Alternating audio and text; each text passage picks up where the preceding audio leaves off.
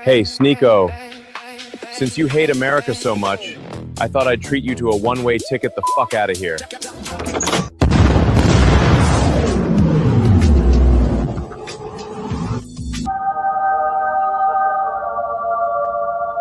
Hey, Sneeko. What's up, everybody? How's it going? Happy Friday. It's me and Rich, the Drunken Senpai, back again for another show. I apologize to everyone for the lateness of the show.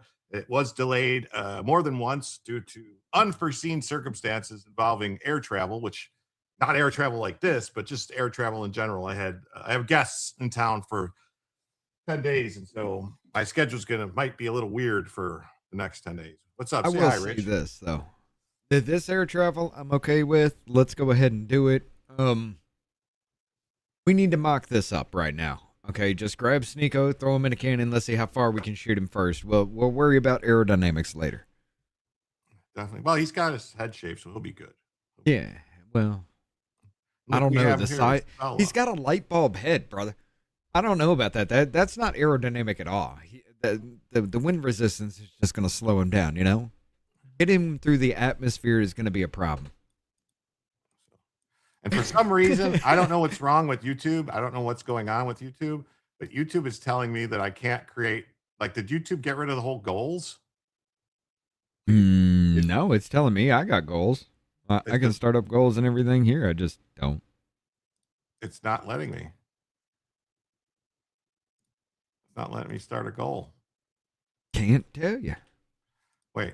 All right, here it is. Never mind. I had what? That's weird. All right. Yeah, so I'll start a goal. I'll do this. And that. It wasn't showing up on the top. It was like not showing up there. It was weird. Very weird. Very weird. I'm trying to play games. So tonight's going to be a little different. Jim really didn't plan a show tonight.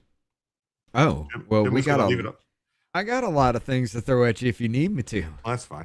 Well, I have some stuff. I was just, oh, look at that. Release the Hound. See how that works? Thank you so much.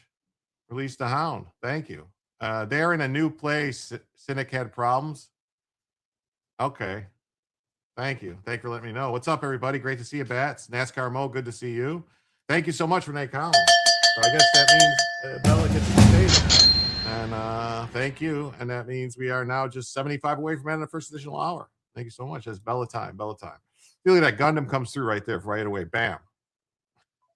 With a link, see? But I do have the last 2 weeks of illegal alien crimes ready to go. If we want, we could do that. Give me a second here. I will say this. The Yellow. Hi, how's it going? We got Boom Boom in here. We got CSI referee, which is Rick. How you doing? Rick actually gifted 5 members over there on Off Label on the Rumble side. And right now, the only one that's showing is Boom Boom, and yeah, that's about it. Other Yellow got one too. This is some more. This is somebody else may grab some and they go in there. We got Ken and Shadow Wings on the YouTube side. How y'all doing tonight? What? Well, I mean, we can start off with that one, unless you want to start off with what I got here about Kamala Harris. Well, we can do this real quick. Essie Gal or Sanglant. I'm sorry, Sanglant. See, I'm already all kerfuffles. How you doing, Salty C? Good to see you. What the F? There's Essie Gatlin and Roselle Jam. Delay is obvious. What's up, Miss Hacker? Good to see you. Guess we got another hour to go. No, not another hour. We're gonna be so. Could have swore it said 8. It did say 8. And then it said 9, and then it said, "Oh fuck, I'm still not home," and it's 9 o'clock. Shadowings, good to see you. And then I thought I read 7 p.m. earlier. You did. It's things change. I'm sorry. I apologize. Gundam, what's up, Super Jim? Yeah, I guess. Not sure how I feel about these free for alls, but Jim is finding his way, so we get some Bella. Well, it's going to be good, Pat, Miss Hacker. We're going to do illegal alien crimes. We're going to do illegal alien crimes. I promise. You heard about Spain, right? Spain is crazy. It is. The stuff in Spain is nuts. Yeah. So, yes, it was delayed 3 times, Jonathan. I apologize. And let's see who else. Everybody's Doc's here. mad. What's up, Doc? Good to see you. And thank you, Renee. And I've arrived to bring my unique viewership. Thank you, Jonathan. Someone will have to extend the show if we are here to hear all the illegal crimes. Well, it does take a long time to hear them all. Lurch Linger, what's up, buddy? Good to see you too. Yeah, so I'm a little out of sorts today, but I'm hoping to make it a good show for everybody because I owe it to you guys. I owe you a good show. I really do. Oh, we're gonna make it a good show. I'm in it for the long haul tonight. Yeah, let's go. All right. All right. So first things first. All right.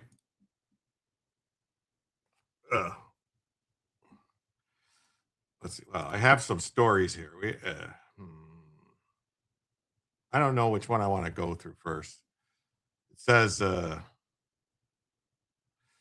guess we could start with this one. Trump says they're going to order attacks on Iran as soon as this weekend. So I thought we've been attacking Iran this whole time. Like, I didn't know he was just getting ready to order attacks, like starting this weekend. Yeah, I mean, didn't we just like bomb 90 targets of theirs not too long ago? Well, they keep saying we're bombing. We're going to do like, and look, I'm a Trump fan. I want him to do all the stuff he promised. That's what I want. I want to make America great again. I want America first. I want every illegal alien to get deported. I want, all the crimes of the demon rats and other people to be paid for. I want Fauci under the prison. There's many things I want, but like, when you tell me he deserves worse in prison, I'm going to be honest. Well, yeah, he does, but anyway, they keep saying, we're going to hit him even harder than we did last time. This is going to be the biggest strike ever.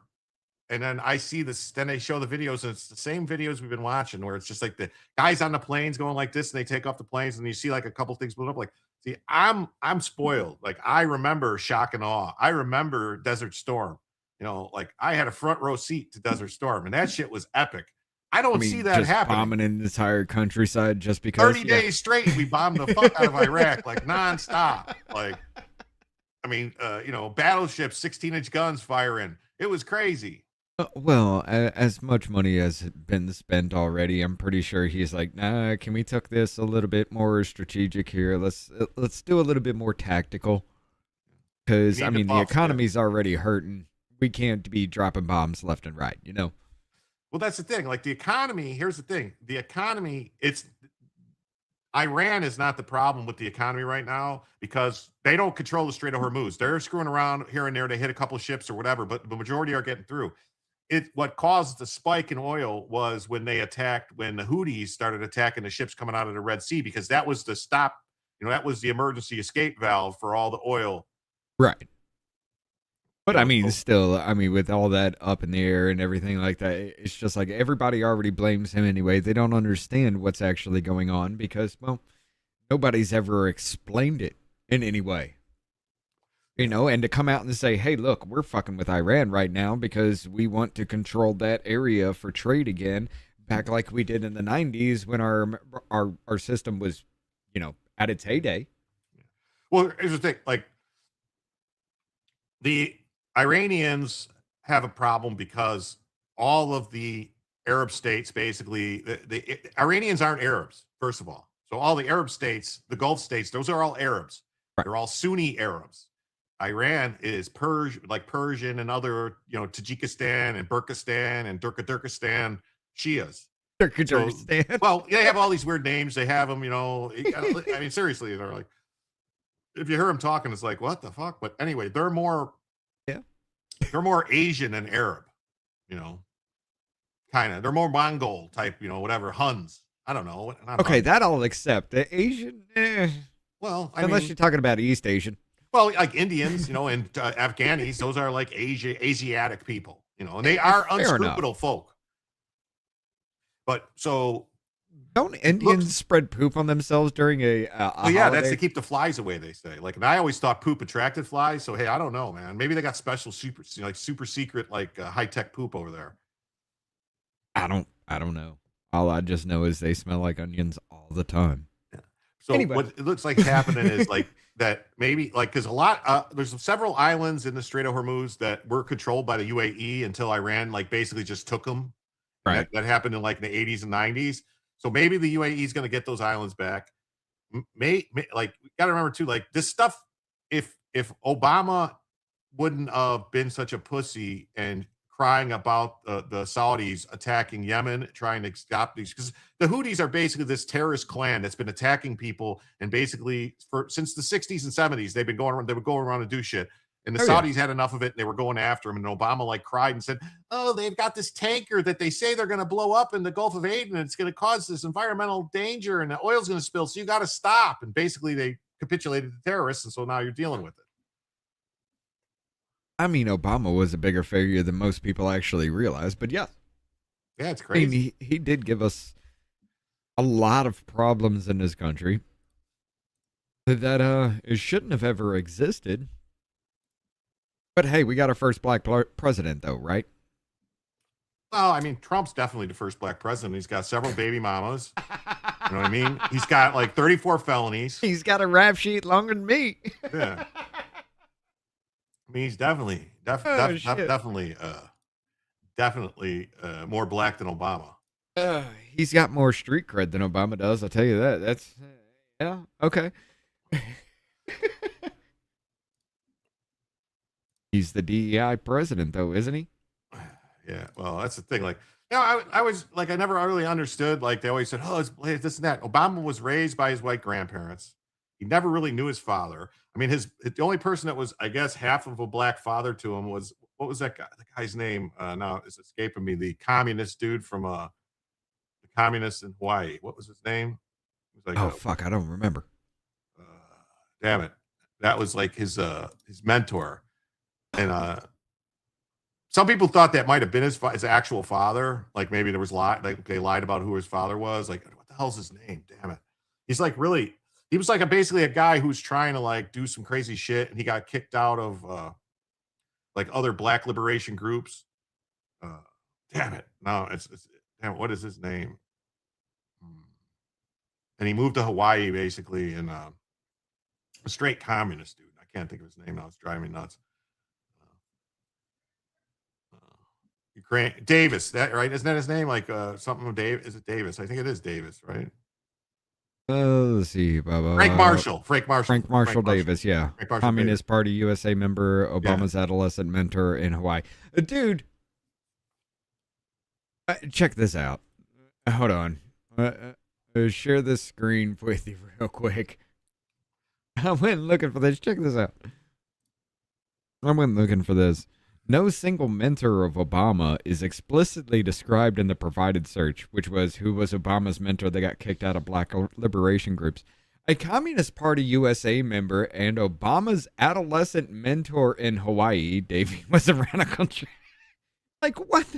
There's no single mention of it, but here you go. Everything you want to know about the dude who, yeah, exactly what you're talking about. Yeah, I mean, this guy was like, he was out there, like, if I'm not mistaken, like the like black liberation people, like the people that like wanted to go like to like, you know, set up people going to Liberia type of thing. They're like, we want nothing to do with this guy. He's a nut job. Right. But yeah. So that's who that is. And that, so he you know, so that's Obama's mentor guy. So, I mean, he could be the first, I don't know. It's supposedly, because if you look at him, like this guy, Frank Marshall Davis, you look at him and you look at Obama and stuff like that, it's like they look similar more than Obama's dad that was the whatever Kenyan dude. Let's see. Oh my. Yeah, he sure the fuck did. Oh my God, that is spot the fuck on, ain't it? Yeah. So people were speculating that it's possible that he was the father. But then again, like I've heard these stories about Obama's mom, you know, whatever her name is, that she was a CIA, basically her and her grandparents, they were all CIA cutouts, and that the, you know. You know, anything I really have to say that I really don't like about Obama, it just sounds racist as shit. It really does, because, all right, I'm just going to say one thing.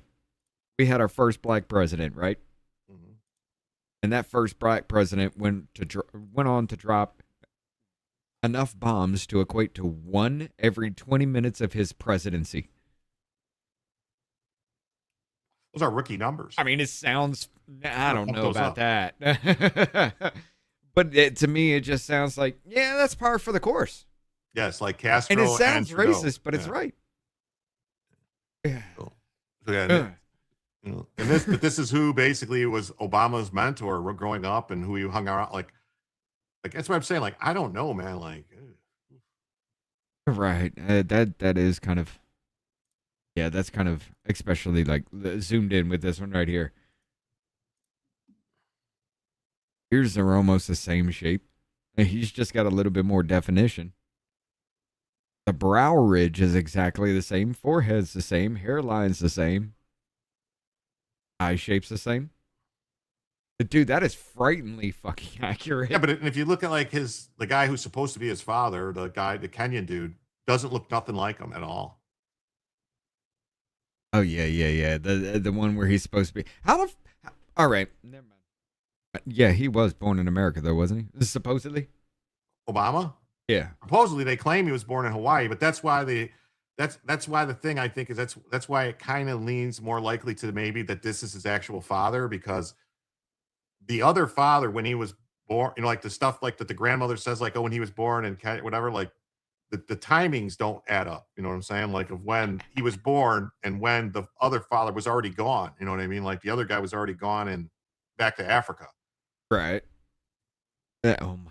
All right. So who knows? That's why people thought Obama was born in Kenya, is because where the dad was at the time, and when the dad left, it's like, well, the dad left a year before he was born and was back in Kenya. So if this is your dad, you had to have been in Kenya. You know what I mean? Like she had to have been in Kenya with them, but then they just so we're just reinforcing stereotypes in this. Yeah, it's weird, you know. Thank you, Adam Chesterman, us for the dono. First somewhat black president, Rich. Is somewhat black. I mean, look, didn't he have that? Who was that? Wasn't it Key? No, it was Peel. Who had it? No, it was Keenan, or whatever the dude's name from Key and Peele. That was his translator. That little skit. You remember that? Oh, I think so. Yeah, it's they're like just translating what he was saying and stuff. Right.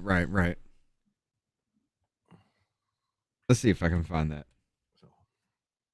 But anyway, let me jump into this story real quick here. Oh, go ahead. So, Trump orders fresh rounds of strikes against Iran. U.S. and Israel expected to hit Iranian energy targets in the latest attack to date. But this is like, they're not.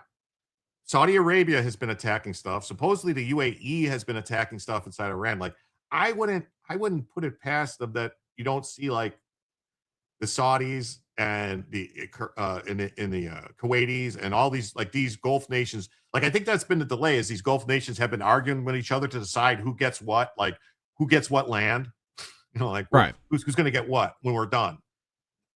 You got her. Well, yeah. All right. Kamala, I saw that. She wants to expand the Supreme Court and make DC a state and abolish all. Yeah. Oh yeah, I got it on deck. This is gonna be fun with that one. So multiple sources say the strikes could continue through the weekend. Trump's repeatedly threatened to target the power plants and bridges. He's weighing a massive attack. It'll be bigger than ever before. Here's my thing. If you're gonna go bigger than ever before, do it. Just make it so that they don't have, like people say, like I was always like, well, they keep having these rockets and stuff, and people say, well, where do they keep getting these rockets? They're destroying them. Basically, if you've watched how they've been firing, what they've been firing, it's not like they're launching huge waves of strikes. Personally, I think what's happening is they're digging out stuff. They get a rocket, they cobble together a rocket and a launcher, and they're able to, launch a couple rockets here or there. They haven't did like giant waves like they did at the beginning of the war before they got really schwacked. Like they got nothing left though. That's what I'm saying. Like they don't, but they do. There's stuff buried. So if they could dig out or whatever, if they're still assembling some rockets or drones, and it takes them a day or two to assemble, 2 or 3, then they can launch those. So go big or go home. That's right. Just send a couple waves of drones packed with C4 and just start taking out miners. But no, I'm like, all right. I've been kind of thinking about something here with this. He's going. Oh, he's going after civilian infrastructures. He's talking about taking out their power, taking out their water. The Iranians have been doing that already. This honey trick prevents memory loss, but if you already have dementia, Alzheimer's, or mental. This is what a swollen prostate looks one. like. If you want to shrink it, you need to know what to drink. For anyone out there. This is exactly what I was talking about the videos that they keep showing. This is the same videos to me. They look exactly the same. The same videos of the guys basically on the aircraft carriers. Like, I mean, granted, maybe they are completely different videos, but maybe film it from a different direction.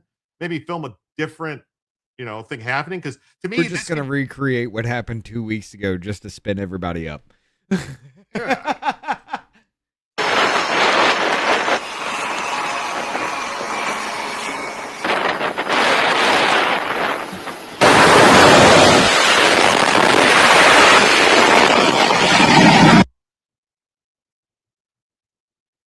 Oh, look, we blew something up, and there's a truck. We blew up a truck. I mean, those are battery command posts, though. Yeah. Those are relaying information all over the battlefield. Oh, look, there's more boats. Those are some those are some nice boats they're blowing up. Yeah, I could have done some fishing capture them and just give it to me. Yeah. And then you hear about that the Chinese are giving missiles to them. So it makes you wonder, like, what are we gonna do? Well, look, China. I just want to get, like I was going, I'll hit China in a second, but like I was going back to it, with him targeting like infrastructure and things like that. That's old saying, you're only three meals away from a revolution. That's what I heard. Yeah. What if he's actually trying to push the Iranian people instead of putting our boots on the ground? Well, that's what I thought they wanted to do, but they don't. I don't think they don't have weapons. Like basically. Kazakhstan didn't have weapons either. Look what happened to them. Yeah, Peter, this chat is integrated like the Rumble and YouTube. I can see you. Did they use the cheap JDAMs or more expensive standoff options? I don't know. Like, I don't even want them using JDAMs because those are still cost like 30, 40 grand a piece. They should be using dumb 500-pound bombs or 2,000, just plain old dumb, right out of a B-52. Just let them fall where they fall. You still got those laying around from World War II. They don't cost carpet bomb the whole area. Yeah. Anything less than a nuke, let's just go ahead and throw it. Yeah. Someone needs to go in and root out the IRGC, and Trump doesn't want it to be our troops. Yeah, no, I don't. It's got to be the Saudis, or it's got to be the Iranians, or they thought it was going to be the Kurds, so they sent like a whole big package of weapons to the Kurds to get, to give it to the people inside Iran, and the Kurds stole them. So, well, then again, with China, look, China is hurting very, very badly. They've had like 50% of their oil cut off for months on end. I don't even think they can even take Taiwan in 2027, which is what they've been planning for in the first place at this point. I mean, even if they do, they damn sure can't defend it. Their strategic petroleum reserve, just like ours, is depleted, but theirs is even worse. Yeah, well, I know they've switched off like all their like natural gas plants and all like anything using diesel. Any diesel generators basically are off now. They're ramping up coal because they got their own coal. in China. Right. They got tons of coal. So, but like it looks like they're getting ready to go fast, that they might decide that they got, like, basically they're in the position of Japan prior to World War II, where Japan's like, we've got a certain amount of time we're going to have to move, otherwise we're screwed. Like, there might be at that point where they make just, we have to go now and take Taiwan and deal with it. Once we got it, we have it in a better position. That might be what they think. Can they hold it at that point? Because we're going to get involved. Can we get involved fast enough? That's the question. Can we get there fast enough? If they do a massive strike, let's say, and they try to, like, basically just a massive missile strike on all of our base, basically they'd have to hit us first. They'd have to just launch missiles at our bases in Japan, our bases in the Philippines, at Guam, probably at Pearl Harbor. Launch not nuclear. That'd definitely be World War III at that point. You're attacking Japan. Well, no, they would. That's the thing. They're going to have to attack all those places first to take our planes, all our stuff out. And they're going to have to basically try to decapitate, like, kind of like we did with Iran, where we tried to and try to decapitate the regime. They try to do that to Taiwan first. And if they're successful and they can decapitate it, it might limit the amount of resistance they can put forward. But basically, like, Taiwan's been waiting, and it's going to basically, like, they can storm, but they're going to lose. Like, the numbers. Taiwan's going to lose bigger than shit. Can we get there fast enough? I don't know. No, but Taiwan, what I'm saying is, I don't the think amount of people that China it. would lose invading Taiwan, like, to just straight out try to invade it, they're going to lose a ton of people. They're going to lose, like, millions of people. Oh, maybe not a million, but a lot, like hundreds of thousands. In the end goal, China will take Taiwan, because Taiwan could put up a massive defense. That's not a problem, but they can't sustain it. Well, yeah, they could go. Maybe Taiwan's probably got the stocks for maybe 2 to 3 weeks of straight out all full on warfare against China, and then they'd be out of interceptors. They'd be out of all the stuff, because they've been waiting. Like, basically, like, we've been diverting weapons that were supposed to go to Taiwan and sending them to Ukraine. And then we're diverting them now and taking them for stuff we need in Iran. So, and then you got Ukraine attacking Iran over Russian territory. Oh, come on. So let's see what this is. Metformin, oh my God, and insulin will stop being sold. Why does it exist? You who have type 2 diabetes. They laughed at me when I used the pink salt trick, but after I dropped 6 chant sizes using just that. On Mr. President, you said they do have some capabilities left. Yeah. Should Americans be prepared for these back and forth attacks to continue until Iran simply isn't able to strike back? They'll get weaker. They'll get a little stronger maybe now, but they'll get weaker, and then they peter out. Yeah, sure. I think so. I mean, it'd be foolish to say no. You always have to keep your guard up. What is the status? So everyone knows, this is in Camp David today. This video, they were in Camp David today, meeting and discussing things. And generally speaking, when a president's at Camp David talking to people, that usually means something's happening. Oh yeah, there's war plans being drawn up right now. Of talks, who from the administration? Well, they always want to talk, but they break their word so often. Steve is talking. Jared, we have very good people. JD's involved, very strongly involved. We have great people talking. Marco's involved. Because they say talks aren't happening. Very good people. We're the best people. But they'll make a deal. As an example, we'll talk about nuclear. And we'll be in there talking about nuclear for 7 hours. I say, why do you need 7? You can take 10 minutes. You have 5 minutes. You should solve it. But 7 hours. And then they'll go out. And I'll say, they discussed nuclear. And they'll go out and they'll say, we never discussed nuclear. And I'll say, why do they say that? All they do is make me angry. You just make me angry. Any other questions? Do you believe that you can reach a deal with Iran, given that you talked about? Yes, you can. I mean, look, I'm losing faith in them because they do lie and they do misrepresent. Well, the other day, the 5 missiles were shot. We knocked them down, but we were in the midst of a negotiation. I mean, I'm waiting for Steve to call me. How's the negotiation going?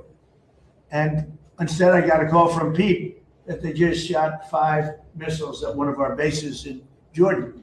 And we have bases in Jordan. Fortunately, our people operated the equipment. It's also very complex to operate. You talk about the equipment. It's you have to be, oftentimes you see, where did you go to school? MIT, Caltech. I mean, they go to schools that are not as normal for the military, to be honest with you. We have unbelievably brilliant people operating that equipment. And when you don't, the equipment, the shots miss, the safety misses, or the accuracy misses. We have unbelievable people. Think of it. We had 111 at one point a couple of months ago. 111 over a short period of time. Missiles were shot at the Abraham Lincoln aircraft carrier. Great, beautiful ship. One of the most beautiful ships to me, design-wise. 111 missiles going out. Out of the 111 missiles, 111 missiles were shot down quite a bit earlier than they got. I mean, long before they got there. They were shot down. It was almost, in a couple of cases, they were shot down almost as they were taking off. It's incredible technology. So you have a ship that costs billions of dollars, and you have missiles heading to it. 111 missiles were shot down, routinely shot down. And I'm sure it wasn't routine for the people on the ship. I'm sure the people on the ship were a little nervous when 111 missiles are coming at them. I mean, just saying, like a little, you know. I mean, I'd have been shitting my pants, man. Come on, like, is our shit gonna work or whatever? But it only takes one to hit the ship, though. That's the problem, right? You know. So to reward people, call them up on the president, and they were cool as a cucumber. Mr. President, the last 2 weeks of strikes by CENTCOM has said that those were meant to degrade Iran's ability to disrupt the Strait of Hormuz. How many more strikes will it take to significantly? Well, you never know. Look, I mean, most people would have given up by then. You know, they've got no Navy, they got no Air Force. Most people would have given up. They haven't. So I give them credit for that. I mean, they're known as big tough. They're tough. Back on Ukraine. So yeah, so they're at Camp David, and that's what's happening there. So it's a developing story. We'll keep an eye on it. And then you guys saw what's happening, right? In Spain, basically. This is what's happening in Spain. This is Spain. This is where we're at.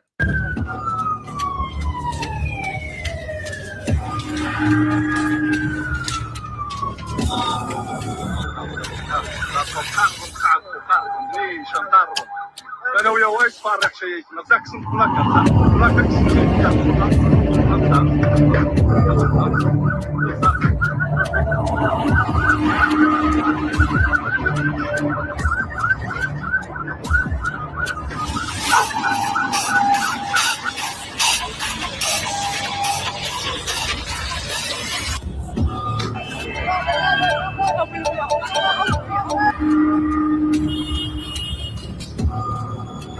Let's be 100% clear to everybody. This is what they want to happen here. This is in 24 hours, brother. Yeah. This is the goal. The communists, we've played the people the way they say. They don't want any prisons. They don't think anyone should own anything. All these people, the only reason they act like this is because they don't have anything, and it's capitalism's fault. It's the rich people's fault because the rich keep getting richer and the poor keep getting poorer.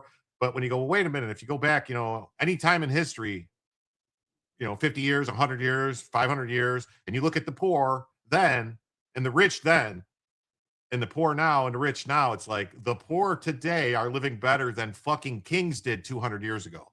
I mean, you can flush a toilet, right? They have air conditioning. You're in the top 1% of the world. Flat screen TV, cell phones, you name it. I mean, it's ridiculous. People are just spoiled. We're all spoiled. I'm spoiled. We're all spoiled. That's another reason why the government and the powers that be know we're all spoiled. We don't want to risk what we have to go out and do stuff that, a couple hundred years ago, the founding fathers were like, fuck that, it's getting on time. Like, right. If we were a little more rough and tough and living a little harder, maybe, hard scrabble in the woods, and doing stuff, things might not be going this way. It might be a little tougher for them to pull their shit. I also would say that America wouldn't even stand for this, but I mean, what did BLM prove?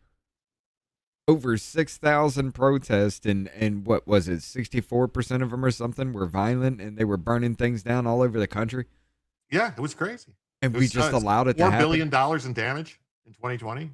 I want to say America wouldn't stand for it, but we did. I mean, that is our future. It is, but this is just crazy. We did 20,000 a day all the time. I know. Well, that's the thing. Like, if you've seen some of the stuff in Texas, in Utah, these places where you would think these are red states, and you see like basically the Muslims taking over the streets and praying in parks and all the stuff, and it's insane. It's happening in all these places. Basically, they come in and then they take over a community. They get some power in that community, and it's like they're running shit now. You know something? I even brought it up to you. You remember that United Nations document I was showing you? Yeah. Even the other countries that are listed in that. Korea, Japan is sounding off now. Apparently, they've been having a bigger problem than anybody's ever heard of. But every single country in that document is seeing the same thing we did not too long ago. And it's just insane. It's just like all these pieces are falling, and it's just like, oh, the great replacement theory is racist. How can it be racist when it's all about economics? Well, it's crazy too, because what was it, 80 years ago, around 80 years ago, Japan was in a boom. It had like a population explosion, and they basically, that was like, well, they got to do something. They need more land. They don't have the resources. They've got all these people. What are they going to do with all these people? And generally speaking, when you've got a bunch of people, a bunch of young men, and you got to do something with them, generally speaking, you get the military and you invade shit and you go do stuff, because you got to get rid of the men somehow. And either they take the land or they die trying. And that's just the history of the world, people. I mean, that's just the way it is. Now Japan is hurting for people. They need people because they lost a shit ton of people during World War II. Yeah, they're asking white men to move. That's what they want. They want white men to move there. Yes, come move here, white men. You could buy these houses, because there's areas where the people died and the houses are basically like, here, like 20, 30 grand American buy this house. I don't know. Right. I'm thinking about it. Like, Japan sounds pretty good. It's an island. It's very defensible, If they would look, they go psychotic when shit just pushes them too far, and I'm all about that. Because that's what I'm saying. But if they would just let us have guns in Japan, I'd be like, I'm there, dude. Fix your gun laws and let us be able to own guns. I'm there. Yeah. I would deal with the used panties and vending machines for a $30,000 house in a polite ass society. I'm just saying it. And that's the thing too. Is like, I would be respectful if I went to Japan. I'd be like, hey, listen, I'm not going to try to change you. What's this? Sushi, rice? I'll try it, whatever. Hey, you guys got that Kobe beef? I'm in. Right. I go. All right. I do like Japanese cuisine. The whole fish thing, it kind of throws me off. But maybe if I had to eat it enough, I'd get used to it again and probably even like it. I just hate it because I've ate it so much as a kid. It's just like, even the smell of fish will make me sometimes vomit if it's overwhelming. Well, I like fish, but it can't taste fishy. Is that weird or what? How do you want it to taste? Do you want it to taste like chicken? It should taste like steak. Like if it's the steak of the sea. You get some red snapper, a nice red snapper, and you cook it on the you cook it on the grill. Oh my God, it tastes like a piece of steak. It tastes like it's wonderful. It's so good. I thought we were going Jessica Simpson for a second. No, not like that. No, I'm serious though. But I don't like it because technically, if a fish smells fishy, if you smell it, to go smell fish, it smells fishy. That's old fish. Yes. They tell you don't eat it. If it smells like fish, don't eat it. That goes for other things other than fish too. But yes. Resources are in short supply, like oil. That was their major problem during World War II. Yeah. Well, that was because during, like, a lot of people, they don't understand, leading up to World War II and during World War II, the main producer and the person who controlled the United States was the main oil producer of the world. Like, Japan got their oil from the United States. Yes. And places that were controlled by the United States. So when they went into Manchuria in, what was it, 32, 33, I think it was, basically they were the pariah of the world, and they basically got an oil, and then other stuff happened. What was later in 39, 40, I think, when they actually invaded China, and then it was this rape of Nanking. That's when we put the complete oil embargo on them, and they knew they had to do something. And that's why Pearl Harbor happened. Can we talk about how fucked up it was that we were supplying the world at war until Japan said "fuck you"? And then it was just like, oh my God, the world stood at attention. We dropped some fucking nukes, and it's just like, all right, we good. All right, but fuck, we just went scorched earth immediately. Like, seriously, we're just like, we were supplying everybody, and then all of a sudden it's just like, oh, you want to attack us? Fuck it. Yeah, but honestly though, if you look at the history and what happened, like the first year after Pearl Harbor, things could have went differently. Like, we got very lucky. Like, I shouldn't say lucky, but things could have went differently. Like, when that first, like, people played their cards right at that point. Right. Things could have went a lot bad. Like, when before Midway, when we went and ended up sinking. What was it? The Battle of the was it Battle of the Solomon Islands? Like was like the first, or maybe the first battle of the Coral Sea or something like that was before Midway. There was one battle like around Papua New Guinea when they were trying to invade Papua New Guinea. Japan was. We sent like 2 aircraft carriers and some ships there, and they didn't think we had 2 aircraft carriers. They thought we only had one because they had patched one back together, and we ended up sinking like 2 of their aircraft carriers, and they pulled back. We blunted their attack. I remember hearing something about that, but that was, it was way before my fucking time. No, I'm saying, like, I want, like, history stuff. I'm just saying, but that happened, like, if that went the other way, if they would have sank those 2 carriers, oh, we'd have been done for. We'd have been done. You know, like, that was the thing, like, or the thing, if we wouldn't have intercepted their communications about them attacking Midway and knew about it, like, that basically was, we were reading their fucking emails, and they were saying they're coming, and so we knew what they were doing, and basically but we still didn't know where they were, and almost missed it. Like, if the timing, like, if like you watch the movie Midway, like when they're loading the ships or doing the stuff, like if our planes got there an hour later, it might not have went that way. You know what I'm saying? I'm just saying, like, I'm not defending Japan. I'm not saying anything. I'm a Navy guy. I love the Navy. I'm, through and through. We did great work, but it's, you know what I mean? Things could go a different way. Like, we got really, like, basically, like, we were getting our asses kicked until Midway, pretty much. Oh, damn sure.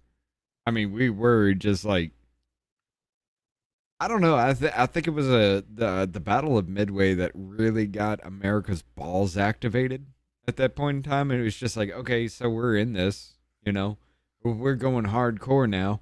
We were feeding the world full of everything, and then all of a sudden somebody just decides, it's time to take you out. That kind of, we stayed neutral throughout the entire thing. That's a kind of smack in the face, We weren't really neutral, though, because we were supplying, the British we and everything. Stayed politically and military neutral. As far as economic wise, no, we perpetrated that. We let that go. But yeah, we got Rick over here with the donos. We actually sent a fake help message from Midway to figure out that was their target. Yeah, it was called, I want to say it was like called Target X or Target Z or something, Target, whatever it was that they had a name for Midway. It was coded from Japan. Right. And so we didn't know what they meant. And it was until guys were saying, like, it's Midway. We know it's Midway. And they're like, well, we got to be sure before, because we didn't have a lot of ships at the time. We didn't have a bunch of we had like 3 or 4 aircraft carriers, and that's all we had in the Pacific. And it's like, we're going to send everything. And so we're like, well, send a message, an uncoded message, basically saying they're having a water supply issue. And then when they said whatever it was, like, he has a Coral Sea first battle, neither fleet ship saw the other tactical U.S. loss. But yeah, but we ended up, I think we sunk one of their carriers, though, if I'm not mistaken, during that. The Deluxe send another one here. Once a Japanese customer potato quality person visited and was blown away by the fact AF. That's right, AF. That we couldn't take him shooting whenever he wanted and catch and eat a salmon at the same day. He had a blast. Well, you know what? They definitely had 2 fucking blasts because we dropped the sun on them twice. And Japan were like expert night fighters and everything, like their naval forces. The difference was they did not have radar on their ships. We had radar on our ships, and so that's why, like, we were able to do a lot of things where we would get, like, get within where we could target them, but you couldn't see them. But we were using radar, basically the first use of basically radar to attack ships. I want to say it was, what was it? The San Francisco was it was a battleship, but it didn't have radar. And then there was some cruisers with radar. What was it? Damn it, I can't think of the name of the ship now. There's a great story. I mean, there's so much stuff. If you really look, like, World War II, but there's so many battles and so many things where it's like, wow, you look at what happened. And right. Like, if it wasn't for this technology, that's another thing too. Like, the Germans didn't realize radar was going to be such a big thing. And they thought, if they would have kept hitting the radar stations in England and actually hitting the Air Force bases, they would have ended up beating the British. But they basically gave up on hitting the air bases and the radar right at the wrong time and gave them the breathing room. I mean, yeah, when you give up critical infrastructure that's helping them win, I mean, you've guaranteed your loss at that point. But I will say this, brother, I'm going to be completely honest. The only country that I would hate to be at war with again is Japan. And that is only because they have proven time and time again, you will have to kill them. There is no taking prisoners. There is no any other way around it. It is life or death from the moment they see you. Which absolutely terrifies me in every way, shape, or form, because that means there's no end to the situation. It's either you or me. And that's the way they've lived their life. I mean, you even talk about when you dishonor yourself. Shit, seppuku, whatever it is. Seppuku, whatever. Seppuku, yeah, I think it's seppuku. Yeah. I mean, they're willing to take themselves out just for dishonor sometimes, you know? I don't want to be at war with these guys again. Well, that was the thing too. Like the Japanese, they did not have, like, the U.S. would take our pilots once you got to be like an ace and all this stuff, and you were doing all this stuff. They'd say, "Nope, you're out. You're done. Like you're coming out," and they would send it back to train people and get new people to use them to train guys and bring them up. The Japanese left their best guys out there, and so once they died, the kamikazes were the basic pilots. Basically that was later in the war. That was later in the war. But I'm saying early on, like if they would have, like, I don't know, man. I don't know. Same thing with the Germans. Like the biggest mistake Hitler made was invading Russia. He should have, Right. Rick with the dono here. We got radar fairly early, especially in our fleet subs. They helped us immensely in the Pacific. The subs could pick up vessels long before they could, before and gave them a time to set up attacks. Yes. Yeah. Ching Li, the guy who had terrible eyesight but was an Olympic shooter. Ching Li. He got used to not seeing shit though. No, but he was great. No, he had like something happened where he blew. I want to say he blew something up. Did something to the kid, like homemade fireworks, or blew something up and fucked up his eyes. Did something, and so he had to wear these thick ass glasses. But he was an Olympic sharpshooter, and then he was like basically he was the guy who was in charge of like processing, making sure shit got done. Like, and he created his own stamp that was called. So he was a sharpshooter before losing his eyesight. No. After he lost his eyesight, he became a sharpshooter. If that's not the look, that is the best way. That is the best way to say that humans can adapt to any situation, though. But and then what else did he like? He did like he was in charge of basically like procurement stuff. Like he got put in charge of procurement, making sure stuff got done. And so he created his own stamp. Like he had urgent, all this stuff. One called frantic. And so like he would stamp these things, and people go frantic. What the hell? And make sure we get this done, and make sure stuff moved along. And it's a crazy story. There's all these crazy stories, man. I mean, World War II history is actually abundant as hell. Anything and everything you could ever think of is right there at that point in time. The Geneva Convention. That happened because of World War II. Somebody said we're so screwed in the head that we had to say, hey, look, these things are off limit across the planet. It was disturbing as hell. I mean, that's literally like the darkest time in humanity as a whole. Like, I don't even know. Like, the 1,000 Years' War isn't even as brutal as that, you know?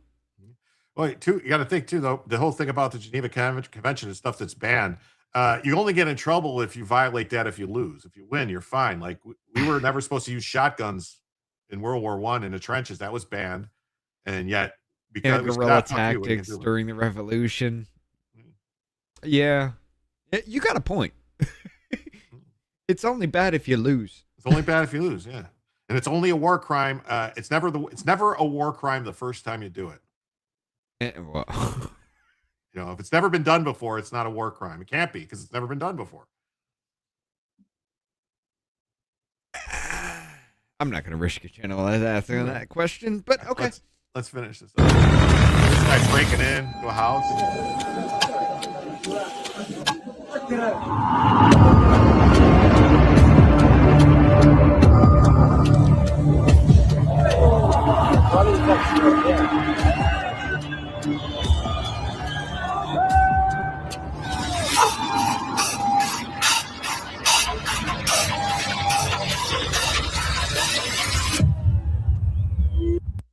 This is great. How the hell can you not call that an attack? Their first thing on your borders, their first thing is to burn everything down and attack people in the streets, including your own police and military. How do you not consider that an invasion from day one? Yeah, I mean, look at what they're doing. This stuff that's happening. And this is basically right here. This is them getting dropped off. Oh, the Geneva Convention came after World War One. Yeah, after World War. Yeah, okay. But there was other stuff though during World War. There was some other thing that was because basically, whatever during World War One, the Germans were pissed about us using shotguns. There was some rule. There was some kind of agreement. I mean, stop walking out in the fucking closed ass hallways, and it won't be a problem. Okay. Look at them all. There's a cop. The cop is perfectly fine with all these guys coming out of his truck to go and invade Spain. Yep, because he was told to. I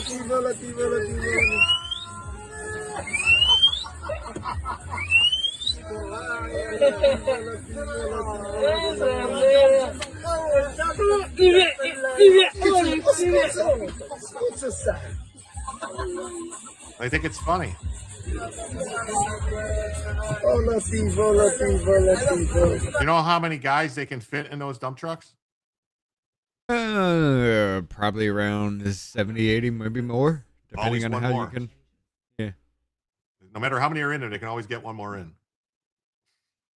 I mean, if you're willing to stand like that. They're just basically nut to butt, and they're like this, crammed together, So. That's not a flashlight, sir. Yeah. You see all the women and children, they're bringing their families because they want asylum. That's why they're all their families. Right. It's not a woman or right. A woman or children. Is this an island? No, this is actually like Spain should have already relinquished this land. Spain, going back to colonial days, Spain has a tiny enclave on North Africa right next to Morocco. And it was shrinking and shrinking and shrinking. Like if you're prior to the Spanish Revolution, when the commies tried to take over, and then when Franco was there in Africa, in this area in Spanish North Africa, he had to go back to Spain to fight and basically conquer them, the communists, in order to save it for the Republic or whatever you want to call it. And the Germans actually are the ones who helped fly the Spanish people back in. Believe it or not, it was prior to the outbreak of World War II. It was like, but the Germans wanted to test their planes, their dive bombers, their Stukas and different things. So they're like, oh, we'll help you out just to see how it works. Right. Go to my screen real quick. I'll show them. This right here, that's the Strait of Gibraltar. Okay. So that's Spain. That's Africa. What we're talking about is this dotted line right through here is the border that separates what is Spain territory in Africa. This right here is what they're invading at this point. Once they get to here, you know full well they're going to be shipped over here. And then from there, it's wherever Europe wants to take them.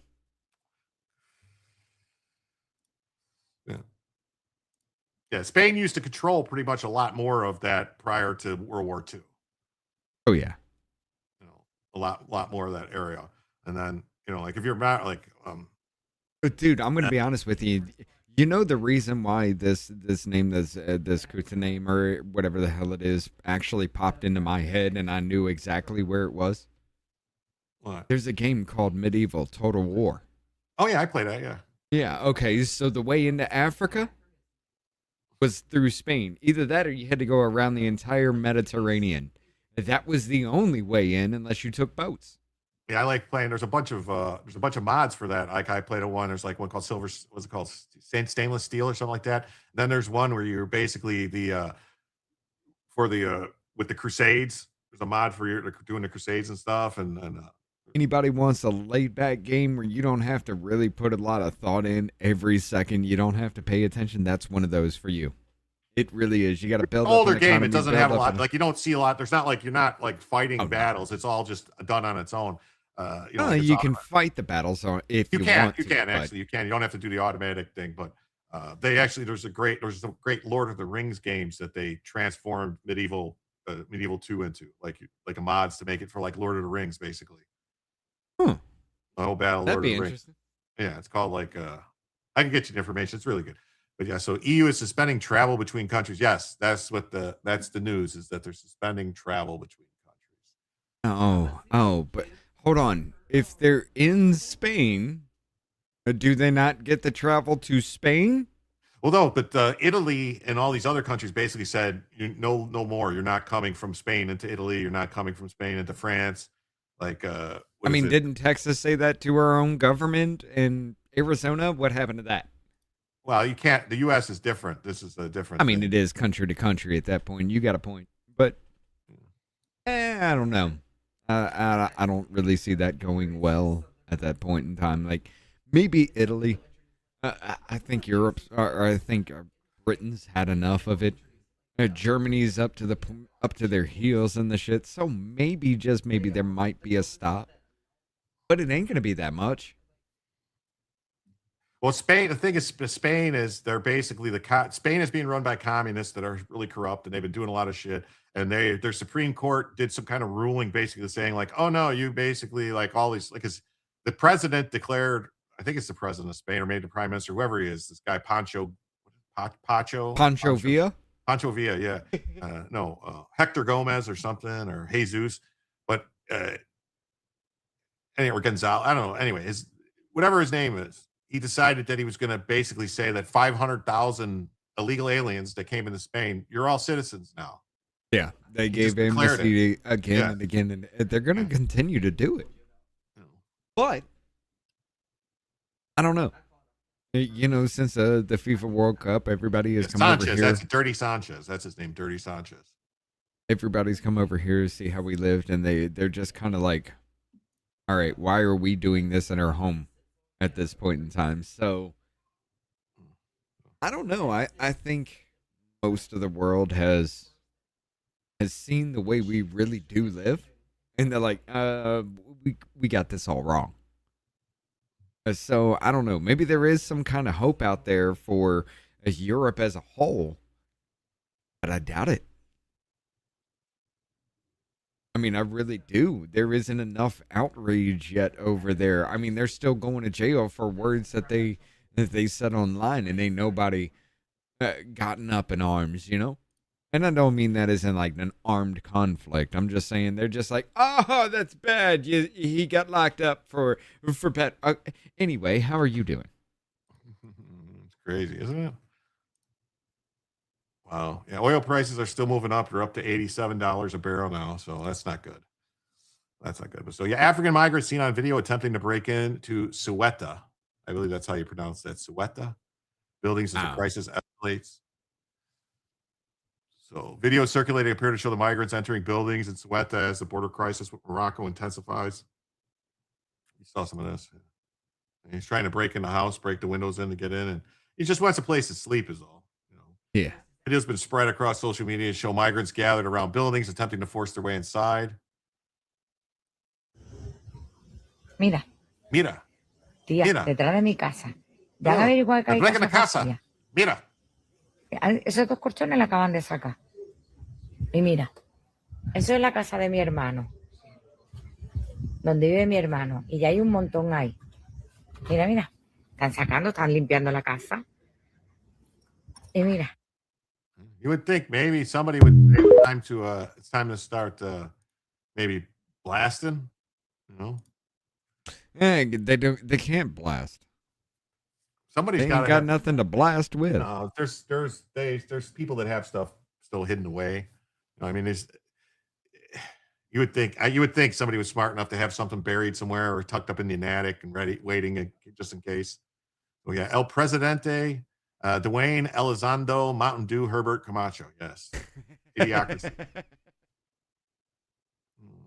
Why worry about Putin when the real threat is coming from Africa and the Middle East? Exactly. So. Well, then again, I've also Pobrecito. Hold on. Yeah. I've also said this many times on Off Label.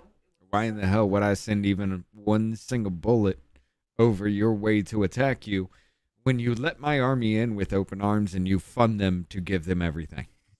It's crazy. It is. It's insane. It's insane.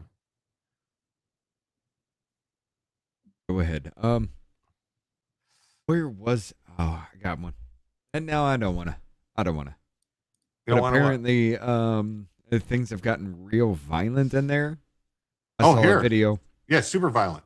Yeah, I saw the video of one dude getting stabbed in the neck and bleeding out. as they let the dude run away. And I've seen videos of women, you know, the leftist, whatever commie women going, come on in, yeah, come on, yeah, we want you. It's like, you're going to be their next victim tonight. Yeah. But hey, you know what? You won't. The stupid only learn when pain comes their way. there's a guy breaking into a house. Breaking into a house. Mira, ahí vienen más. Like, do something about it, though. You're videotaping it. Why don't you go down there and stop them? You know, like if this was me and I lived there and I'm seeing somebody breaking into my neighbor's house, I'm going to be out there, you know, busting grapes. Right. I don't know. Manda cojones. Anda, una tía, estoy viendo una tía. Manda cojones, una tía. Qué fuerte, tío. This is crazy. So.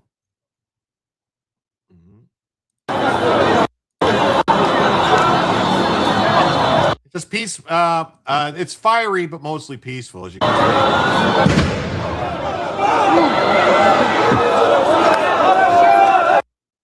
It's fiery, but mostly peaceful. So, Spanish officials have not confirmed the details surrounding the overnight incidents shown in the videos. Local authorities have warned the territory's resources have been heavily strained. Of course, earlier footage of the border showed large groups of invaders crossing into Ceuta from Morocco. The situation is absolute chaos. Reports have also emerged claiming migrants have begun entering Spain's other North African enclave, Melilla. Spanish authorities have not yet confirmed this. So this is the other one, Melilla.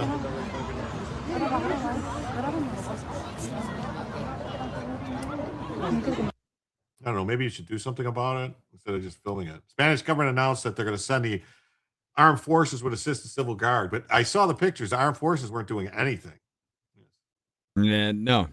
They were just standing by watching it happen and actually directing them through. It's an invasion for sure. Do they allow guns? I don't think any European country allows their people to have guns. If anything, you got to have like strictly permitted and stuff, you know. But if you're a criminal, you can have them, you know.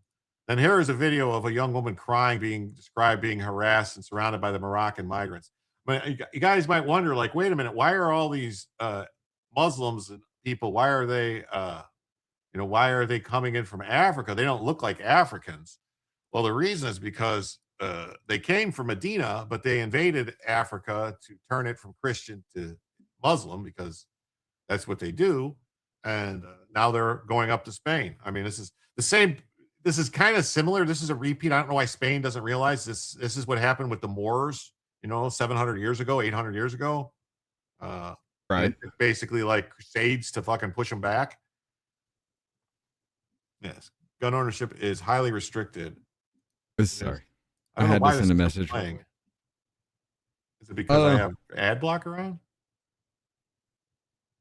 Probably, but I got what you're talking about there. Let me see. Where is it? Let me find it.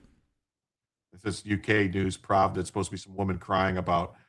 You got a minute? Yep. Let's share this tab instead.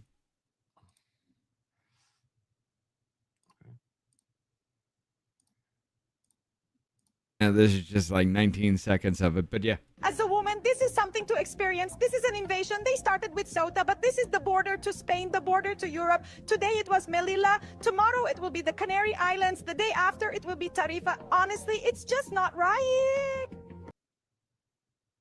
Yes, they did use a voiceover for that. Okay. Translated with AI. Yeah. Honestly, it's just not right.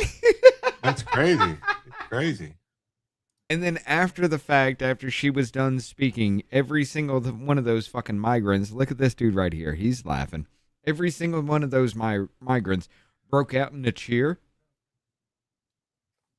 and started praising the fact that they were let in while this woman was screaming, she's scared, with them surrounding her live on camera at that point in time. Yeah, it's crazy, man. It's crazy.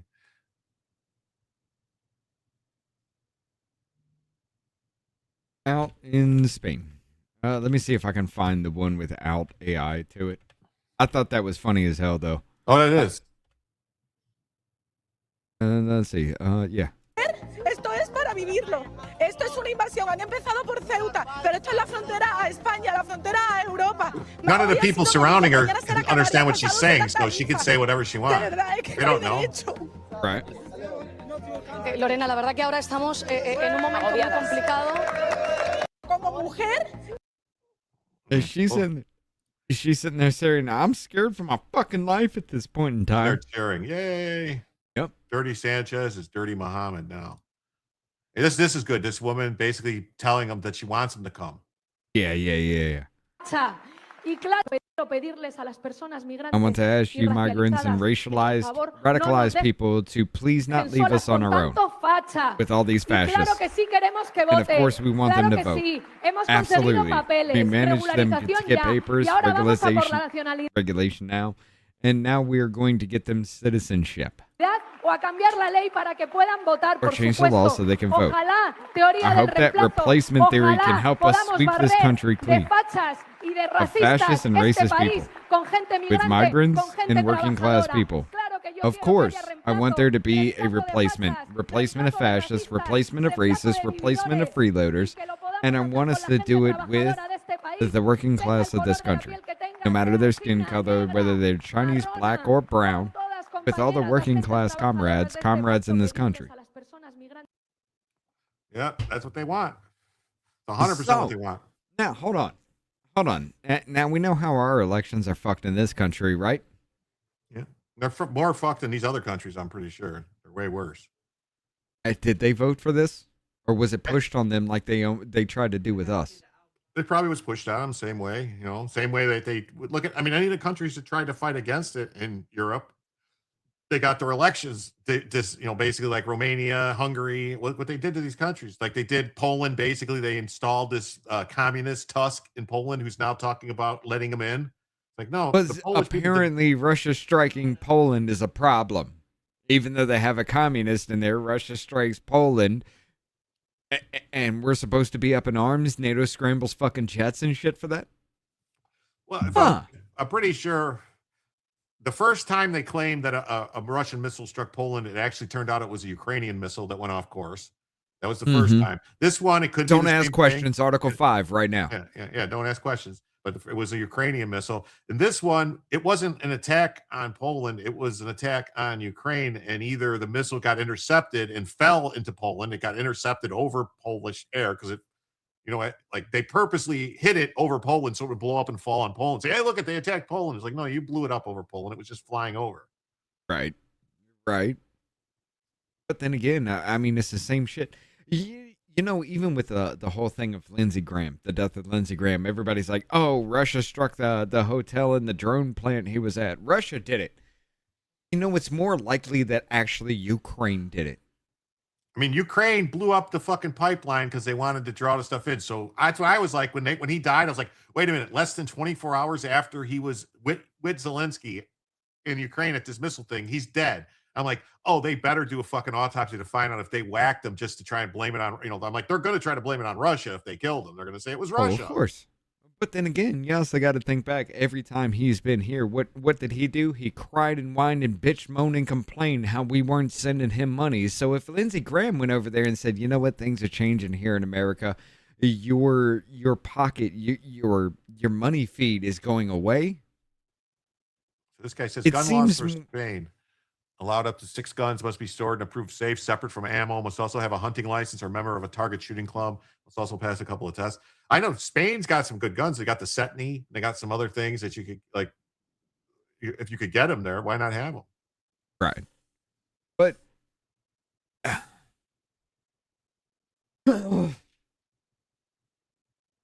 want to say it. I'm going to say it. You know what? Fuck it. I don't understand why everybody doesn't have arms. Now, it would be a huge problem across the world. Don't get me wrong. But the only ones who have those arms and go around in mass groups trying to just mass murder people are the ones that will be taken out in a heartbeat from the ones who were actually trained and took it seriously. Because, don't get me wrong, we have a problem with guns in this country, and it's not the fact that the guns exist. It's the fact that the wrong people are getting these guns, and the people that should have them are afraid to use them because they may go to jail for defending the people that shouldn't have them. Well, I mean, criminals are not going to follow the gun laws anyway. They're going to come up with ways to get the guns. They've always have. All the gun laws do is restrict law-abiding people from getting them, because that's the only people that follow the law, the law-abiding people. If someone's a criminal, they're not going to follow the law. Right. I mean, so my only defense, of course, against the government, that's number one, any point in time. But my only defense for anybody running up in my house is myself. Because once the cops are involved, everything's already done and over with in the first place. And either they got everything I have, and I may have skated out with the skin of my teeth by just letting them take everything, or somebody's dead. Yeah. Well, that's the thing. You have to be willing to fight or surrender. That's the thing. And it seems like a lot of people are just willing to surrender because they're like, oh, well, whatever. It'll be all right. It'll be all right. Just let them do whatever. It'll be okay. But no, it's not going to be okay. I mean, it's getting worse and worse, and it's going to keep getting worse. But it's a scary thought that it's going to, we're going to, like, I personally think World War III is going to be it's already begun.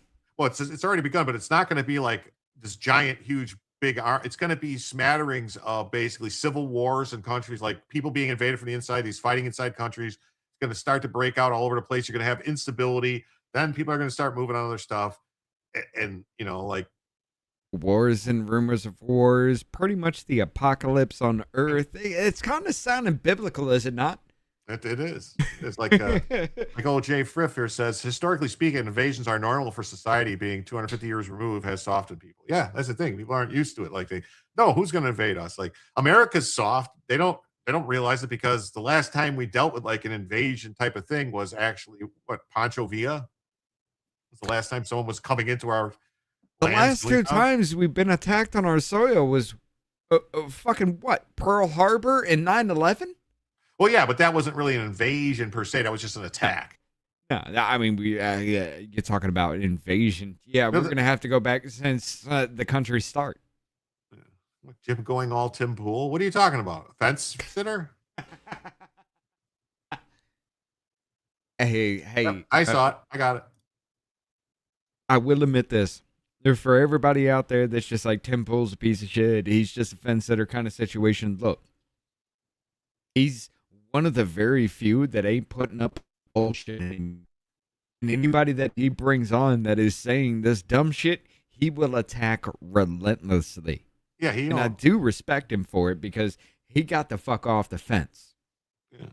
No, he's not really riding a fence anymore. He's like, his fence riding is more of a what to do about it. I think like he knows there's a problem. He's one of the biggest voices in the country right now, so I can't knock him for it. It does seem to be the end times. And I think some of it has to do with the fact that now he's a father, and he's like, what kind of world is my kid going to inherit, type of thing. Oh, the Civil War talk. No, I'm not even talking about in the US. That's the thing. I'm not talking like there kind of is a civil war going on in the US right now. People are getting killed. There's assassinations happening. There's things, they're attacking, ICE facilities, attacking the cops. You've got people talking about like, I saw this woman basically saying like, they're talking about just going out and starting to off cops. Start off. How many people were killed during the Summer of Love? It was like 34, right? And every single one of them was just defending themselves. It's not like they actually went out there and targeted people at that time. Now they are. Yeah. I mean, all you have to do is look at Charlie Kirk's death. I'm talking about like, you're going to see civil wars in like France, Britain, England. Like you're going to like basically it's not going to be like it's going to be the people have had enough with what they're being put to by their government, which is kind of exactly what happened in America in 1865. But whatever, I mean, we're still on track for what I was saying. Yes, we are going to have a short civil war, but the left and the right are screaming about the same things right now. They're pissed about the same exact things, yet they're still blaming each other. What happens when we stop blaming each other and blame the actual perpetrator? The problem is I don't think the other side, I don't think they would, because they put them on the front lines. They're not smart enough to understand what's happening. That's what I'm saying. They can't understand the whole enemy of my enemy is my friend, or whatever. They're just in an enraged, manic state, and it's the perfect thing for a frontline frontal assault. I'm sorry, it sounds fucked up, and it really is. But these are the people that are too stupid to see past 15 minutes into their own damn future, and they've proven it time and time and time and time again. Are they going to understand the bigger picture? No, but they're going to understand we need to take this spot right now, and it is imperative. I agree, Salty C. Tim Pool is more left than he is right. The problem is that the left went communist DSA, and Tim Pool's like, well, I'm a liberal, and I want this stuff. So he's now considered far right. But Elon Musk is not right wing, but he's considered far right now because he's like, no, don't trans my kids, man. The far right is the Liberal Party of the 90s. Yeah, it is. I'm far right in that case. In everything, I'm more liberal than most of the people that I talk to. They would be called JFK a Nazi right now. John F. Kennedy. What 100%. Do you mean? What do you do for your country? Why the country's supposed to do for me? What do you mean? Where's my Gibbs me debts? Abraham Lincoln is a racist because he didn't do it sooner. Mm-hmm. Yeah. The EU will collapse, but that's their problem. Yeah. Fatherhood and marriage changes your worldview. Makes you think twice about passing cars and no passing zones despite how straight they are. Yeah, I think so. Francis Macron deploys troops and aircraft and drones to the border with Spain, vows to help socialist Sanchez. He's a commie. He's not a socialist. That's another thing, too. They keep saying socialist. We got to seize the means of production. Well, yeah. It's like, that's communism. No, that's socialism. It's like, oh, okay. So you're just calling it socialism because you think you should try to go like. Well, see, here's the difference. We won't let the government take control of it. We'll have control of it. So that farm that you think you have is owned by the people, not the government. Well, who regulates the people? The people are supposed to regulate. So if the government has control of the people, doesn't that mean the government owns control of production and you must follow suit? If not, we're going to take you out and install somebody else in your position. That's how socialism falls into communism every time. And North African invaders have reportedly started to go back. The migrant invasion of the Spain enclave is developing with Spanish Socialist Prime Minister Pedro Sanchez declaring Spain is under attack. While Spanish intelligence sources accuse Morocco of waging a false flag operation against Ceuta, reports are saying that the two countries are collaborating and that the invaders have started to leave. No. Really? No. Come on, you got one person. You got one person of a country who's sitting here saying, yes, this is what we want. This is what we're going to do. And another country comes in and says, no, we're not going to let you do it because eventually it'll hit our borders. What do you think's going to happen in the territory that is owned by the country that says, yes, we're doing this? Yes. Unless you're going to war with that country. Yeah, the last time France sent its military into Spain to help the Spanish government, it caused a revolution. It did, yeah. After he's not wrong. Socialism and communism are synonyms. Yes, they are. So, Morocco deliberately transported thousands of migrants towards the Spanish border, facilitating an invasion of Spain. Well,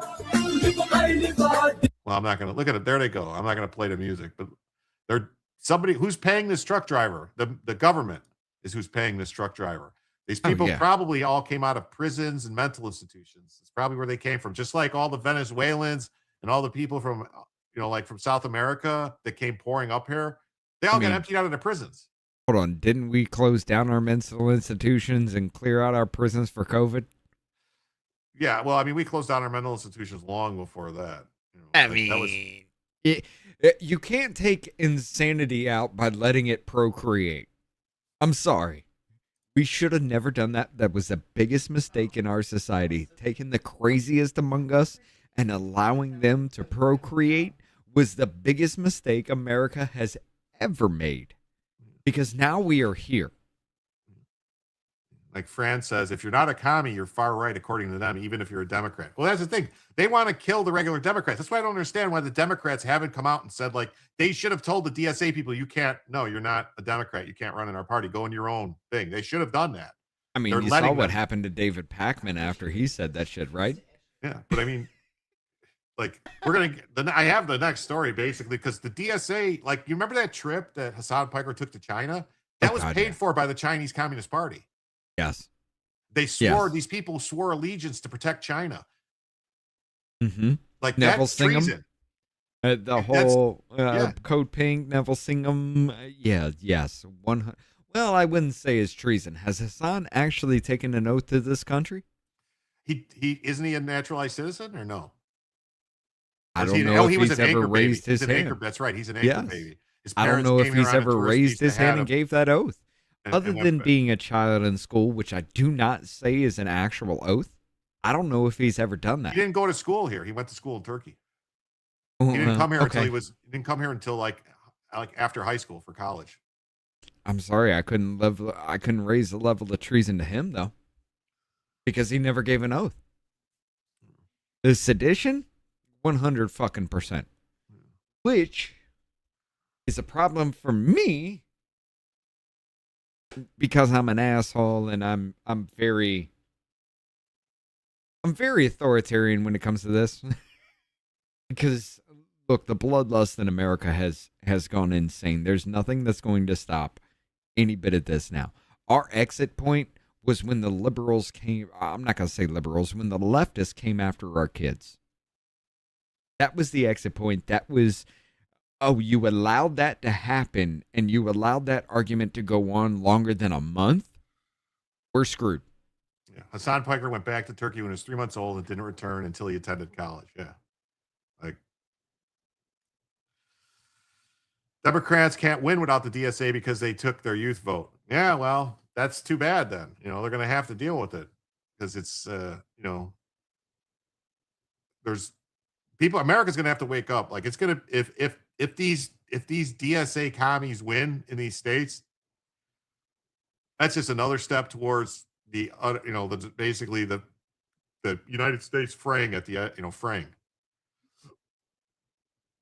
Yeah, he's like the Chinese anchor babies. Yeah, so this is what's happening. This is what's happening, and someone's paying for this. They're doing this.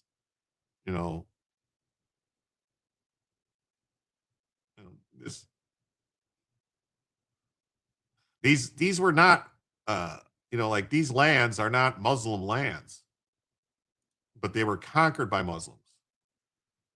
So Spain said on Friday that it reversed a huge rush of migrants into the Spanish enclave in North Africa, with thousands of people across the border by land and sea already heading back voluntarily. Moroccan forces beat back crowds with batons and tear gas at the gates to Ceuta, trying to prevent more from storming. Well, we saw the pictures of the cops just waving them in. Mm-hmm. Nah, it ain't gonna stop. It ain't gonna stop. Europe's fucked. Y'all are about to enter the dark ages very fucking quickly. You allowed it to happen. You thought the USA was shit, and we were so racist. We were these horrible fucking people. Then you come over here and actually see how we live, and then all of a sudden, this happens in your areas. I don't know. Are we so racist and crazy? I don't know. So he says, I get so irritated with we Americans because we sit here and we watch things happen, and then we go, oh, something is happening. We need to fast forward and recognize it's BS. Well, I mean, accelerationism. I recognize it. The problem is I can't say what I want to say on here and not have my channel nuked off of YouTube. I have to kind of beat around the bush and talk like this and go, well, How about this? This is the easiest way. There is a thing that I would say that needs to happen more than anything. And Pinochet, yes, and his wonderful helicopter tours. It sounds incredibly bad, but we are the last country that has yet to be up in arms of everything we've ever seen. I mean, you have seen treason play out on your local news. You have seen treason play out in your voting. You have seen the government take your only check away from them as far as your vote. You have seen them shut down the government, waging economic warfare on the people just to get what they want. Wasn't Russia, the Russiagate hoax, not economic, but informational and psychological warfare? Haven't we seen biological warfare with Fauci? Haven't we seen legal warfare with all these judges? I mean, every bit of warfare. I'm even going to go ahead and say all the cyber attacks we've been seeing is probably our own government. It could be. It could be people that are. It could be people in the U.S. that are trying to. We have. Other than China cutting undersea cables. I mean, that I can say, yeah, that's happening. I mean, we probably got 10 to 20 million people in the United States that are American citizens who hate this country. They believe in communism. They believe in all these things, and they want to basically. Worse. It's probably more. It's probably more than that. But I mean, they're willing to do stuff like these Antifa things with these attacks and the different stuff, and the Trantifa and the different groups. And then you've got the Islamists that are working with them. So I mean, it's getting, the numbers are insane. Oh, it's getting worse. Hit my screen real quick. Check this shit out. I think there's this idea perhaps in Democratic circles, oh, they're coming in from the outside. No. The call is coming from inside the House. It's your own voters. I mean, just take a look here. Voters identifying as Democratic Socialists. When you look at self-identified Democrats, and we're talking about voters, we're talking about 41%. 41% of self-identified Democratic voters. It's not coming from outside the tent because just 20% of Dem-leaning independents actually identify as Democratic Socialists. These are Democratic voters. These are people who voted for Kamala Harris. These are people now where we're talking about a little bit more than 2 in 5 Democratic voters who identify as Democratic Socialists. A little than 2 in 5. Yeah, well, the thing too is like the independents are probably people who are Democrats. They just don't want to admit they're Democrats, in my opinion, because anybody who says they're Democrat-leaning independent, what does that mean? Green Party, socialists. I mean, they're Democrats. They always vote Democrats. The problem is that like a lot of the people that were Democrats, that were like the normal, sane Democrats, left and are no longer Democrats. They voted for Trump. Like even Bill Maher is saying he's going to vote for a Republican now. You're talking about. Like Dave Rubin's, the fucking. What you were talking about, though, is the talking heads. Okay, dare I say the leaders that are just now coming around and saying this is a problem. I mean, didn't you just have David Pakman, who pushed all this shit, who literally made a video about Trump pooping his pants, and then all of a sudden 3 months later this dude is saying, hey, socialism is a problem in our party. He pushed it, and now he's trying to grift away from it because he knows it's going the fuck down hard. I think here's the thing, like according to the polls, what they say, it's like, 25 to 30% of the country is a Democrat, 25 to 30% of the country is a Republican, and then the other 40-45% is independents. They don't go with either party. Yeah. They basically swing whichever way whatever they feel like, but if you have the Democrats going crazy, I have to think that the people these people that think they're in the middle, they have to realize there is no middle really anymore. We can't, but the problem is there's so many people who don't even far right. Yeah, they don't even know the stuff's going on. That's the problem. Like we see it, we're into this every day. We're looking into stuff, and it's like nonstop. But I talk to people, and they claim they follow politics, and I'll talk to them, and I'm like, what about this? What about the? I don't know. What do you mean? What are you talking about? That didn't happen. It's like what? Dude, you have no idea. You have even people in my area who are in politics don't even know half the shit I bring up is actually true. And they think I'm some kind of conspiracy theorist until I show them this, and they're just like, oh, it's a thing. Okay. Democrats are 35% with fake mail-in ballots. So that's the thing. They're not. If you do the pollings, they're not 35%. They're not.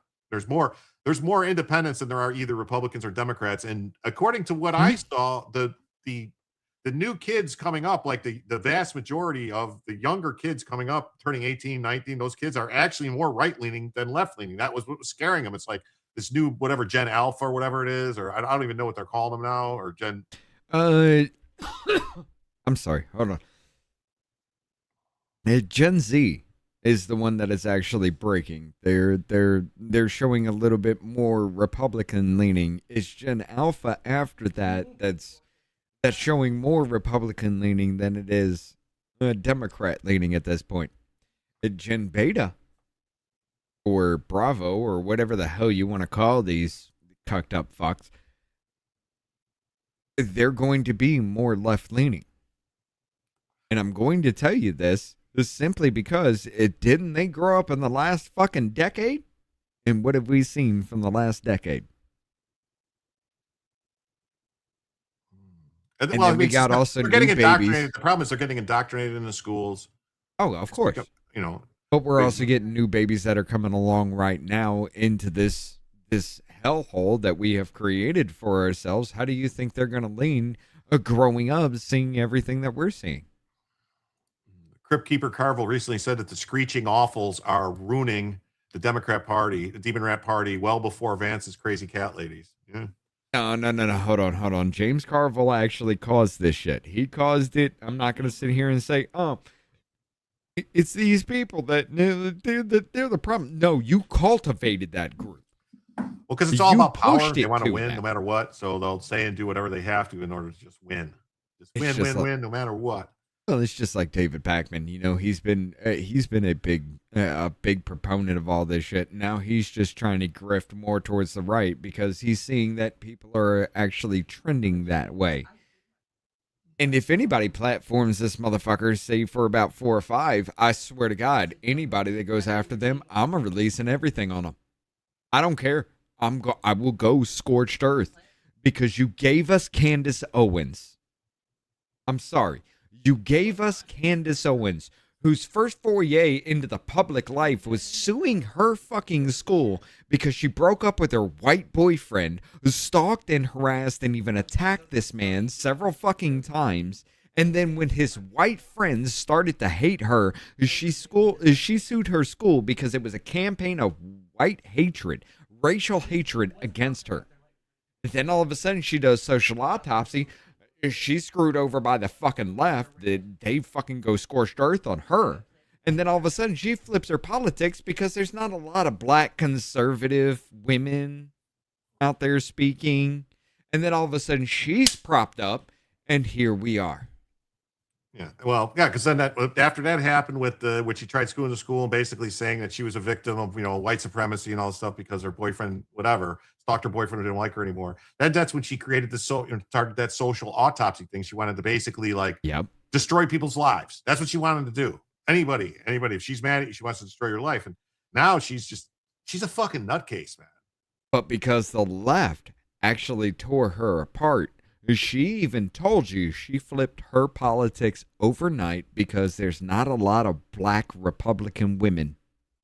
And so she could get power. Yeah, she can get power. That's what she knew. She could get power and she could get propped up and she would get to, get more. It was a grift. It's always been a grift from her.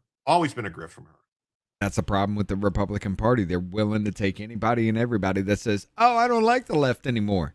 And then you're just welcome with open arms. The same thing happened to Ashley St. Clair. Everybody thought she was the greatest thing. And look at her now hanging out with Hassan Piker and doing all this shit. It's like, no, it was just, whatever. Every time. And that's the biggest problem with the Republican Party. You're so willing and so fucking wrapped up in anybody and everybody that breaks even and says anything you like to praise them and love bomb them, which is exactly what you screamed about the left doing. But you're doing it to the same people and wondering why you have a problem. It's crazy. Like, I think, honestly, I like the Republicans are generally speaking more accepting and open than the left. Like, basically, the Democrats and the left, you have to agree with everything. If you go against any one thing, they're going to ostracize you and kick you out. Like, Republicans will be like, well, I like this guy's ideas on this economic thing, so I can deal with him being a gay man or him other things. It doesn't bother me, or whatever. Like, that's the difference. Like, in reality, they can say like the bigots are the Democrats. It's not the Republicans. It really isn't. Like, they'll accept anybody as long as you're not insane. Like, basically, if you're going to agree with me on economics, let's say, we'll accept you. I mean, the bigots are the dude. Didn't the left just say black people are too stupid to get IDs? They don't know what a computer is? Well, that was perfectly fine, But the whole BLM messaging was black people are so pathetic they can't do a damn thing unless white people give them everything, and everybody went, yay! How? How am I 40 fucking years old living in a black goddamn neighborhood is sitting here saying that white people are bad because they won't give you everything? And then we got this guy from Uganda, this Ugandan Muslim who came to the U.S. 8 years ago, became a citizen, now is the mayor of New York, saying that they're going to explore reparations for what? I'm sorry, your reparations came from generations of motherfuckers sitting on goddamn government assistance. Or their entire lives. Maybe the reparations should come from the people who enslaved them, which if you go back, it might be Ugandan. So if you're from Uganda, maybe you owe them the reparations. I mean, Kamala Harris would be screwed, right? Well, no, they're that's the thing is they're just basically it's very upsetting because the stuff that happened to Shiloh Hendricks, you don't have to, the stuff that's happening, like it's basically we do like I used to think it was a two-tier justice system where basically it was like, oh, if you're a Democrat, you can get away with stuff. No, it's not really. It's like if you don't believe what we believe, you're going down. Yeah, that's it. Yeah. What's this now? Rise of socialism in the U.S.? Right. People who fled socialist countries are speaking out about their I will say this. I love how you danced around that whole point. That was great. firsthand experiences. Their message to Americans, don't fall for it. Alexandria Hopp is in Washington with the details. Alex. Hey, yeah, all week we've explored the rise of young voters backing socialism as a powerful bloc, really, of the Democratic Party. It's being sold to them as a community, a moral purpose, a means to solve their own financial insecurities. And while they are desperate to be part of something they consider to be a revolution, the voices we hear from today knock down that idealism back to reality, that there is nothing revolutionary about a system that has been tried and failed. I just want to say, every time I see Mamdani with a smile on his face, does that or does that not look like the fakest fucking smile you've ever seen in your life? It's insane. It really is. It's almost like he's mocking you. Its people so many times. None of these people has spent one day in socialism or communism. None of them. So they are selling you a story that they don't even understand. It truly steals away from you your future, your right to pursue happiness, and your possibilities of conquering prosperity. Yali Nunez fled Cuba with her family at 16 to escape the country's socialist regime. She is haunted by the memories of frequent blackouts, food shortages, and an education system that she says was used to politically indoctrinate students. We also hear today from attorney Marina Mendez, who left the USSR at 7 years old as the regime was collapsing there. She tells a familiar tale to many refugees from socialist countries. Listen. When we came to the United States for the first time, I saw food on grocery store shelves, and it was overwhelming for us. It's a feeling we really can't describe because it's... Anybody that knows when we did that episode with, you know, Mari and her husband. This sounds incredibly familiar. You know, he came to the United States and he was blown away. We sat there and listened to his entire story. And it sounds so damn familiar to me. Everything of what she is saying, I can guarantee you, because I've heard it from multiple people, is actually true, America. It doesn't matter how the media spins it. These people are telling you the truth. It's like dying and going to heaven. Marina says she now keeps photos of U.S. grocery stores in her office to remind her of the abundance that her family found once socialism was behind them. It's crazy. It is. But you won't listen. You won't listen. Because it's people who think they just, like, I don't know, like something like, you know, you got this lady. She's a fucking communist Chinese fucking lady. This is who she is. And this is what birthright citizenship brings to you. Because again, didn't China... I love this woman's face right here because she's just like, oh my fucking God. Right off the bat, look at her. But no, didn't... What was I saying? Oh yeah, didn't we have a whole thing, a whole story about Chinese people... Chinese nationals coming over here just to create a baby, to have birthright citizenship, to take them back to China and raise them as Chinese with American citizenship? Yeah, it's happening all the time. And this is what you get. You once tweeted about defunding the police, and tonight you were asked whether you would sign that bill to defund the police, and you said no. If anyone's been defunding the police, it's been Robin Voss and the Republicans who have not been adequately funding shared revenue. And you have seen that local governments have had to make very difficult decisions. And I believe that as governor, that we want to make sure that we're prioritizing public safety. And Jim, there's been a Democrat governor of Wisconsin for the past 8 years. So how has the Republicans been defunding the police in Wisconsin? The defund the police movement came right after BLM and the thousands of black people keep being killed in the streets. Yeah. But somehow it was a Republican call? Yeah. It's insane. Yeah, but people are too goddamn stupid to remember 2 years ago. Okay, this is actually, 5-6 years ago at this point? But you're too stupid to understand. I believe that those types of bills that could include more investment in the things that we know prevent crime. If you want to be tough on crime, you better be tough on the causes. Why do you believe that the police must work? The causes are the fucking criminals. The criminals are the causes of crime. The reality of this moment and the types of public safety systems that we have, I want us to be sensible and realistic, but we know now that the billions invested in the criminal legal system is not working. We are spending on... I want to know what goldfish her fucking mother mated with. All right? Because, okay, the Chinese, why is her eyes poking out of her eyelids so damn far? I want to know what goldfish her mother mated with. It's ridiculous. On incarcerating an individual more than tuition for UW-Madison. Her eyelids could barely contain her eyes. She just said it costs more to incarcerate an individual than it does to go to college at UW-Madison. First of all, that's because of everything that they get in prison. Prison life is not like they have air conditioning, they have food, they have everything they can need. They get books, TV, color TV, cable, tablets. I got a better education locked up as a child than I did on the outside, brother.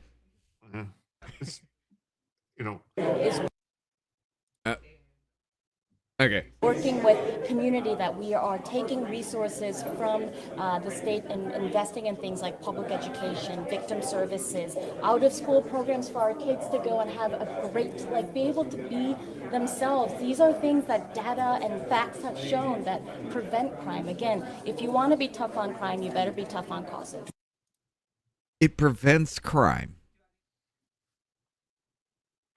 How does it prevent crime when the people who commit crime don't see what they're doing? It's weird that they're saying that our criminal justice system isn't working since for the past 10 to 15 years, if not longer. Soros DAs have been letting people out, and the Democrat judges and these people basically not prosecuting people, 56, they're just letting them back out to commit more crimes. So the system, basically the only people that end up in prison is somebody who's on the right, who does something that it's a law that they're like, oh, no, you're a right-wing person who, did something that we don't like, or you have to murder somebody. And even then they're letting murderers out early.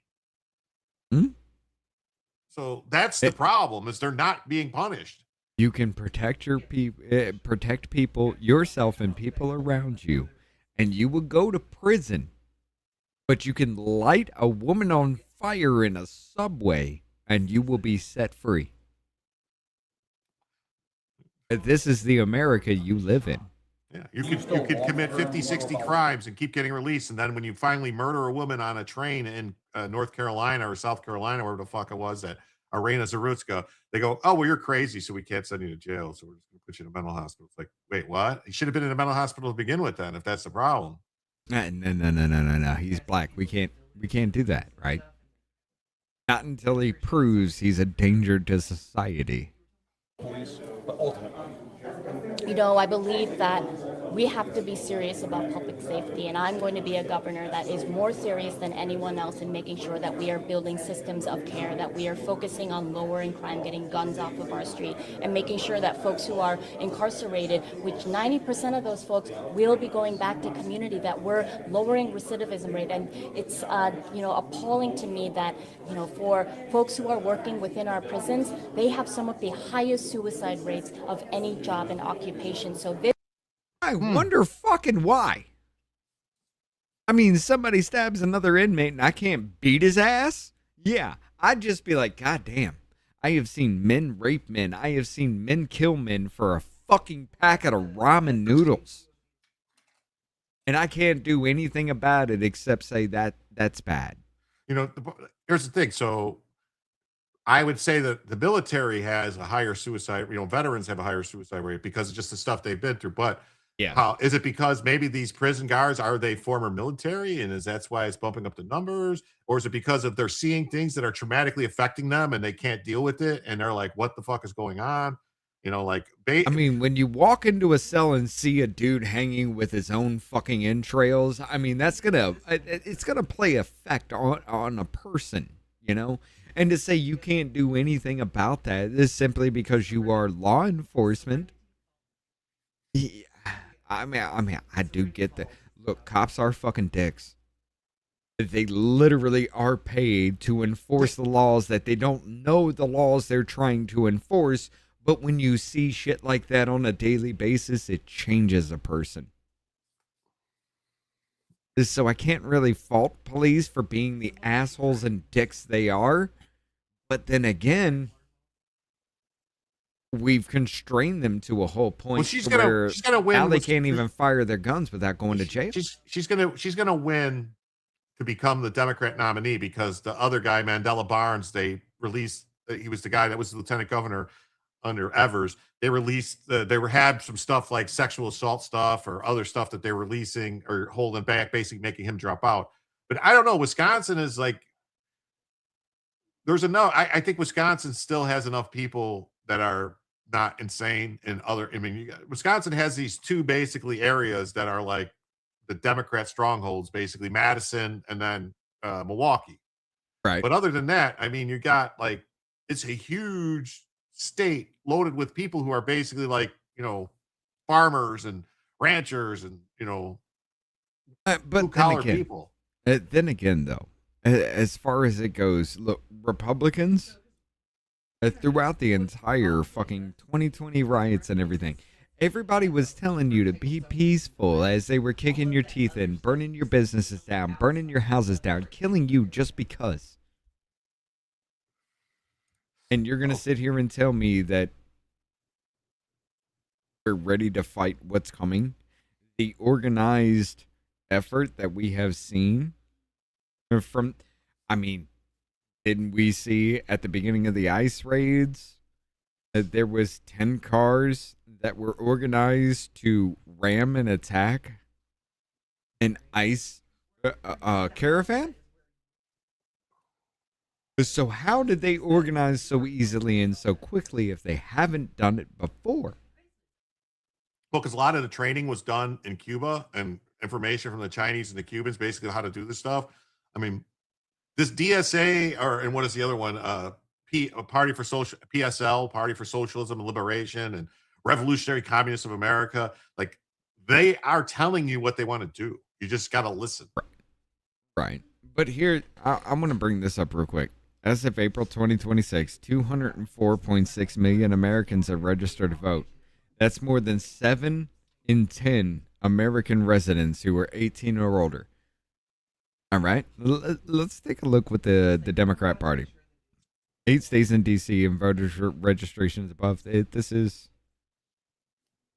here we go. How many voters are registered Democrats?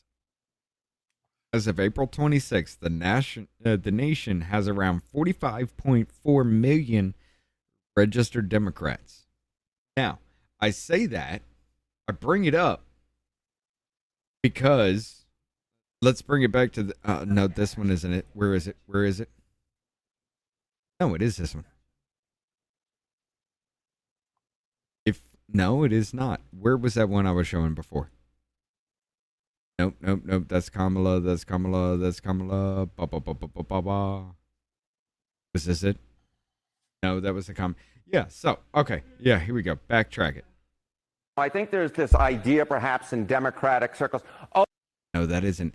Where was it? But that video I showed where there was like 40% of all people that are Democrat or Democrat socialists. I think it's this one. I think they show this. It's later on in this. He'll be playing this and it'll come up in a few minutes. It'll say like, yeah, it said 40% of Democrats identify as Democratic socialists now, and 20% of left-leaning. They kind of so it goes 20% of left-leaning independents or Democrat-leaning independents. So it's like, what is that number? If you say you're a Democrat-leaning independent, right here, you have 41%, and then 20%. It's like, well, what is that? That's not 20% of independents.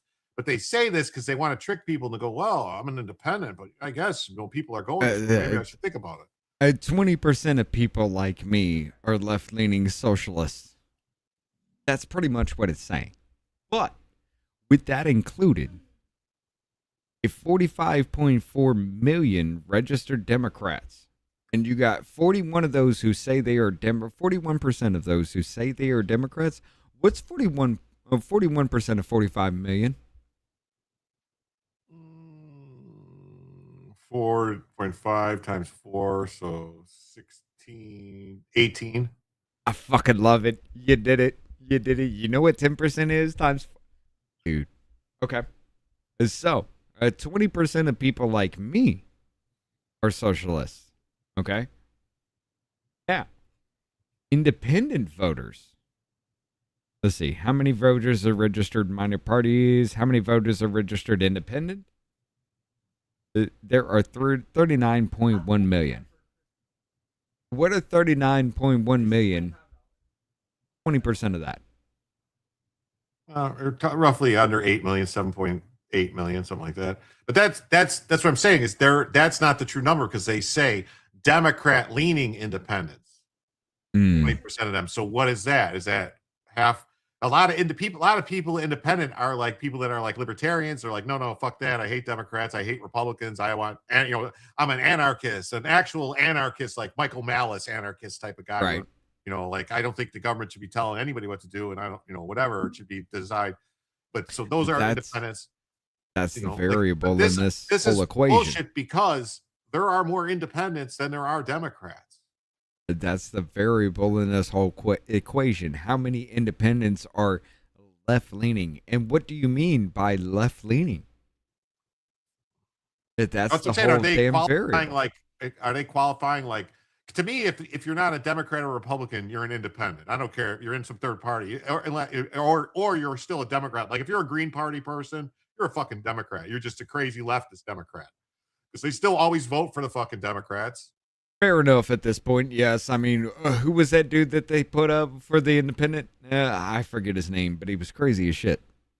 Well, look at what who was the libertarians ran a fucking candidate that was fucking for the lockdowns and the mandatory vaxes. That chick, what the fuck was her name? I was like, Joe Jorgensen. Joe Jorgensen. Like, fuck you. You're not a libertarian. You're a fucking Democrat. Get the fuck out of the Libertarian Party. That's why I was like, I was gonna change my party affiliation to Libertarian because I supported Ron Paul. I voted for Ron Paul. I wanted Ron Paul to be president. Like, I'm smart enough to know that you can't just like. There's no way a libertarian candidate is going to be able to win the presidency. It's just not going to happen.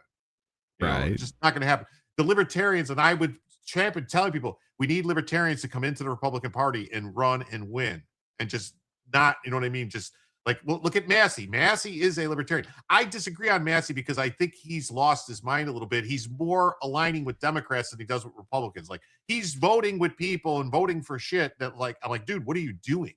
You know why, right? Because he's mad. He's mad because the party that propped him up, again, the same shit you see on the left, the party that propped him up, he said one thing out of line and you went scorched earth. And now what do you see? He ain't getting any play from the Republican Party. So where does he go to get attention? Well, he goes to the Democrats. He parties up with Ro Khanna. Now, I'm going to be honest. Ro Khanna, he's a fucked up individual, but he's the least damaging, one of the least damaging the Democrat Party has in office right now. He just hasn't had the opportunity to do it. The Democrats don't let their lower level people do anything. They keep them, and it's the same thing as Marjorie Taylor Greene, except he got back into office. Well, Marjorie Taylor Greene could have done. Marjorie Taylor Greene, I have a feeling, honestly, that I think Marjorie Taylor Greene was always a leftist, and I'm going to tell you why. The way she palled up with the fucking people from Code Pink, she always had connections with them. That didn't just come about all of a sudden. Fair enough. Hey, check this out. I've been holding it for a minute. I gotta pee. All right, Give me a sec. No problem. Hey, so let's see. I'll look at the chat here. Saw it in real life. They merged with Antifa and Occupy Wall Street. The next thing, dudes in dresses. Yeah, the commies infiltrated the libertarians in about 2014. Yeah, it got crazy. I think most independents are former Republicans like me. Yeah, just because you're sick. Like I hate the Republican establishment. I really do. I can't stand them. I would never, ever, ever in a million years ever give any money to the RNC. I won't donate through WinRed. I'll donate specifically to certain candidates that I like, if I like the candidate, but that's it. The Democrats that run where I vote are completely unhinged. It's not even an option. Good. That's how they are everywhere, though. I've been voting for myself since 2012 as an independent. Oh, there you go. Also, like Kent, hooked up with a new far-left piece of ass. Yeah, it makes you wonder, though. In the Ron Paul days before about 2014, was all 2A guys with Gadsden flags. Yeah. Yeah, that was the whole thing. That's where it was like really. Fuck off with the Massey principal fiscal conservative BS. He voted for Biden's budget and unlimited debt, total fraud. That's what I'm saying. Like Massey did a lot of things where it's like, dude, you could have got things you wanted. You could have done things. But when they need your vote, when your vote is like this, we need your vote to pass this. This is do or die legislation, and you fuck over the party like that, they're gonna do stuff to you. And the Democrats never do pull that shit. When the Democrats need their people, all of the crazies get in line. All of them. The only person that has bucked them at all is Fetterman. And I think Fetterman is probably on his way out. Like he's either going to not run for re-election, or if he does, they're going to try to primary him. I mean, there are several people in the House, in the Democrat Party, who has bucked on major things. Not when it counted, though. You're right, and they're unknown. The biggest one that actually bucks the party is Correa, and nobody knows who that man is. He was the only one to stand up and say, hey, at this Butler situation, I was talking to the police, and there's more to this situation than we know. We need to look deeper. And then everybody shut the fuck up after that. He was the only one to buck at that point. He sounds good, but he still votes with them. Well, I don't know. Yeah. MTG is a whore. So yeah, lefty. Well, I don't judge it. Honestly, none of that shit, that stuff doesn't, I don't give a fuck about what people do. I don't care. Honestly, I don't care what people do on their personal lives. I really don't. If it affects their job. I'm going to be completely honest with you. And there's several people I'm going to bring up in this whole situation to prove it. The biggest problem with Marjorie Taylor Greene is she came out swinging like a fucking man. She came out gangbuster, and everybody was like, hell yeah, and then she just took it a little too far with the whole Jasmine Crockett back and forth, and then everybody's like, you kind of look like a crying little bitch at this point. And then Republicans need to stop being pussies, all right? Because if you remember, this is the problem. The shit happened with Marjorie Taylor Greene where they let them remove her from committees because of something she said 2 years before she was elected. It was like an offhanded comment about Jewish space lasers or something, which it's a joke, man. It's not for real. Nobody thinks that. I mean, I hope not. Hold on. The Jewish space laser thing she was talking about is Project Iron Beam that they're actually using in Israel right now. Okay. Anyway, but what I'm saying though is like, it's sort of like manipulating the weather, whatever type of thing. But when it comes to the Democrats, they had motherfucker, what was his name? The guy, Tony Gonzalez, the Republican, they booted his ass to the side super quick because George Santos. George Santos was not convicted.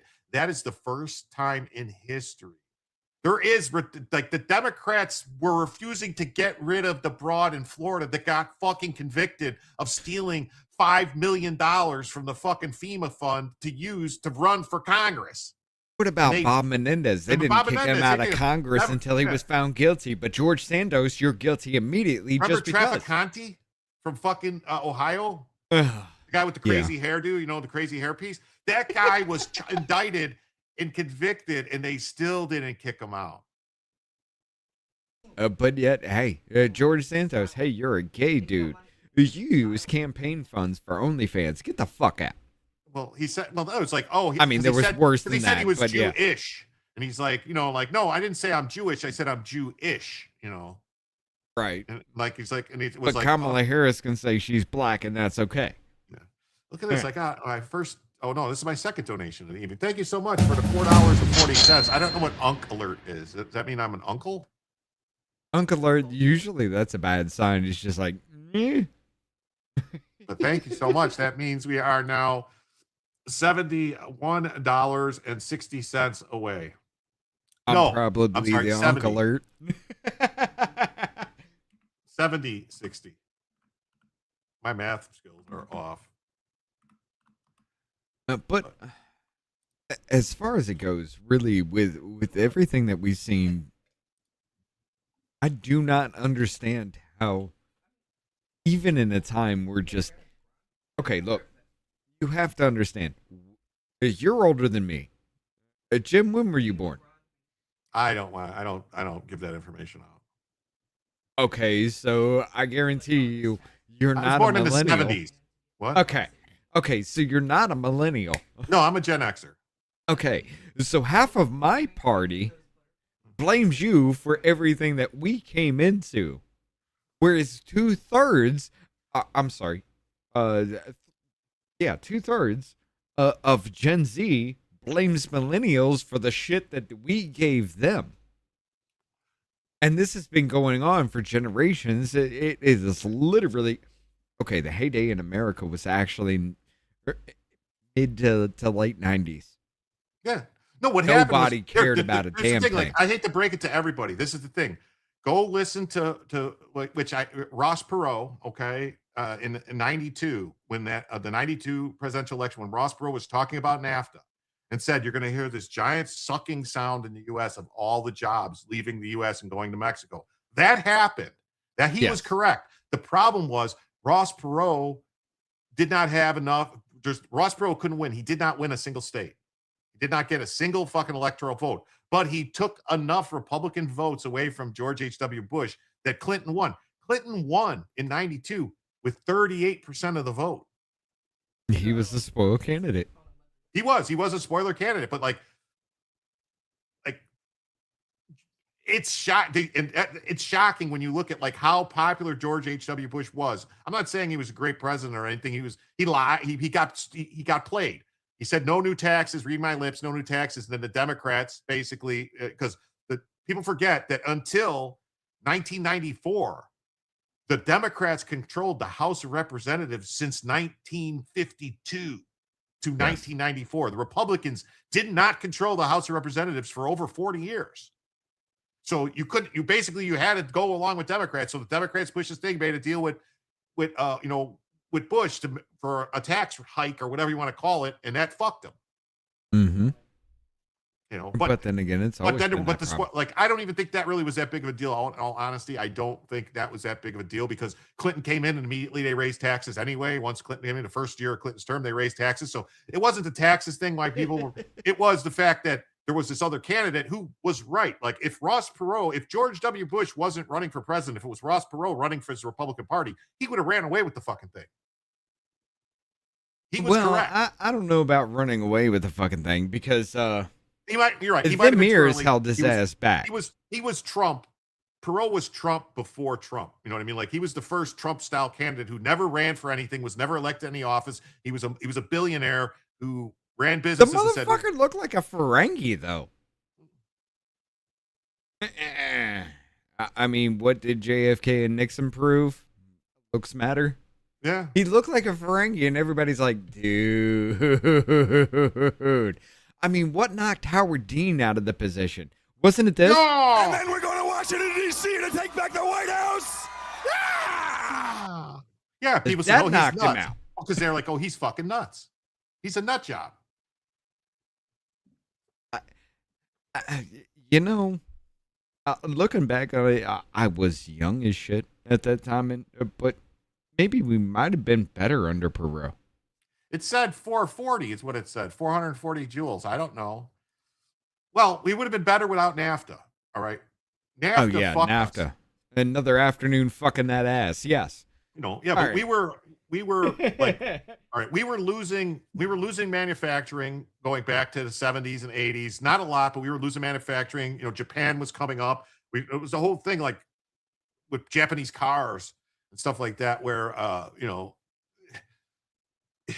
but it wasn't that bad, you know, like we were still had huge manufacturing plants. NAFTA is what caused all those auto plants. Basically, you can look at it, all the auto plants that were in Detroit, all the auto plants that were all other places started to move to Mexico. It was only when later presidents came in, I think it was Bush and stuff, when they started going, hey, you gotta start building this stuff here. So they started bringing plants back to Tennessee and Kentucky and other places to get around the unions and to do it. But like, there should have been a way that we could have kept a lot of manufacturing in the U.S. and make it. If you're like Henry Ford knew what he was talking about when he said, if I pay a person a wage that enough that they can actually buy the cars that I'm building, I have a good business. But if somebody if your employees are buying your shit, yes. But I mean, that's the problem. Like, if you look at all these jobs, like a lot of these jobs, the vast majority of the jobs that most kids have today that are, it's like a career, like anywhere working at any, like a 7-Eleven, a McDonald's, a gas station, a Walmart, you know, retail, any retail business, they can't afford to live off of the stuff they're selling.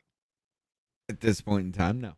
No, you know what I'm saying? Like 30 years ago, say in the 80s and 90s, if you were not just a part-time person at McDonald's, but you were a manager, assistant manager at McDonald's, you could fucking eat McDonald's every day of the week and afford to live on it and still do other stuff. But it's not now. You take a look at the lumber industry. We cut down a tree, we ship it to another country to be cut down. We ship it to another country to be treated. We ship it to another country to be processed, and then we ship it back to us to build our houses. Instead of doing that here, like in every bit of it, like we used to do. We used the entire globe and literally put 2-3 months hold on everything that we were doing just to give an economic boost to every other country but us. I mean, it makes no sense. Yeah, I don't get it. Like, but yeah, you know, it's sad. It really is, because like, I mean, people, here's the thing. People used to be able to have a job at a grocery store or a department store as a cashier or, you know, a salesperson, and they could live on that. It was a living wage. It wasn't comfortable, but it was living. If you couldn't buy like a big house or anything like that, but you could save money and eventually buy a house. You could save money and work. If you know. But then again, being a fry cook was not supposed to be your end. No, I'm not talking about a fry cook. I'm talking about there was actual jobs. Like you were a sales associate at a fucking department store. Like the people that worked at the counter selling perfume. These people all got paid. Like they had a wage, but then they got a cut of everything they sold. That's gone now. None of those stores exist anymore, really. That if like Circuit City was the last electronics store I knew about where the people work. You know, they got paid a salary, but they also got a commission on everything they sold. Wasn't a lot, but it was a commission, like 1 or 2% or something like that. But then you could negotiate with them and be like, hey, you want to get the sale? Can you bring the price down a little? And they could wiggle stuff and get you a deal because they're still going to get their commission and figure out a way around it, you know? Mm-hmm. We need to go back to that. Yeah, grocery cashier was a full-time job at one time. Yeah, grocery cashier at like some of these, like in Chicago at a Jewel's or a Dominic's or these other places, there was women, that was a full-time job for them, and they lived off of that. They were, you know, single women, whatever. They were in their 50s or whatever. They were a cashier. They didn't have any kids, and they would be able to live and have an apartment and pay their rent and eat and have their car and have everything they needed and get their cat food and shit. Now you get a job as a cashier at a store or McDonald's or anything like that. You make $15-18 an hour. A fucking Big Mac meal costs $12. Yes. When you raise the minimum wage, you make that minimum poverty level. So when you're talking about raising the minimum wage to $15-20 an hour, you're making $15-20 an hour poverty level, and the inflation that we've seen has become permanent.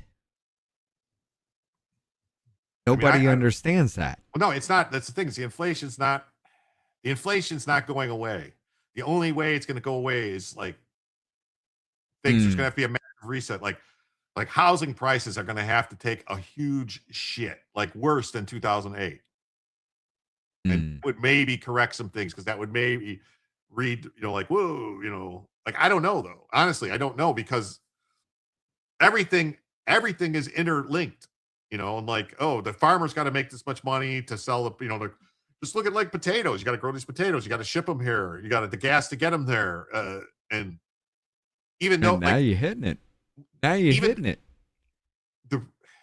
And this maybe I'm wrong, but years ago, the reason that it was so cheap for farmers to grow things, I shouldn't say cheap, but didn't cost them this huge amount of money to actually harvest, is because they had people doing it. It wasn't like they weren't spending $1 million on this piece of equipment because it's just 2 people. They had 50 people that they were paying a wage, but it still didn't equal out to this investment. Like, farmers spend so much money now on these huge tractors and shit. You're talking about equipment that's millions of dollars.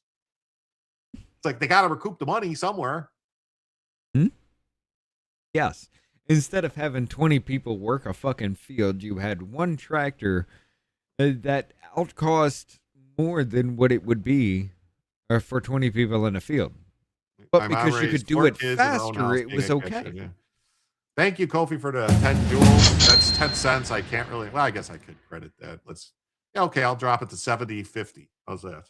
10 cents. There you go. Thank you. I guess the joules are a penny each, so that's what I was told anyway. So cashiers union was broken in the 70s. They were all full-time, and the national union made them go part-time. But I will say this, though. Ladies and gentlemen, we ain't done with this bitch. We need to revisit the Electoral College. Oh. Why? We need to revisit the point of expanding the court to 13 justices, like we have 13 district courts. Okay, Trump, right now, there you go. Trump, point 4 new justices, Trump. It's only good if you guys are in power. Oh, I get it. It's only if they can pick them. Hold on. Jim. What? The Democrats are saying expand the court. So why don't Republicans are saying we have enough as it is already. So they're just Republicans are not on board with, hey, let's go ahead and pack the court so we can shove, 10, 11, 12, 13, four more motherfuckers in right now? Nope. Because we don't want to end the filibuster, even though we know they're going to fucking do it. We don't want to end the filibuster because it helps us now. First of all, the filibuster thing is completely distorted right now, because that's not the way it was. That is not the way the filibuster was for forever. Like going back to the 60s, like in the 60s, that's how the Civil Rights Act got passed, was because they did the speaking filibuster, where you had to sit there and speak. And everybody only got to speak once. That was it. It went around. And once you were done speaking, once everyone got to talk and they shut up, and they couldn't speak anymore, that was it. And then it got voted on.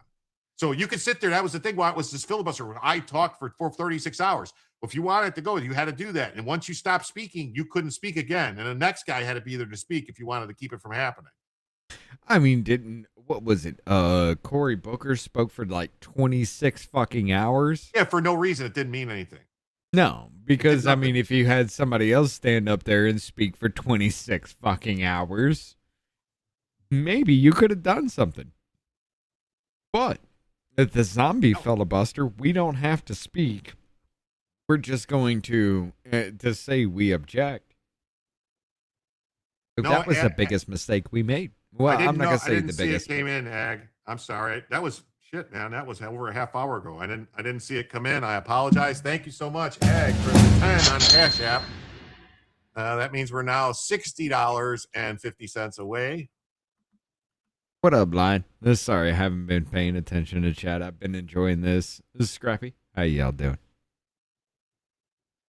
But yeah, we're Congress not to be done. less retarded and knock it back to 9 districts. Like, I don't. Here's the thing: DC shouldn't have its own circuit. No, there's absolutely no reason for DC to have its own circuit. Like, well, this whole thing about they're talking about making DC a state. Like DC, like oh, that's coming up. But they can't. They would have to actually change the Constitution, which I don't know that you can do it with an amendment because it's like not an amendment to the Constitution. It's in the Constitution. It is the whole point of the Constitution. That 10 DC square miles is supposed to be separate from everything else in this country. You're not even supposed to have a citizen living in that 10 square miles. They're not supposed to have any government whatsoever. It says they're not part of any government.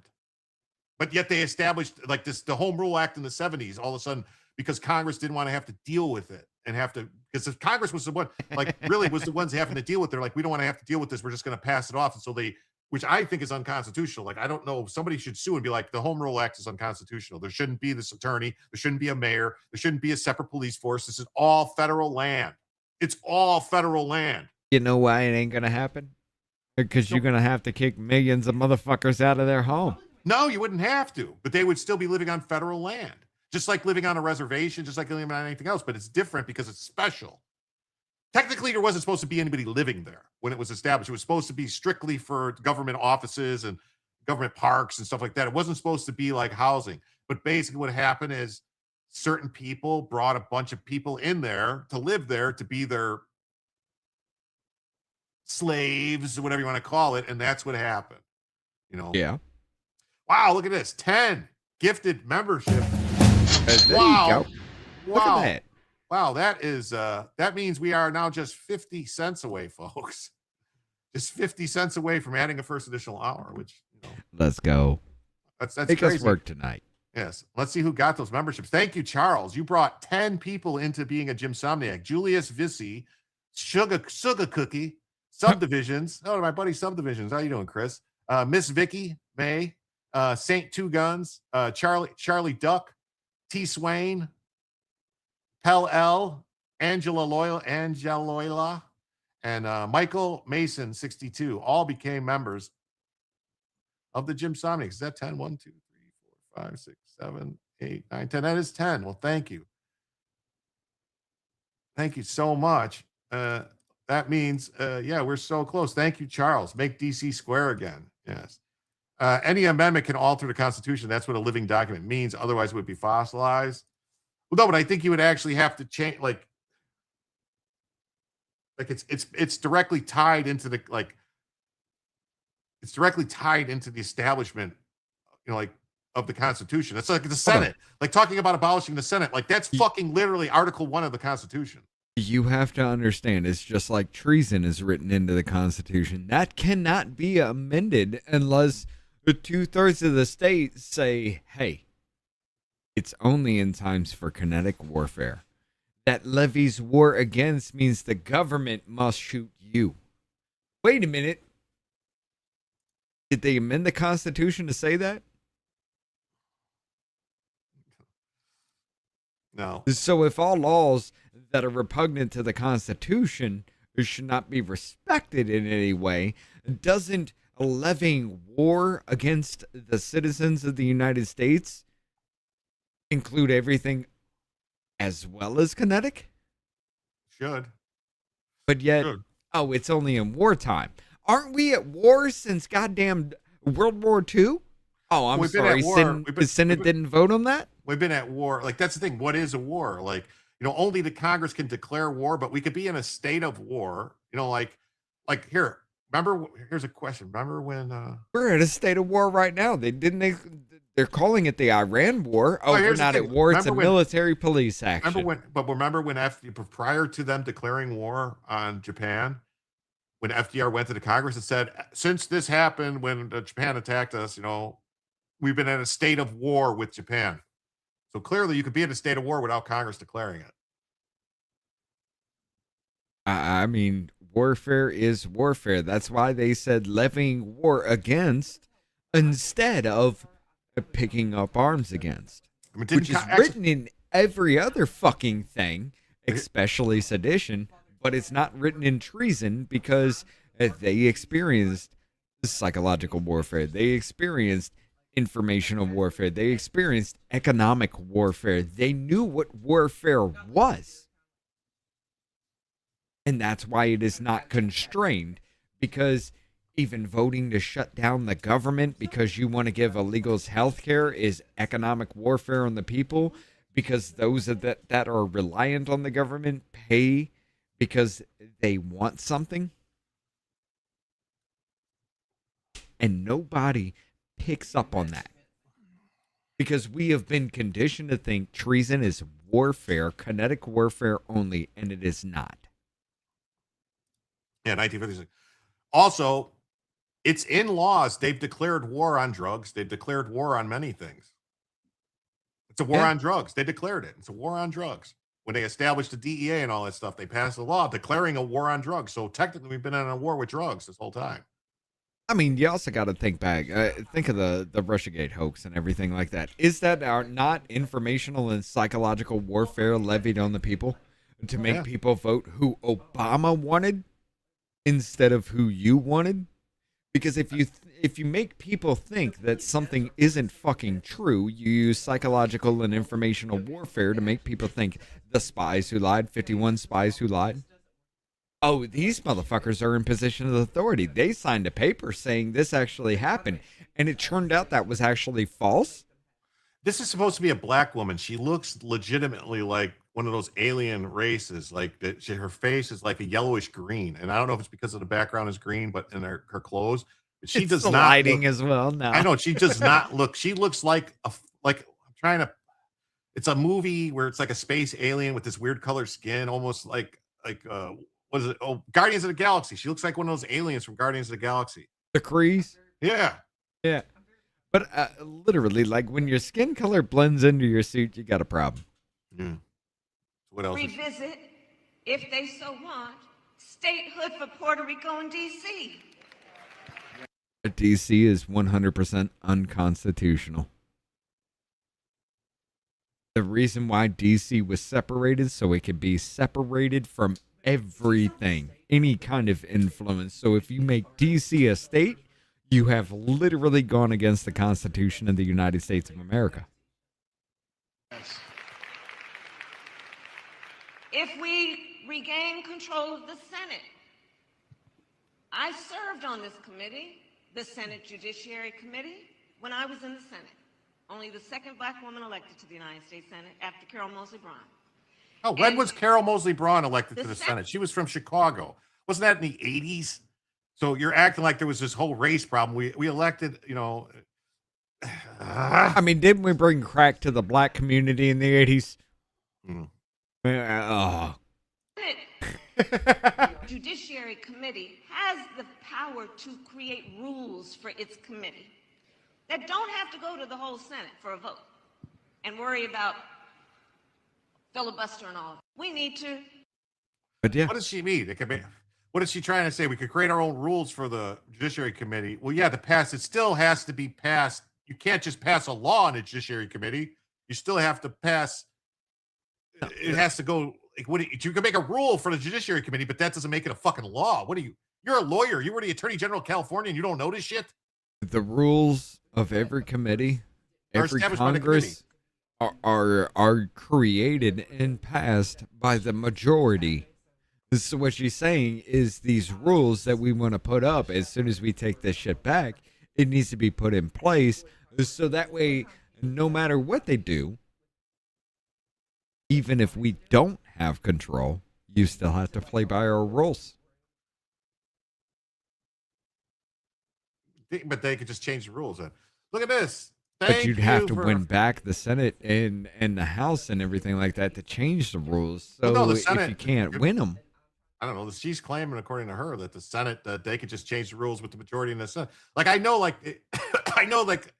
they can pick, like, it doesn't matter how many senators. If you've got the power in the Senate, you can put you can off balance the committees as much as you want. Like, they could have, you could have 51 senators and you could have the committees be 12 to 10 or whatever. You know what I mean? Like, Well, see, here's the thing. And take it into this, okay? So, okay, they create their own rules. We got it. So if we're allowed to cheat, if the illegals can vote, if these Kirby signs in fucking California are okay and we let that pass, how the fuck can you win? They can't. So rules are always set by Democrats who are able to fucking cheat and able to do the mail-in ballots, everything. They create these. They go to the homeless and sign these pieces of paper. How the fuck do you expect to win if you're not going to do the same shit? So you can't create the rules. So if they take it back, they set the rules. They own the fucking party. They own the elections. They own everything about it. How do you gain power back without picking up arms? You don't. You don't. That's the point. But check this out. Kamala Harris talks about how important the truth, how important telling the truth is after hiding 4 years of Biden's mental decline. There is the quality that is everything that flows from the concept of integrity, which includes speaking the truth and being honest with the people. And, you know, and sometimes that will result in being unpopular. But in my experience in elected office, it is better to weather those moments when you are unpopular than it is to lose the respect and trust of the people. So tell me something, bitch. When you were the second fucking person in line for every bit of this country, why the fuck did you bend over and take it in the ass to Hunter Biden and Joe Biden? Because I believe that's who actually ran this fucking country. I don't know what she did or did. I just want to announce. Tactical assessment. Red Chinese victory. Impossible. America will never fall to communist invasion. Communism is the very definition of failure.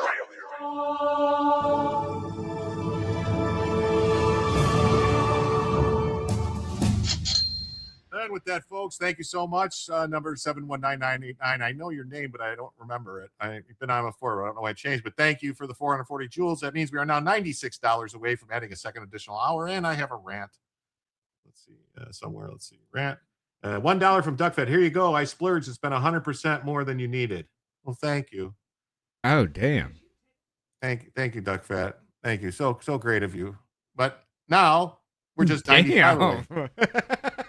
Now we're just 95 away. I didn't see that before. Well, thank you for that 100%. Shit. 100% increase. Thank you. So now we're 95 away. Thank you. So I did want to get to this, though. Members of the DSA have pledged to support and defend China. You seen this? I mean, what do you expect? Yeah, what do you expect with the influence that we've seen? Oh, China's not the problem. China's not the problem. Everything's been jumped into China. We literally boosted China's economy our fucking selves. And hold up, China's not the problem, even though wasn't it Hillary Clinton who said, hey, if the Russians are going to help the Republicans, why can't China help the Democrats? Oh, yeah, she said that, hey, China, get the tax returns, and then all of a sudden that guy had Trump's tax returns and got them out there. It's kind of weird. But they wanted Trump charged for asking Russia when Russia said, like, hey, I should just release these. But so why wouldn't Hillary then be charged for the same thing? Right? I got to be right back. No problem. So members of the Democratic Socialists of America have apparently pledged to support and defend the People's Republic of China. It's no surprise that they admire a communist country, but taking a pledge like this is more than a little suspect. While America tries to maintain friendly ties with China, it's no secret that one of our main geopolitical foes, if not the ultimate one. At what point have these folks crossed a line into treason? It's definitely sedition, I think. About a dozen Democratic Socialist activists have publicly pledged to support and defend China amid an apparent push by the communist nation to court members of New York City's Kuomintang's party. Friends of Socialist China, a London-based group, touts 952 signatories on its pledge to support the People's Republics of China. So 11 self-described DSA or DSA International Committee members are among those that resolve to support, defend, and build understanding of Chinese socialism. Yes, libtards are America-hating Marxists. They are. The pledge argues that the global advance to socialism is indispensable if humanity is to survive and flourish, while decrying capitalism as totally incapable of solving the problems of poverty and inequality. Capitalism has pulled more people out of poverty and saved more starving people than anything else. If it wasn't for the United States and their goodwill, there would be tons of people starving in Africa. Like, what does China ever do for the starving people of Africa? Nothing. China comes in and says, oh, we'll build you this road and now you got to pay us and we're going to take your stuff. We just give people food all the time. Like, it's ridiculous. You're talking about the Belt and Road Initiative? Well, yeah, because they're saying, like, basically these people are arguing that, that communism is the only way to help people flourish and survive. That capitalism is incapable of solving the problems of poverty and inequality. It's like, first of all, if the only way everyone is equal, that's called communism. And everybody's equally miserable in communism. Wait a minute. So you mean to tell me that the country that welded their people in their home is what you want to model? Okay. That's what it is.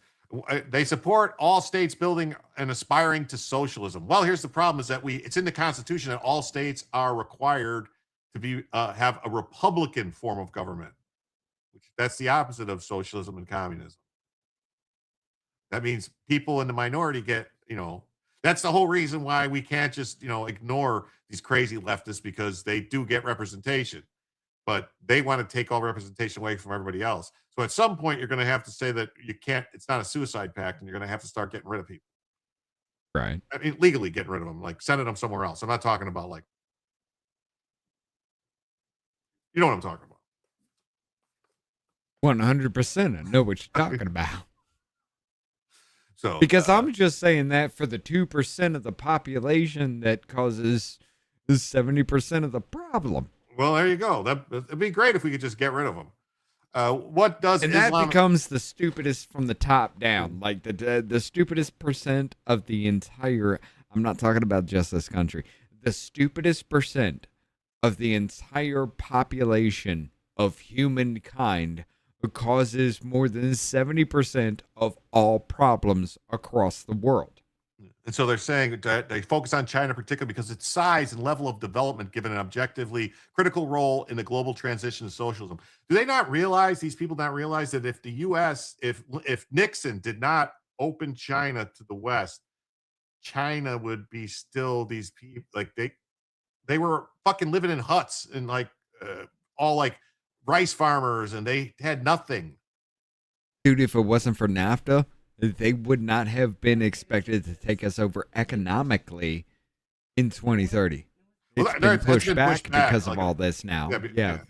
Earliest is 2037. The latest is 2045. We've really hurt them. Yeah, no, I'm beginning to think the DSA might be a problem, just a little. Yeah. Like personally, I would have zero problem with them just arresting all these people and putting them in Gitmo. Clinton let it in. Hillary Clinton let it in. Hey, China, help us out. And now you see what happened. Yeah, so ineligible for public office, and if naturalized, denaturalized, and deport. Yeah, these people should all be, any of these that are naturalized citizens that are members of this organization should immediately be denaturalized and deported. I mean, we still have laws on the books that say communists don't have rights in America. Yeah.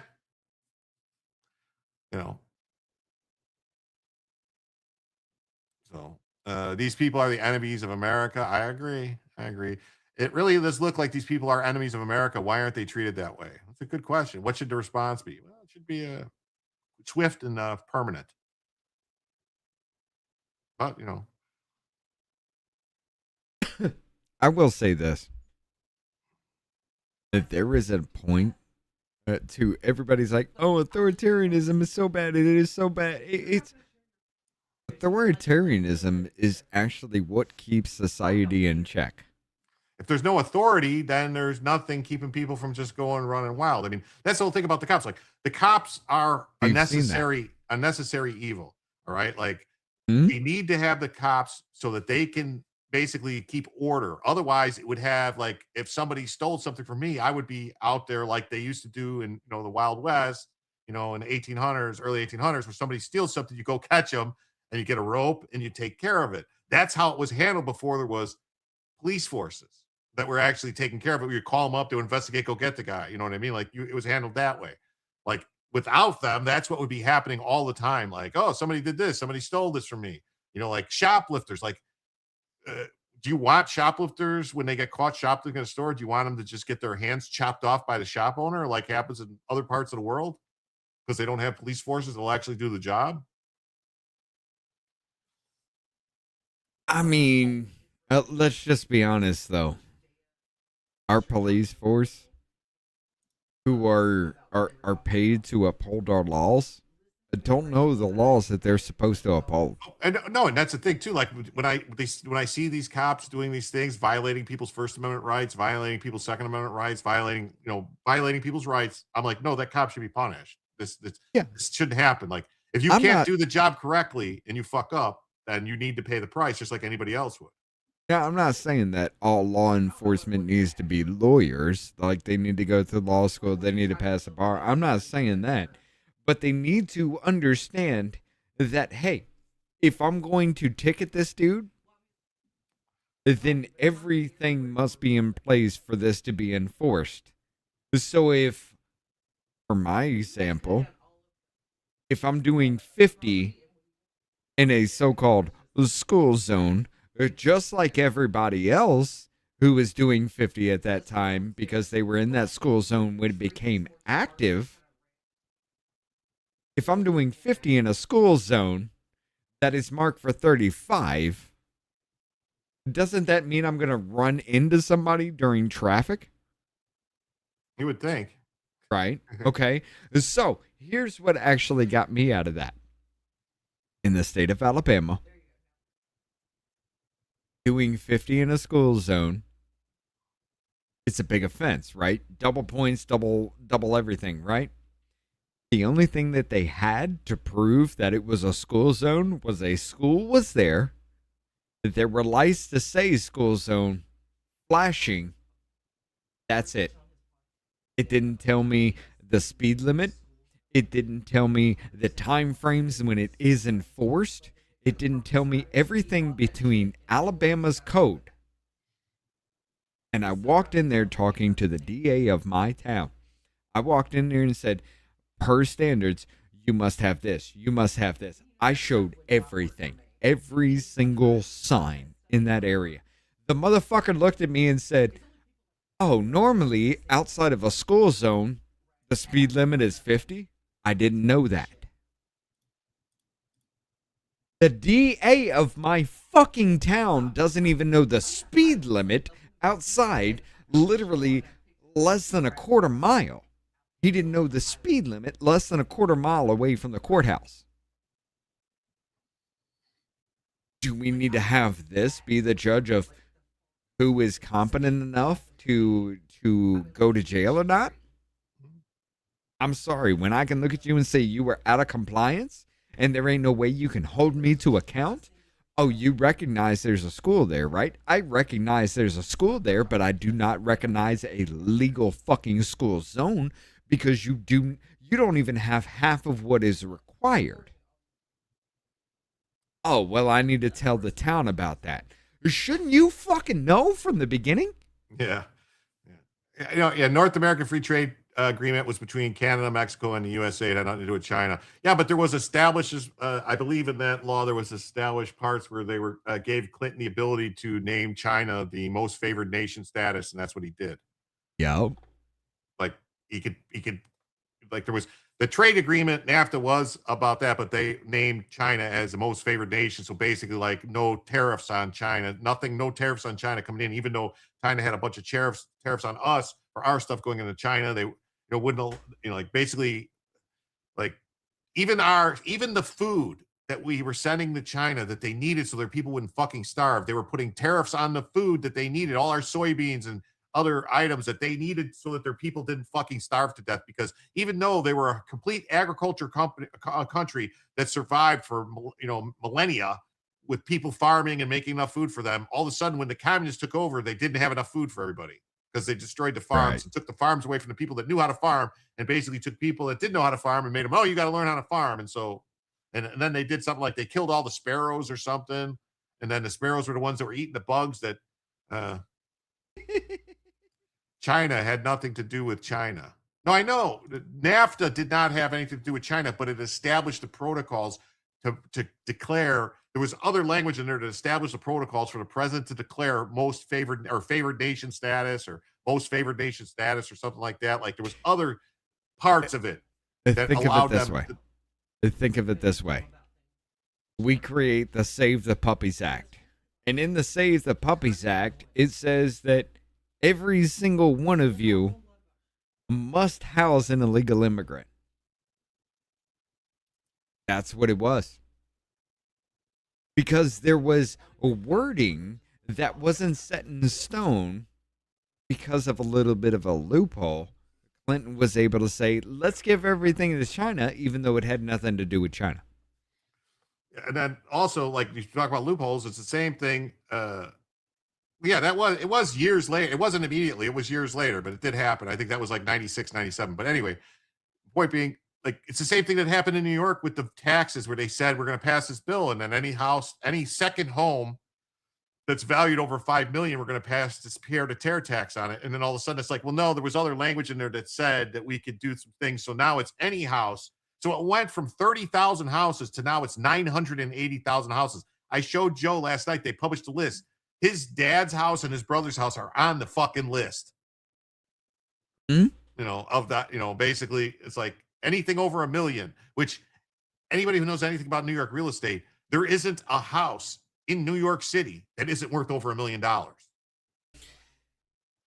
And isn't Mom Donnie targeting for property taxes for anything over $1 million?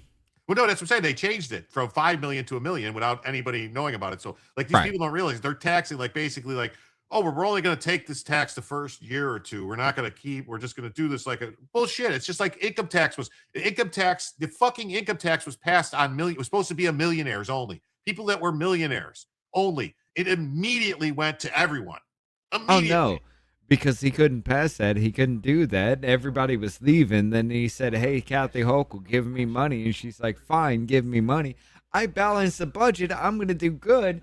Let's go ahead and give 30% off all fucking basic goods in grocery stores. That's never going to subsidizing the fuck out of that. Yeah, that's never going to work. They're going to be stealing everything. It's going to be a joke. It's going to be funny to watch. Like, what do they do? Are they going to check IDs if someone from New Jersey or if someone from a neighboring state wants to come in and shop there? They're going to say, no, you can't shop here because it's what are they going to do? Check IDs? Yep. What if I don't have an ID? I can't shop? IDs are racist. We can't do that. Yeah. So, and this something like this this might make you mad, but this should actually make you feel a little bit good because they wouldn't be doing shit like this if they were confident they were going to win. All right. This right here, this story, Abigail Spermberger, whatever her name is, says it's a shameful relic of our Jim Crow past as she restores the voting rights for 66,000 felons before the midterm so they can vote. Like she thinks these 66,000 people are going to vote Democrat, so she restored their right to vote. Like if they didn't need these, she's not wrong. She's not. They plan on stealing those ballots more than likely because most of these people don't give a fuck to vote. They don't care. They haven't been paying attention. They don't give a shit. Sperm gurgler. I'm sorry. You're right. It's sperm gurgler. My bad. So yeah, this one. Sperm gurgler. Sperm gurgler. Sperm gurgler announced on Friday that her administration has restored voting rights for more than 66,000 felons. The Democrats gained 66,000 new voters with this move. The rights to serve on jury, run for public office, to become a notary public were also restored under Spanberger's direction. Did she restore their rights to own guns? Because that's the only one that really matters. That's the only one that's actually in the Constitution. That's the thing they don't ever do, though. They restore these other rights, but not that one. Not the one that's actually in the Constitution. Oh, no. No. She put more restrictions on guns. By giving these Virginians back their ability to make the impact at the local and state and nationwide levels, we're empowering our neighbors to take hold of their second chance. Virginia is one of 3 states that strips convicted felons of their right to vote. It used to be almost every state did this. Almost every state did it. And then it started basically like rolling back. And then like a lot of states, it's automatic. Like you can't vote while you're in prison. Right. They're trying that. There's states that are trying. There might be some states that did it, but they were like that they wanted people in prison to be able to vote. And then it's like, well, wait, like people said, wait a minute. you have a prison that has 40,000 inmates in it, or whatever, 4,000, say 5,000 inmates, 40,000 is a lot. Say 5,000 inmates in a small town that has a population of 5,000. They're going to be voting, and they're going to be deciding who the sheriff is. They're going to be prisoners are going to be deciding who the sheriff is. The prisoners are going to be deciding who. You know what I mean? It's like you can't do that. And take control of the crazy house. Yeah. Yes. Doc says, when I first moved to Virginia in the aughts, my area was conservative. By the time I left, we had trans county board of supervisors. Glad I got out when I got out. Oh, it's sperm burper, not sperm gargler? Okay. Sperm burper. Oh, my God. That's even worse.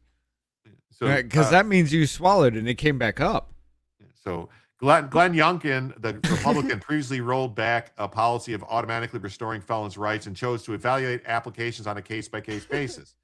Youngkin had restored the right to vote to about 10,000 felons. The right to vote is fundamental to who we are as Americans. Well, I'd say the right to keep and bear arms is fundamental as who we are as Americans, but you don't really care about that, do you? I mean, did we or did we not have cannons? Privateers had cannons. Was it in the letter of marque? Yeah. Yeah. So we could have that back in the day. Everything that the military had back in the day, we could have. Again. This is just crazy. This is the woman who passed the most draconian restrictive gun laws like ever, and who's there. What is it? Isn't their motto on their state flag "Sic Semper Tyrannis" or something like that? Like thus for tyrants or something, whatever it is. Oh, well, I mean, if you're talking about that, hold on. Don't raise us think about that because we'll have it changed like the Minnesota flag. All right. We're not going to do that. However, nope. Go ahead. It's your channel. That's all right. But this is it. Check this out. So I'm proud that after contending with my predecessors' efforts to deny Virginians their fundamental rights, that we have restored the right to more than 66,000 Virginians who have served their time. These Virginians deserve the right to use their vote, make their voices heard, be recognized as contributing citizens to our Commonwealth and country. Then they should get their rights to keep and bear arms back. Hold on. I really believe this. Hold on. We covered a story where the biggest cache of explosives in this country was found. This cache of explosives. Keep talking 1 second. Go ahead, Fred. Yeah, go ahead. This dude actually had. You know the shit that makes TNT? He had the chemical sitting right next to his son's fucking lunch in a refrigerator. What is that? It's hydro something. God, I forget what it is. The tetro, God, the active chemical. But he had this in a beaker in his child's refrigerator right next to their lunch. This dude had enough explosive. He was already missing fingers from explosions. This dude had enough to take out half his neighborhood in his basement. He was already missing fingers from mistakes that have been made. Should we allow him to have weapons? I mean, I personally think any infringement on the right to keep and bear arms. My personal belief is if you're not in prison, then you should have the right to keep and bear arms. Okay. Jim, you kind of know me. You know how dark and disturbed I can be. You know how smart I am. I'm just saying, though, like we have laws that say if you do something, you're punished for what you do, but anything. Right. But what could I do with the amount of ability our government has? I could be worse than Timothy McVeigh in the drop of a hat, especially how as I rage out against stupid people, I could just snap one day. And then you got a dirty bomb in the middle of some city. Well, there's a different, like the thing is, the difference would be like nuclear bombs and stuff like that. Those would fall into like, there's always been restrictions on like nuisance. Like you couldn't have like a nuisance thing, like where you would be shooting cannons, like you can't infringe on your neighbors. Like you couldn't have like things that are dangerous, just that could be dangerous. Yeah, I'm shooting cannons at my neighbor's house. Yeah, that's a nuisance. I get you. But however, we should have every weapon that the government has. So I should have nukes, right?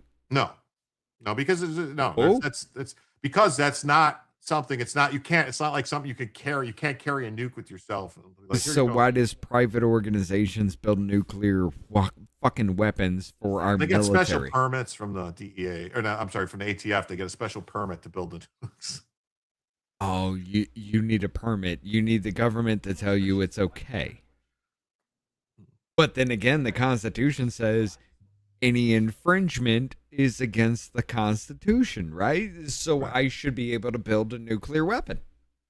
Well, I mean, you could try to build one, I guess. And then I'm going to be reined the fuck in very quickly. If your explosive guy is missing digits, it's kind of a red flag. Well, all the greatest bomb makers are usually missing fingers. That's how you would always find the guys when, like in Iraq, when they would go and they find a guy that looks like this, his hand looks like this. It's like, or like then this. Again, like, it's like, that guy might have lost a few fingers. So, but Duck Fest is not violent felons. Fuck that. If they're too violent to have guns, they should be in prison. That's what I'm saying. Like, if they're violent people, if they are violent, then they should be in prison. I don't have anything on my record that would tell the government in any way I am violent, except for the fact that I fought my sister when I caught her manufacturing meth. So am I a violent person because she attacked me and I defended myself and my rights should be taken away? I am the antithesis to everything the Second Amendment really is. Because I am dark, I am disturbed, I am way too fucking intelligent for my own good. I can do some fucked up shit. Well, I'm sorry, Miss Hacker. But my morality keeps me from that. Well, that's the thing. But that's the thing, too. Like, just because somebody makes one mistake, if they're not, you know what I mean, and they makes one mistake, I don't think their rest of their life should be destroyed. No matter what, I don't, you know what I mean? Now, if that one mistake is like hurting kids or doing something like that, well, that's a little different story. You know what I mean? They should be probably locked up. But if that one mistake is like, stuff like that, but if the one mistake is like, this guy had a barrel on a gun that was too short one time, I don't think that guy should lose, or had like the wrong kind of ammunition or went across state lines with a magazine in his pocket that was illegal in this other state. Like, I don't, the only time I think your Second Amendment right should be taken away is if you prove even one action, you prove that you don't value human life because you shoot this thing without any training, without everything, just spray and pray kind of situation like we see with gang violence every damn time it happens. People get strays all the time because they got switches. They just sit here and do this. How did they get those switches? Those switches are illegal. How did they get them? They come in through this is the thing. Like they come in through the post office from China. Should they be though? They don't. I don't think they should be, but they are. My point is that the same thing happened with those IDs that came in from China. All these switches are all over. They confiscated the IDs and said, we got these IDs, so we know these people couldn't use them. But how many IDs got through? Probably 100 times more than they found, because look at all the switches they're confiscating, yet they're everywhere. I mean, if Muskegon County actually brings anything into the fucking record, yeah, it's millions upon millions. And if you take that countrywide, it's a bigger problem. Yeah. You're right. I think too, like Gundam says, the bulk of the power of a nuke comes from the criticality of the radiological material. That material passively prevents a danger to life and limb. There is cause of the regulation. Yeah, that's the thing. Like that falls under the strange and unusual. But I shouldn't be dangerous and unusual. I shouldn't be stopped from doing so because of the Second Amendment. For everything our government has, I should have myself. That is the point. I think we should be able to have C-rams on our roof to prevent, if someone might, what if my neighbor gets a drone and he wants to try a drone at my house? I should be able to defend my house from a drone. What if what if a tyrannical government takes over and they want to start, like Joe Biden threatened to use F-18s on us to kill it. Remember, we got F-18s, you got your rifle. I might need some air defenses then to protect myself because, I'm not going to need Patriot on my fucking lawn? Yeah. Okay. Maybe I need Patriot missiles, like those are manufactured by a private company. I should be able to buy them. The difference too is I believe, if I'm not mistaken though, the nuclear material for like the bombs are built by these private companies, but the nuclear material doesn't get put in until it's put in by the military. You know what I mean? The actual core is inserted by military scientists. You sure? Because isn't the Nuclear Regulatory Commission, the Department of Energy is in charge of all that stuff? No? I'm going to tell you right here, right now, I can say this. I worked on the Redstone fucking arsenal. I was in a goddamn nuclear silo without knowing I was in a nuclear silo. There is a reason why Redstone Arsenal was built on a limestone quarry. No. Really? I don't know. And that's all I can say legally without they only build the parts. They don't build the entire nuclear weapon.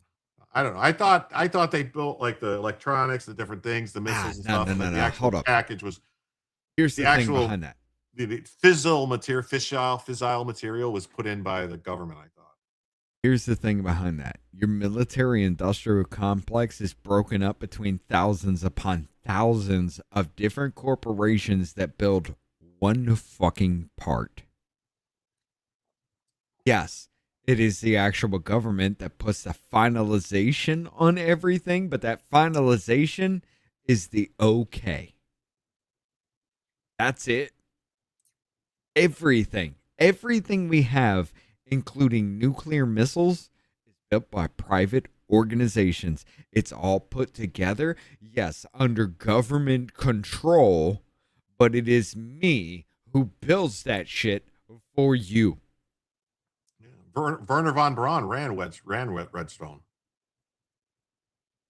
Look, von Braun is not who y'all actually point him out to be. Take a trip to Huntsville, Alabama. You want to see it? The most famous quote is for him is, "I wanted to build rockets. Unfortunately, they just hit the wrong planet." Yeah. Von Braun is not who he is pointed out to be. Take a trip here and you will actually see it. That motherfucker helped America bigger than, I'm going to say, the Industrial Revolution. Well, how the best way to put it without offending people? He was a man of his time in his place, where he was the best rocket scientist in the world in the 1940s, 30s, and 40s. And he just happened to be German. And in Germany, there was a ton of really great scientists in Germany. You know what I mean? But he built rockets. That's what he did. He didn't launch them at anybody. It wasn't his responsibility. He was just building rockets. Now, what they decided to use the rockets for, the technology was what they used. So the V1 to V2, different things, advanced. But I mean, we would not, if it wasn't for him, we wouldn't have the space program we have. We would not have no, none of it. No. And I'm telling you right now, Huntsville, Alabama, take a trip to it. Visit the Space and Rocket Center. Visit everything. The Von Braun Civic Center that we have here. Everything is built off this man. We would not have America without him. Because that nuclear fucking bomb we dropped twice on fucking Japan wouldn't have been a thing without his expertise. Sorry, America. You wouldn't have won without a Nazi designing your engines. And that's the truth. That was the reason behind Operation Paperclip. Yeah. So she urged voters to vote yes on a constitutional amendment that would automatically restore voting rights for convicted felons upon completing their sentences, which actually I don't really have a problem with this. I think if you complete your sentences, get your rights to vote back. I think that you get all the rights. I think when you get out, I personally think when you get out of jail, you get all your rights back. Everything. Oh, 100%. There shouldn't be any of this. Okay. How about if you get off probation? Well, yeah, whatever. You have to. When you get out of jail, it's not proven you have to that you're complete your actually sentence. If you have 3 years of supervised release or something afterwards, or parole or whatever, probation, whatever it is, and you have to pay back your fines or whatever it is, restitution. You have to, once everything's complete and done, it should be automatic. All rights restored, no matter what. Yes. Yeah. The only thing that should bar you from that is sedition, treason, the biggest fucking problems we ever have. That should be the only thing that bars you from at least the first 10 amendments of the United States, our Bill of Rights. So not only is Sperm Gurgler trying to get as many convicted felon voters as possible, but her state is now pausing the removal of non-citizen voters from voting rolls 90 days before an election in accordance with a court settlement between Virginia and a campaign legal center. Yeah, don't take the illegals off. So according to Judicial Watch, Virginia canceled 6,531 declared non-citizen voter registrations, but Virginia entered into a settlement with a leftist group to pause the program to remove the declared non-citizens from voting rolls for the 90-day period before federal elections. This whole thing, like especially with New Jersey too, like them saying we're not going to give you the names of the people who broke federal law. I would arrest them. They're aiding and abetting. They're accessories after the fact. They're right. They're violating their misprison of a felony. I mean, all these things are just basically stopping it. So, well, let me ask you a question with this though, as far as that is concerned.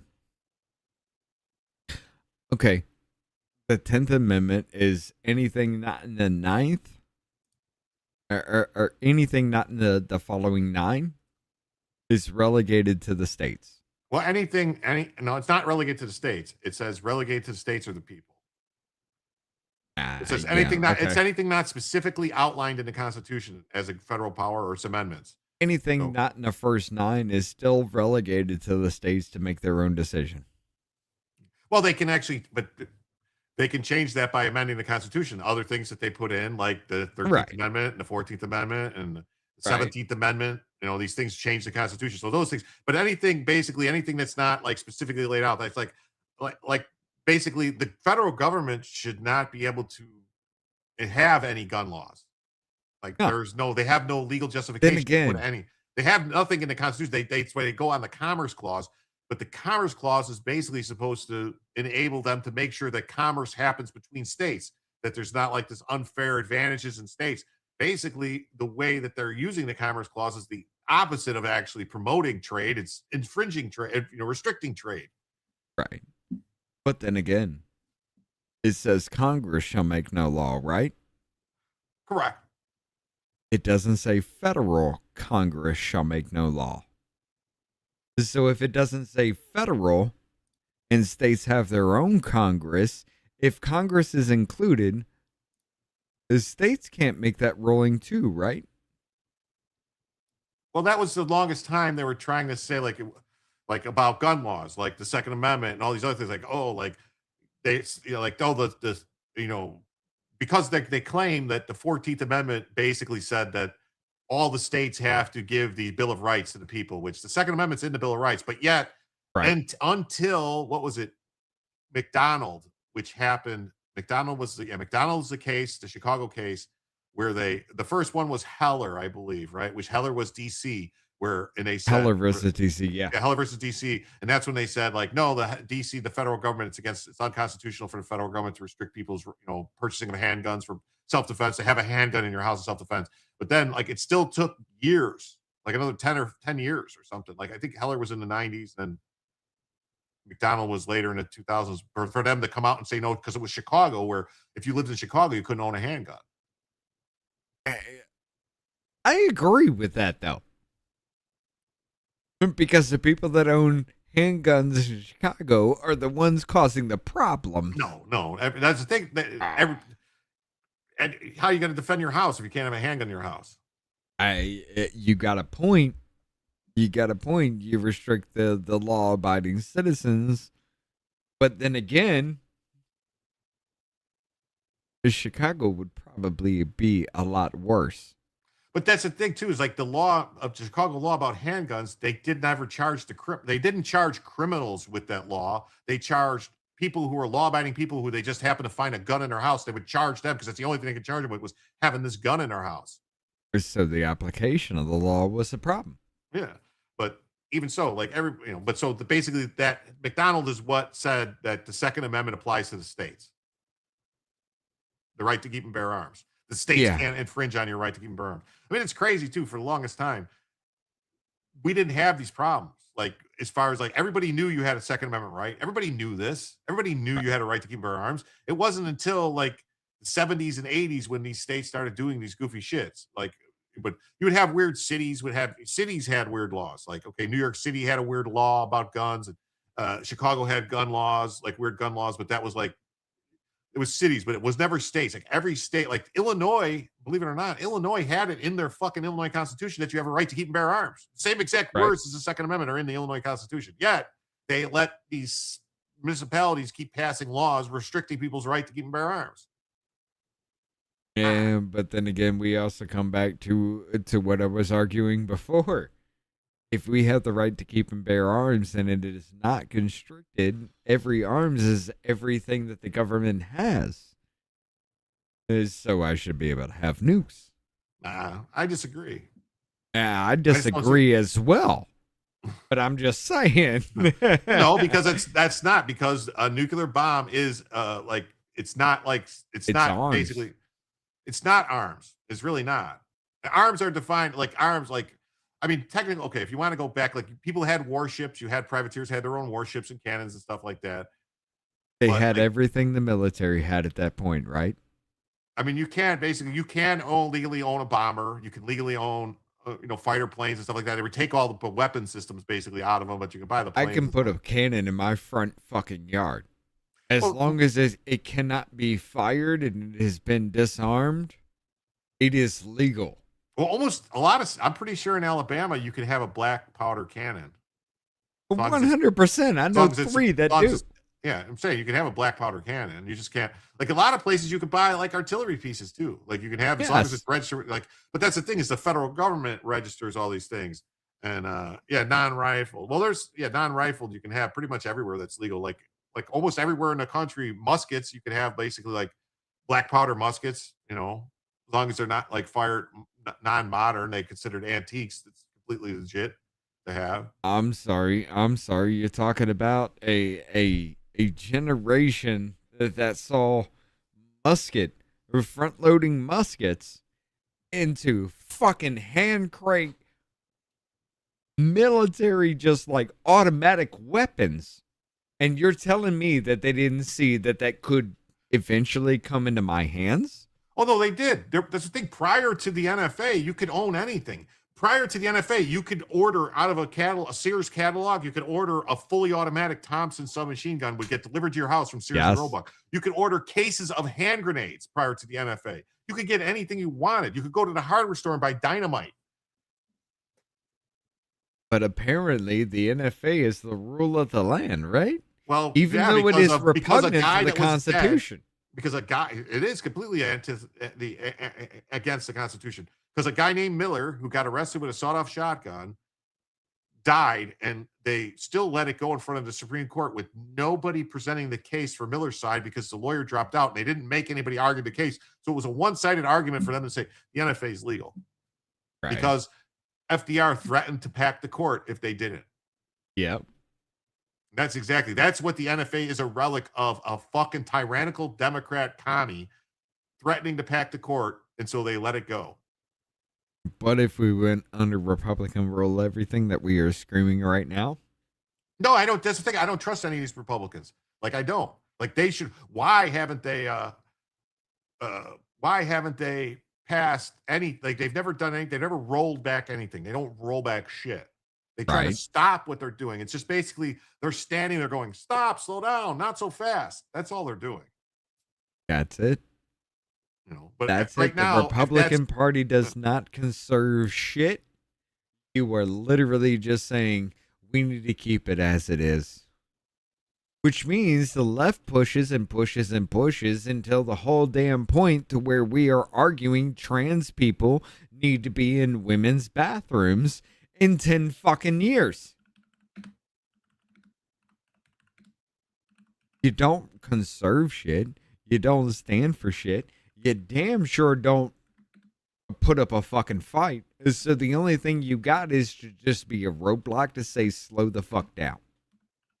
And that's my biggest problem with the Republican Party. Y'all don't have any goddamn balls. And that's the problem with me with the Republican Party altogether. You don't have the balls enough to say enough is enough. And if 2020 and all the riots and everything did not prove that to you, then you're just living in a fantasy fucking land. They were kicking your teeth in. They were making sure that you didn't have a job. They were canceling you for every and anything that you said. And you just said, well, it shouldn't happen, but I'm going to go ahead and take it on the chin. I don't know, man. The whole thing is fucked, man. It really is. I mean, 100%. But then again. But, I mean, it's not. You got those you, people, you have to take. I mean, that's the thing. People go, "Oh, the lesser of two evils." Well, you kind of gotta, because if you don't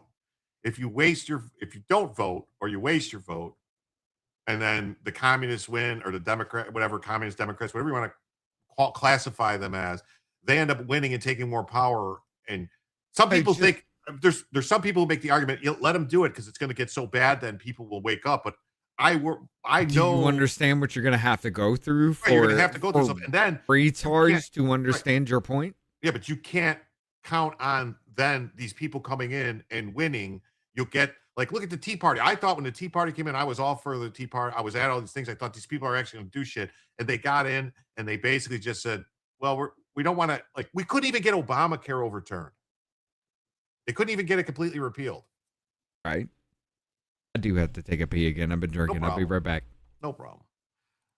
King of Cats says that's by design. The Democrats are supposed to do crooked shit, and the Republicans are supposed to fail to stop them. They are the same party. And sometimes I think that's pretty true. Hey, Silver Star, thank you so much for the 2 silver stars. Thank you for your 2 cents. So O'Keefe Media Group drops part 2 of the New York City. Jim, it's your show to sabotage. Oh, man. I'm sorry you feel that way. O'Keefe Media Group drops part 2 of the New York City fraud. Bodega is caught selling alcohol using SNAP and EBT benefits. So O'Keefe Media dropped a 2-part of the latest sting dubbed Fraud is the New Dope.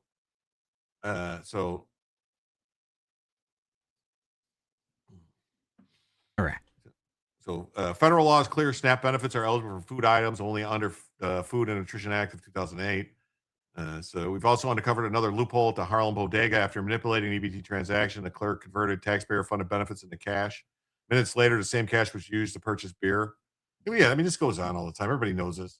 I just saw a video the other day of a black woman at a Publix supposedly calling some woman to complain because you sold me a card that got no money on it. It's like, lady, and then she started yelling at the guy, you record this, you put this, I'll get you, I'll sue you. All this stuff is like, man, what are you crazy? You can record people. So let's see. Here we go. I'm going to stay silent on that one. 34th and 44th Street in Queens, New York, outside this bodega, and a man just using his EBT card swiped for beer. EBT cash, no? No cash.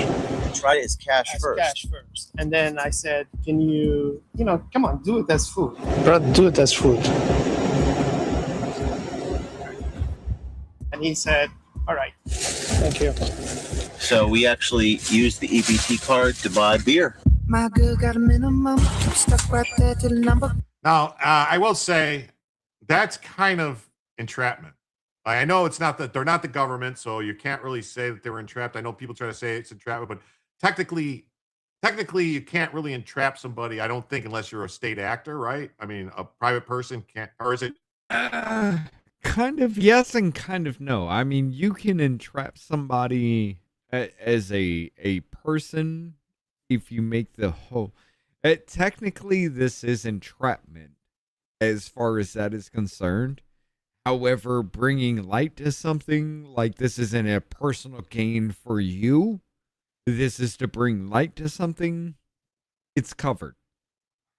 No, what I'm saying, like, okay, no, like for the guy who did it, like these people that are committing, like, I don't know if they could be charged or not. Can they be charged for doing this? Because the guy said, come on, just do it as. I mean, they 100% can be charged, but James O'Keefe can't.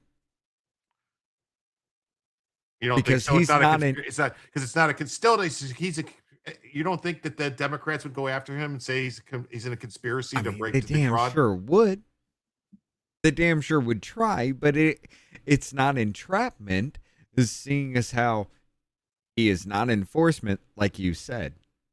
He is not enforcement. He is just going in there as a citizen, making a purchase on a citizen. The only thing you could really get this person for swiping EBT for is maybe fraud, at the very least. Well, I think at a minimum, the stores that are doing this can lose their ability to take should lose their ability to take it. They should just say you can't take EBT anymore.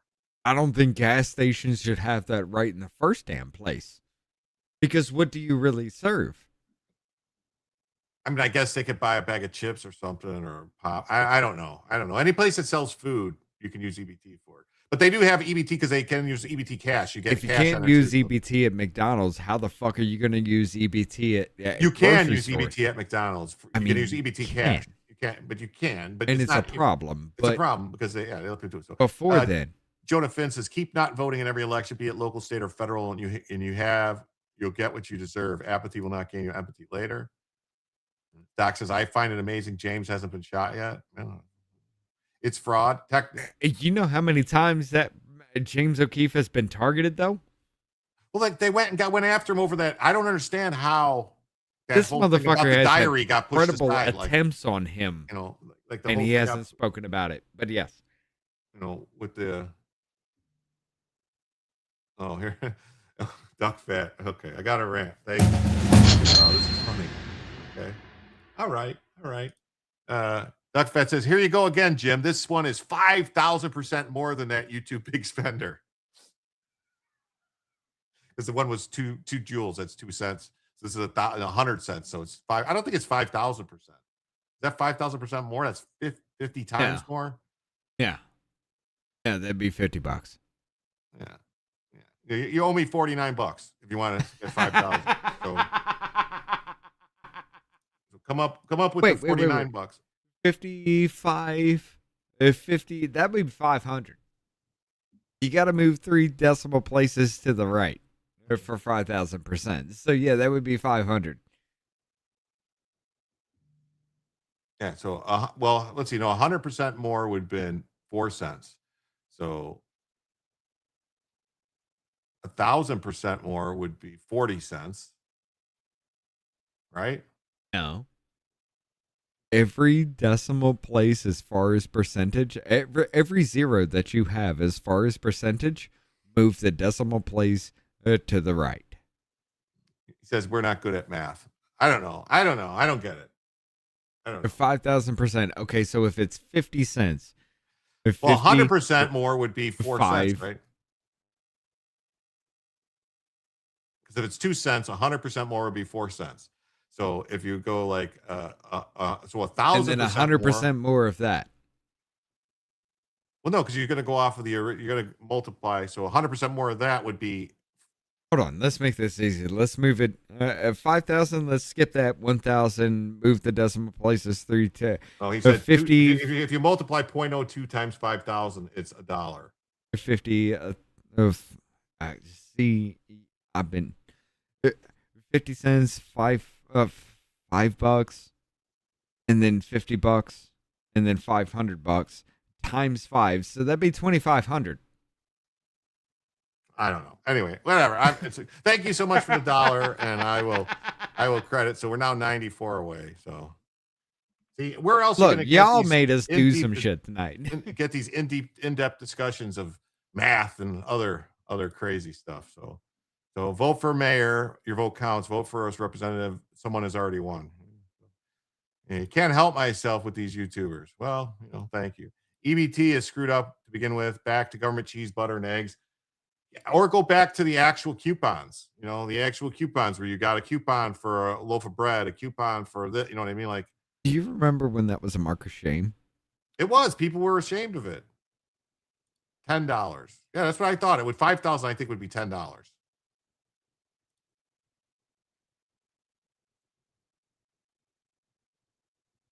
I'd have to do. I'm drunk as hell. I'd have to do that. I know. But yeah. No. It's math. Yeah.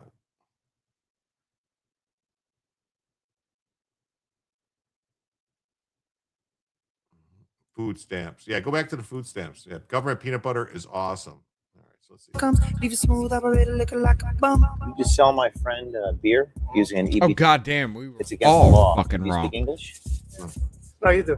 Is he pretending not to speak No, English? he does. He understands. See if he can get a picture of the license. Yeah, be careful. Be careful. He's ballsy, man. Way the hell off. Why are you filming us? Why don't you film him? Do I feel good about myself? That's what you do on a fucking Monday night? I'm an investigative reporter. They always film me. My girl's got a city to run. Got the key to the kingdom where the money's from. Never seen the color yellow, never seen the sun. Thank you. Okay, that's for the chips. Everything or no? What if we go in with this cash and go buy some illicit shit? We use the EBT card, we got some cash, and then we use the cash to buy some beer.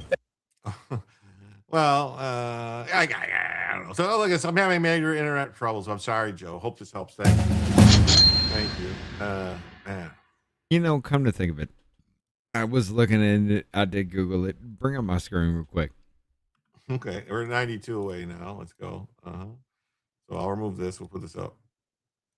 Yeah, I fucked up math horribly.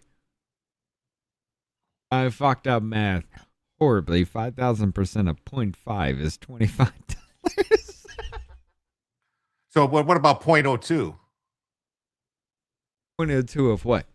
It was 2 cents. It was 0.02. Oh, it was 2 cents? Yeah. Oh, so I've got all that wrong. $10. So 02 is $1. So he was right. I was wrong. Yeah, he was right. I was thinking it was 50 cents. My bad. But I was still wrong altogether in every bit of the word. Okay, you're right. Former accountant. You're right. We're wrong. I mean, we proved you right. Hey, what's up? They make Miller beer with corn. That's why I can't stand to taste it, I guess. I like my hops and barley. Well, if they make it with corn, is that way you can use food stamps to buy it? If they make it with corn? Kofi says, I was right. Yeah, there you go. I don't know. I'm fucked up in math. I don't know who's right. Thank you. Thanks for helping my friend get the cash for the EBT card. Thank you. My girl's got a little stick. Keep you cool up in the kitchen while you feed the cake. Keep you waiting in the window while the tank ticks. There is money in fraud, but there's no money in exposing the fraud. My girl got a city to run. This is James O'Keefe in Queens, New York, in the neighborhood of Jackson Heights. And right behind me is a bodega, and inside they are selling alcohol using SNAP benefits. Hola, ¿cómo está, señora? ¿Usted tiene cerveza? Sí. ¿Qué corona? Es para usar la tarjeta de EBT. EBT, la tarjeta de EBT. EBT, tú sabes, del gobierno. Okay. Para food stamps. Okay. Keep in mind that while this card doesn't work, our main objective was to show the bodega clerk's willingness to classify and sell alcohol as an eligible food despite federal law. ¿Qué pasó? Oh, porque la cerveza no pasa con la tarjeta de gobierno. Oh, pero lo puedes correr como comida. Pero no, lo puse como comida, pero no pasa. Ok, lo puse porque quizás no tiene balance, es que no tiene balance. The bodega clerk confirms that she is attempting to run the purchase of alcohol as a food transaction. The journalist even confirms this a second time. La tarjeta del gobierno no pasa bebida alcohólica. Pero si tú pusiste comida, ellos no saben que es cerveza. Ajá, pero como quiera la tiro de clean. Como parece que él no tiene fondo. Okay. Es que no tiene fondo. Sí, porque tú pusiste que era como comida, ¿verdad?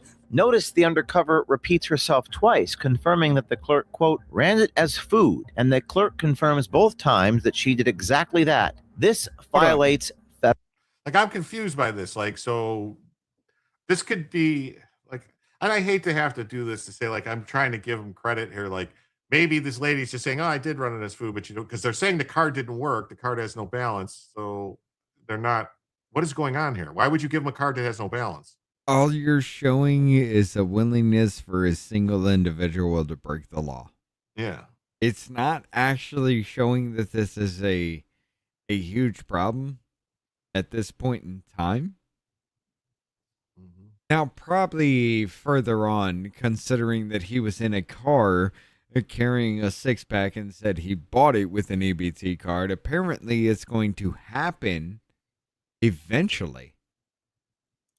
But all you're showing is she's just breaking company policy. The fraud that I'm like this stuff. Honestly, I don't really care about this, and people can be mad at me, but I don't care about somebody going in and using it to buy beer or something. They're still using the money to buy something. Like, yeah, it's a joke, whatever. I want the people that are taking the cards and they swipe the cards and they basically charge a whole bunch of food and they give people cash back. Like, they take the cards. A lot of these bodega owners, they take the cards and they'll go to like a Costco or something and they'll buy a bunch of stuff that they can buy with the cards legally, and then they pay the people cash back so they can resell it here to make a profit. You're right. And so they give them like, 50 cents on a dollar or 60 cents on a dollar or something like that, or maybe less. That's the people where I'm like, that's got to go away. That's got to stop. You're right. It is. But however, this is more prevalent than what you're talking about, though. Yeah. Dude, stuff gets misclassed all the time. Even paper food stamps were fenced for pennies on a dollar. No, I know that. I'm just saying, like, I know that. I know people that used to I've had people offer to sell me their EBT cards, and I say, no, I won't do that. Just maybe I'm an idiot. I've done it. But I won't do it. You know what I mean? I'm like, I'm not going to do that. I'm not going to, like, seriously, like people that are drug addicts and stuff, they'll be like, hey, I know this person, they get $800 in food stamps, for $400. They'll let you just go buy $800 worth of steaks and throw them in your freezer. I'm like, no, I won't. I'm not going to do that. I mean, it's my tax dollars that are paying for it anyway. I didn't do that. But when I was down bad, I did buy 50 cents on the dollar. I did buy other people's food stamps to make sure that my $30 that I had in groceries, it kept me for the week. And that was when I was homeless. Well, I understand like people that are doing it, desperation, but if the people that are doing it actually need the food to survive because they can't, they're not doing it just to make a profit. You know what I'm saying? Like, that's the thing. Like, if I was starving, if my grandkids were starving, if I had to get food and I didn't have money and I could go, well, if I could basically make my money go twice as far to buy them food, I would. I'm not in a position where I need to do something like that. So I wouldn't do something like that. I guess maybe that's it. Maybe I'm making an argument of the Democrats now that it's all poverty driven and that's why the crime is the way it is. But this right here is not what we're talking about as anything. But the only thing you're showing is a dumbass motherfucker who's literally willing to break the law just to get along. They're buying kratom at bodegas in New York City with EBT cards. That's not good. I don't. Kratom is actually. Whoa. Hold on, I got something on that. We'll bring it up here in a second, but let me find it. Kratom is actually going to be rescheduled. That's the synthetic kratom, right? Not the natural kratom. Yeah, it's synthetic. Yeah, you're right.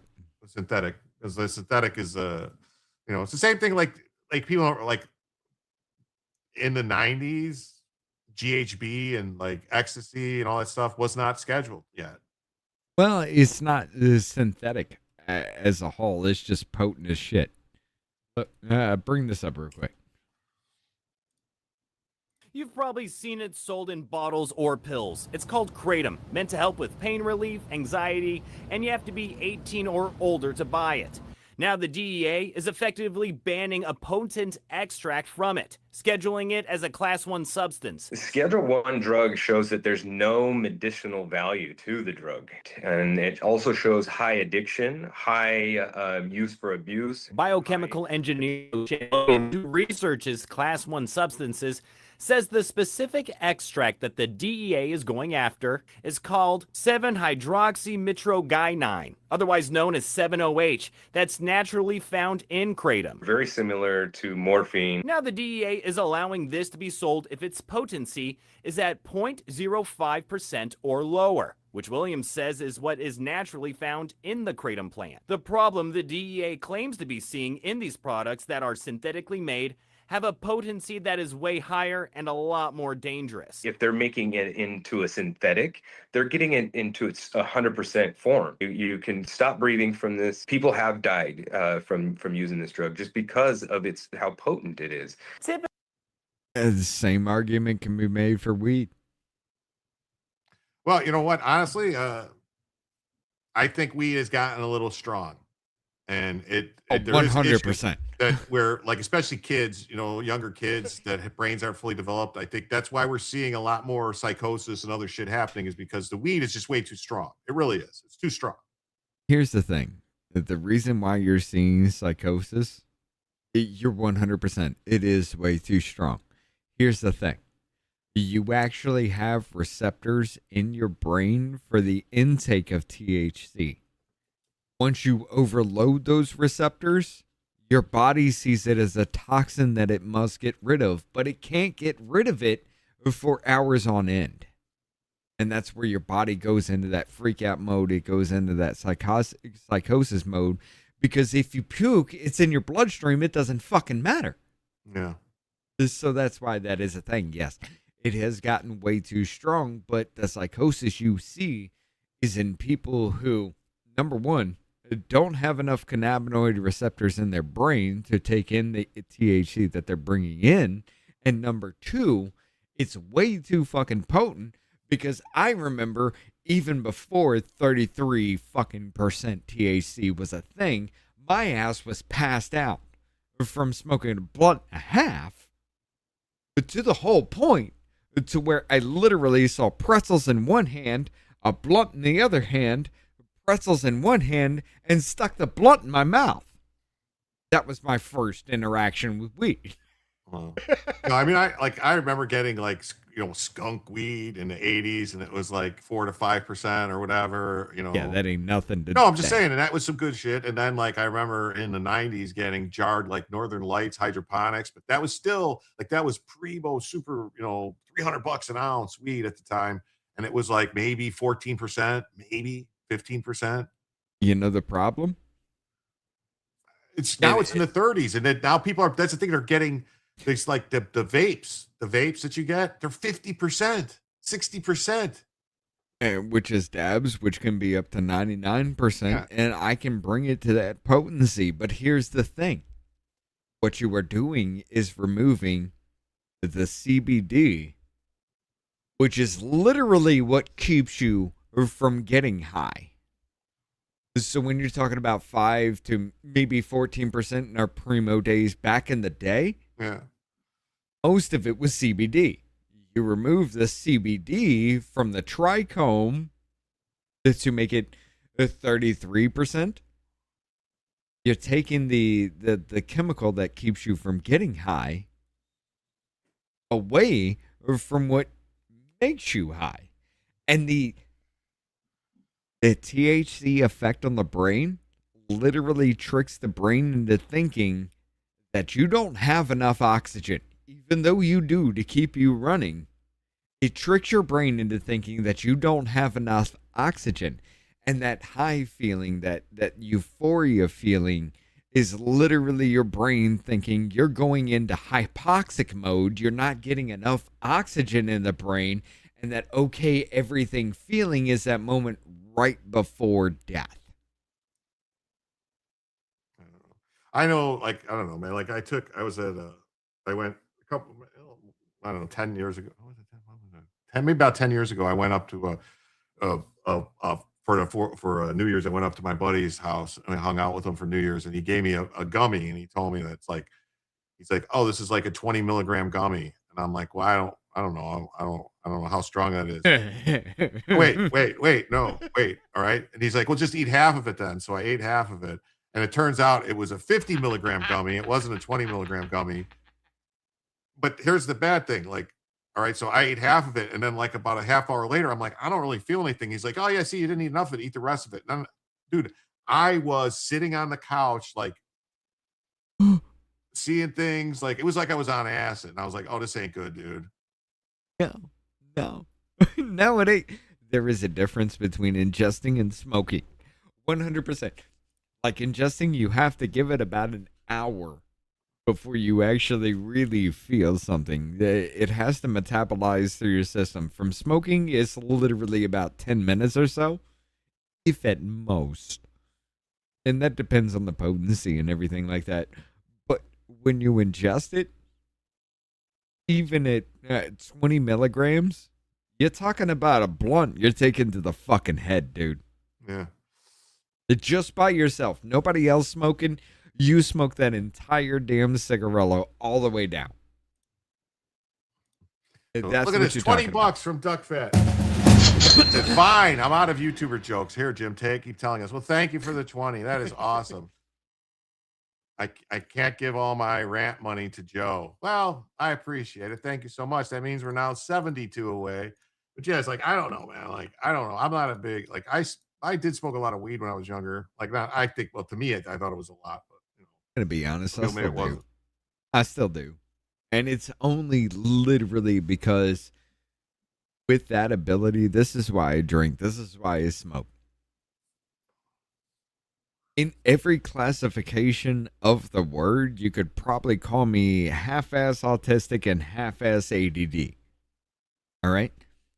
When I smoke, when I drink, all the noise in the background, all that processes that goes away. While I'm talking to you guys right now, I'm thinking of 4 other things, and that's because I'm inebriated. If I wasn't, I would probably be thinking about 90 other things while I'm having this conversation and half-ass present in this conversation. It allows the noise in the background of my head to shut the fuck up for a while. Is it not beneficial to me? Sure. I don't know. For somebody else who doesn't have that qualification, who doesn't have this need for something like that, yeah, then you get your lethargic, you get your couch potato, you get that bullshit. But then again, is that not beneficial than there's some motherfucker out there running the fucking streets?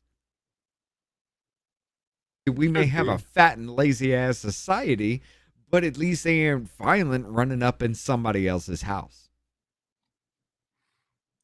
Well, isn't the news, like I'm saying, like this new super strong, like people always used to say, like I remember growing up, the people always say that weed wasn't addicting. You know, it's not addicting. You don't go through withdrawals, you don't think. But now I hear people do, like the new stuff, the super strong stuff. They do basically have withdrawals from it. At that point, yes, because it is becoming a chemical instead of everything. But between that, it was a mental dependence. The only thing that you actually had was, God, I wish I could smoke weed and maybe put your hand through a fucking wall. Now it's, if I don't smoke weed, I'm going to commit murder because we've made it too damn potent. We have removed the chemical that stops you from getting high to a point to where your brain thinks you're hypoxic as shit. Everything is okay, so your inhibitions go to the wind. And it is a problem for those who don't know, who aren't experienced with it. So when you're coming up with a new generation of people who just try at 30%, there is a problem because they don't know how to manage. So when I'm smoking a joint with somebody and I introduce them to that, I may have built up a tolerance. I may understand that. But that person who has never come across this in any way smokes this entire joint with me, and now they're freaking out because their body literally thinks it's a poison from day one. Or from first inhale. They think it's a poison because the body's never come across it. And then all of a sudden, you're flooding the body with that poison to where the brain thinks you're literally going into hypoxic mode. You're not getting enough oxygen. It's time to freak the fuck out. What we experience smoking weed, Jim, is nothing to today. I can literally pack a bowl and smoke on it 4 or 5 times. But as a child, not knowing, not understanding, not going through the process, not having those moments where it's just too much, and then you immediately flood your body with something that it thinks is a poison, what do you think is going to happen? Not sure. Exactly what we're seeing. So I don't know. We'll see what's more of this stuff here. If there's anything else, what's going on? Is my internet fuck now? Not gonna play? Is it gonna commercial me?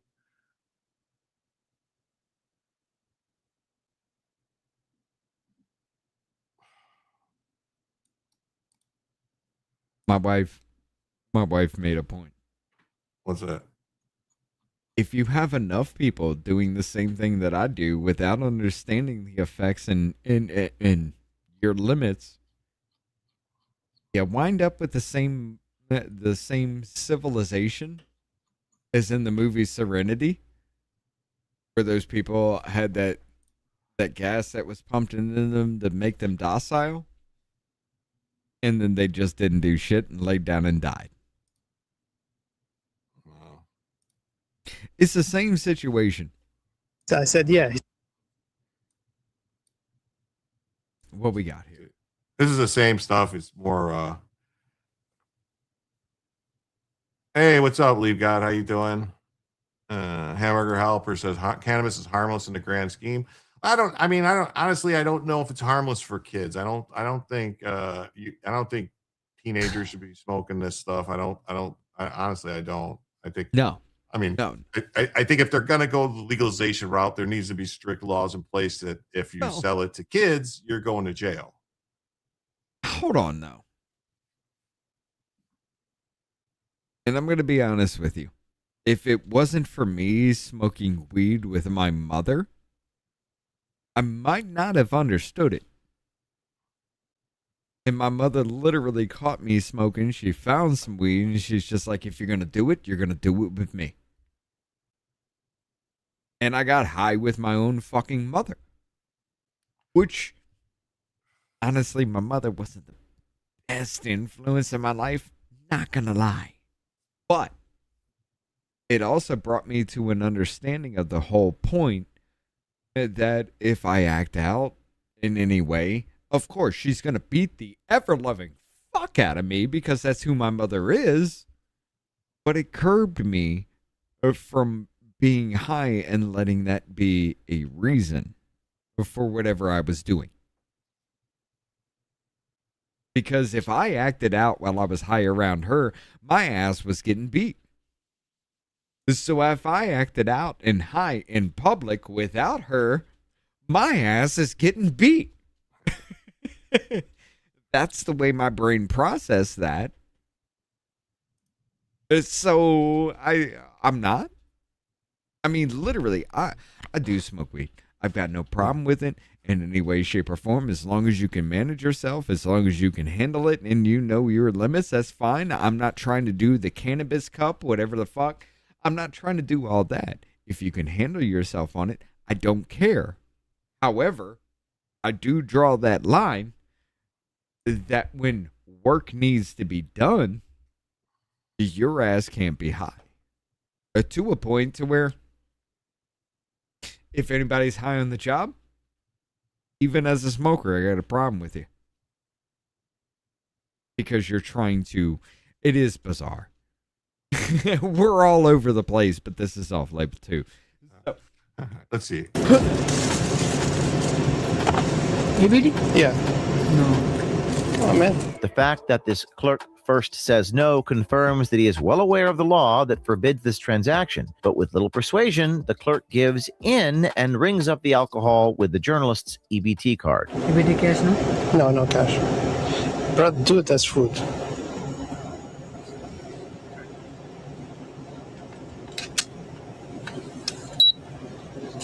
Thank you. If our undercover journalists can easily convince multiple clerks at bodegas to classify their booze purchases as EBT food, imagine how frequently actual EBT card holders get away with this every day. I'm sure it's happening a lot. I think O'Keefe is doing good work out here doing it. So I'm sorry, I do love O'Keefe. To me, this just doesn't prove anything other than an American just wants to Fuck the law. Yeah. So, but here, this is that. Remember, we were talking about that Chinese Francesca Hong, the Democrat nominee for Wisconsin governor. So she's backed by the socialists and everything. And she says that Americans shouldn't celebrate Thanksgiving. All right. She says that cancel Thanksgiving. It should have been done in 1621. Because we gave smallpox blankets to the Indians? Yeah, that didn't happen. That never happened. That's all bullshit. But they're basically trying, that whole argument's like, oh, so you mean to tell me we knew about biological warfare back then? No, they didn't know about it. It's crazy. Before we knew about germ theory, we were doing biological warfare. Okay. We didn't even know where smallpox came from, but apparently we were giving smallpox blankets purposely to the Indians. All right. So it says, if it takes a worldwide pandemic for us to realize we should stop celebrating colonialism and the original super spreader event that killed indigenous folks and women, so be it. Like, why the fuck did you spell folk that way? Because they're that's because that's how they call them. You know that with the X, you know, that tinks and all that stuff. I believe, if I'm not mistaken, it's been scientifically proven that the outbreak of syphilis, right? Is it syphilis came from the Americas, right? And basically like destroyed the fucking Europe. The Tuskegee experiment? No, I'm saying way earlier. Like when the first explorers came back, there was this whole thing. They called it the Venetian disease or something like that because it started. Well, that's why they wore wigs to hide that shit. But yeah. In Venice, apparently really we've bad. always been rolled by syphilitic motherfuckers. Yeah. So referring to the spread of smallpox that killed many indigenous Americans. The post, which was made in 2020, sheds more lights on Hong's progressive thinking. So, folks, as Stephen Miller says, notes the term used to signal inclusivity with the LGBTQ plus people. So Hong is all but certain to be the Democrat nominee, and she also wants to cancel Thanksgiving. She shares policy positions with other noted progressives. Like, these people are communists. Stop calling them progressives. They're communists. French pox, English pox. Yeah, it was like something they call like the Venice pox or something. Like they had these weird names for because they didn't know it was from. But they've done like stuff. Like I saw it was like a year or so ago. They did like scientifically. They were able to prove that the disease came, like it all started. They blamed somebody else for it, but it all started because of the people coming back from the New World. Like somebody slept with some, had screwed somebody and caught the disease, and then it spread like wildfire through because there was zero. Like there was natural, like there was people suffering from it in the Americas, basically South America, stuff like that. But it was like they had developed. It was more like they had developed. It had to have been, was it syphilis or gonorrhea? It was one of the things. Whatever it was, it caused like massive boils on their faces and everything. And that's syphilis, yeah. Yeah. So, yeah, syphilis is the reason why we have those, the English hairstyles, with the wigs, the white wigs and everything. It was to hide the syphilis-ridden sores on their head. The stances seem to have paid off as Hong's gained momentum. So yeah, this is the commie Chinese broad that wants to be governor of Wisconsin. This is crazy. This is why birthright citizenship should not be a thing. And then she also is being mocked because a resurfaced post where she said, "I ate 2 bites of my kid's cheeseburger at Culver's in Black River Falls, and I told them they ran out of ice cream. Mostly just because I wanted to leave because I was on the verge of an anxiety attack. Too many old white people who didn't think we spoke English." Oh my God, English? Bold choice for Democrats ruining somebody who gets a panic attack at Culver's at the sight of old white people.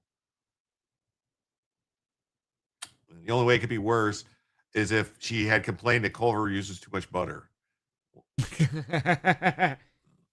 And one of the Democrats running for governor of Wisconsin who doesn't know that Culver's only serves fresh frozen custard. She thinks they serve ice cream.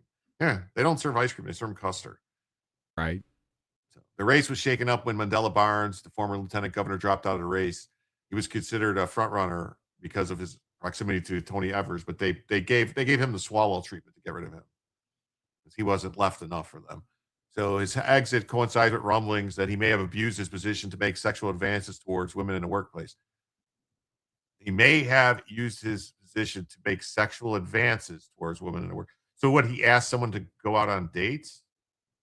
I mean, I don't know. I'm not defending the guy. I don't know what he did, but I'm just saying the way that sounds like he just asked, he made sexual advances like, hey, you want to go out and have drinks? Oh my God, he made sexual. I don't know. I mean, It wouldn't probably was surprise. worse than that.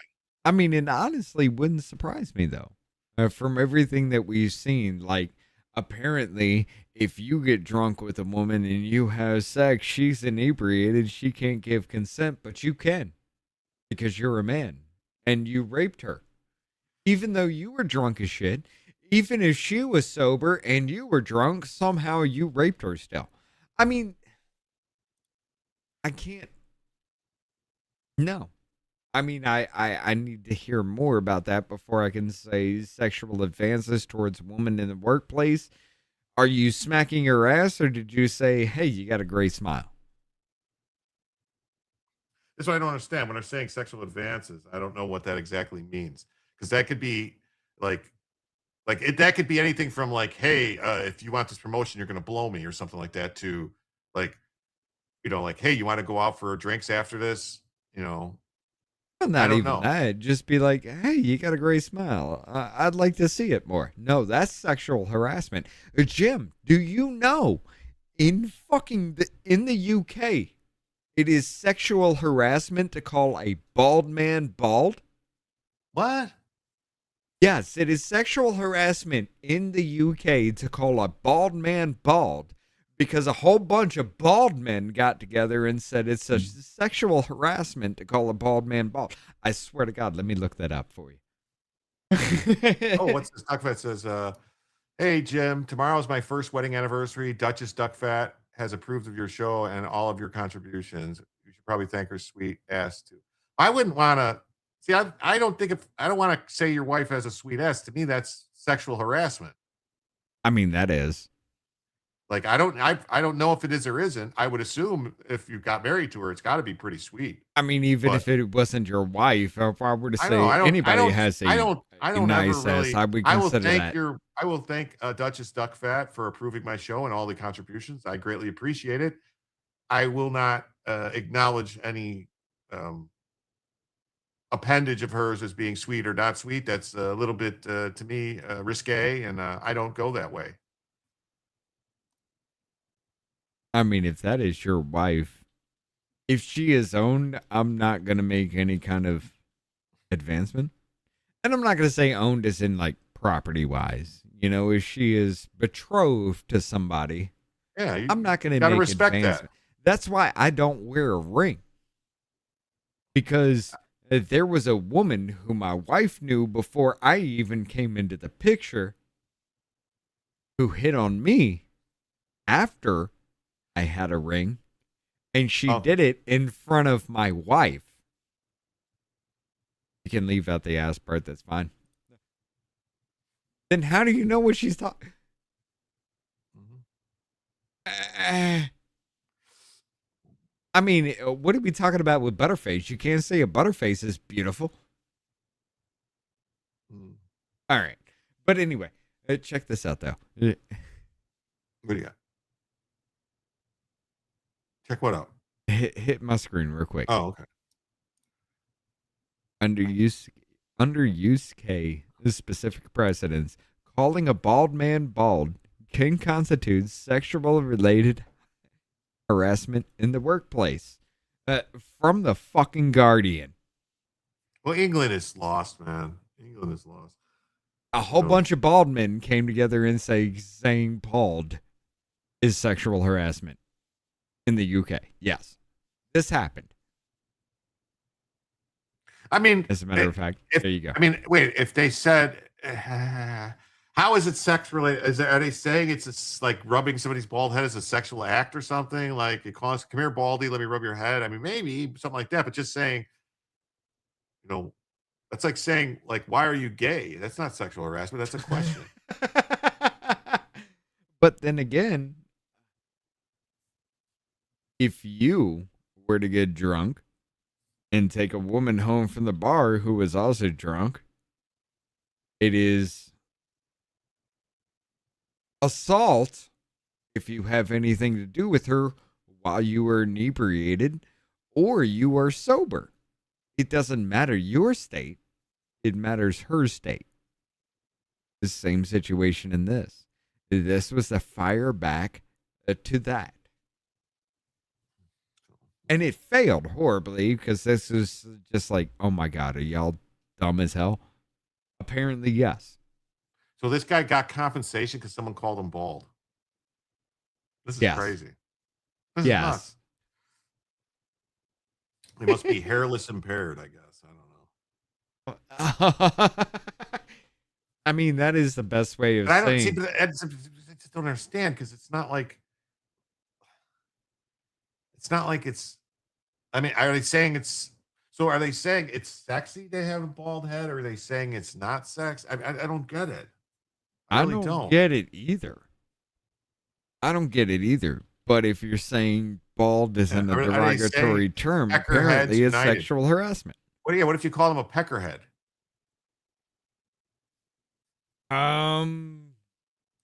Well, then you'd definitely be arrested in the United Kingdom because that's offensive. I mean, it's more offensive to call somebody peckerhead than it is bald, right? Maybe. Well, generally, because when you call somebody a peckerhead, it's like an insult, like that they're stupid. Not that it has nothing to do with like. It really doesn't have anything to do with their head looking like a penis. It's just you call them a peckerhead. You go to jail for saying peckerhead than you would say bald. But it is still an offense. It is a sex-related harassment in the UK to call a man bald. This is where we at as a society of human beings. It's not here in America, get you, 100%. But this is a thing. This is where we've gone as human beings. Wow. This is crazy. Let's see here. So Hong has received backing from Omar, Rokana, and raised $709,000. Yeah, she just don't look right, man. Like I'm scared. So by comparison, Crowley has secured 250,000 joys in support of a number of local organization figures. Governor Azars has endorsed Crowley, citing his experience. The primary will take place August 11th. Like, so they're I don't know. They think there's going to be something there. So. Right. Well, hey, Jim. What's up? Sorry, brother. I've been here for 4 hours. All right. I am incredibly wasted. I got to go. All right. Take care. All right. Y'all have it easy. Y'all take it easy. Here on the off-label side, we're going to end. And I'm going to raid into Jim's channel. Keep it going with Jim. Make this motherfucker work. All right. Thank you. And here we go. All right. I'm clear. All right. Cool. Yeah. Bella's here. All right. I'll talk to you. Have a nice weekend. You done? You good? I'm trying. All right. I'll pull you out. There you go. All right, everybody. We're going to get in some news now. How's it going? We got this story here. It looks good. I know we didn't get into illegal alien crime tonight at all, but maybe another time. So I'm good. I'm good with this. Who else should be added to the list? The Justice Department moves to revoke U.S. citizenship from 10 naturalized criminals, including child molesters, scammers, and drug dealers. The Trump administration continues the largest denaturalization effort ever. These 10 criminal illegal aliens, including a child sex abuser and a $900,000 Medicare fraudster. Well, thanks for the raid. Thank you. What's up, Brian Sox? How you doing? Great to see you. Party on, Wayne. Party on, Garth. A cocaine trafficker lied their way into U.S. citizenship. This is cool. Oh, no, not news. So the Trump administration is aggressively pursuing denaturalization to restore integrity to America's naturalization process. This is great news, right? This is great news, I think. Bella was the only good part of tonight. Wow, man, you hurt. My feelings are hurt now. My feelings be hurt now.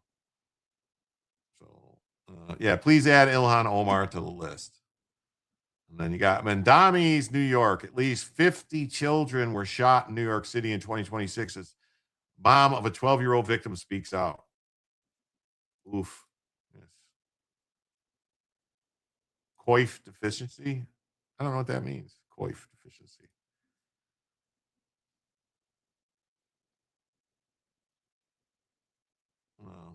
This is crazy. So thus far in 2026, there's been 50 children shot in New York after Kami Mandami took office, with one of the latest victims being a 12-year-old boy named Jacob Freitas. Hey, Mismo, what's up? Great to see you. Thanks for being here. Now, during the first half of 2026, 49 of the shooting victims in the Big Apple were under the age of 18. Similarly, there have been 49 shooters who've also been under the age of 18. Oh, hair, quaff. Okay, I get it now, quaff. The number of figures from January to June, about a month before the stray bullet in the Bronx struck the 12-year-old boy. Camping is so much fun. I love camping. The son of a retired NYPD sergeant was buying a ball at a bodega when the shootout took place. After getting shot, he ran into the bodega where he collapsed and was later declared dead. Well, the July 25th shooting is the latest example of gun violence has impacted teens in the city. Freitas' mother, Migdalia Martinez, spoke out this week after the tragic loss of her son. She told the Post that problems is with the courts and that they're holding the hand of criminals. There's no more doing time for misdemeanors. There's no bail. People are just walking free with possibilities. The system works more for the criminal than they're going to work for the victim. He doesn't have a life anymore. He's never going to get to reach 13. He'll never graduate high school. And the guy who killed him, they will never have a girlfriend. The guy that killed him did. He will never have kids, and the guy that killed him did. Well, she had her son only got to live some of his life. This is tragedy. Quaff sounds like quaff, big fluffy hairstyle. Intervention Fridays. It's a good time, yeah. Good time. I don't know. It did kind of go off the rails a little bit tonight. For that, I apologize. So 2 days before the shooting, the 15-year-old got shot. A 17-year-old girl was shot in a McDonald's parking lot. And the number of shootings, however, have dropped in the same time frame last year. I wonder why. Although the number of shootings involving all ages hit a low mark, the number of perpetrators who are under 18 has gone up. 22% of all shootings in the first 6 months of the year were carried out by minors. Wow. So, see if... Following the death of 12-year-old Jacob Freitas, he was hit by a stray bullet on his way to a bodega. A man has been charged, but as a memorial grows outside the store, neighbors are coming together, calling for more to be done to keep children and families safe. News 4's Rana Novini covering this. She's live in Mount Eden. Rana? And David, there's a memorial here outside of the store and also another one around the corner where that boy lived. This has truly devastated the community, and even with an arrest in the case, there's little comfort. The mother of 12-year-old Jacob Freitas, too distraught to speak, comforted by family and friends outside her Mount Eden home, where neighbors have created a memorial to her son, candles, and memories of what Jacob loved. This is heartbreaking. It's a star in this community. Around the corner where he was shot and killed, another memorial grows, with people stopping by all day to pay their respects. I just wanted to see his last resting place, and I don't know.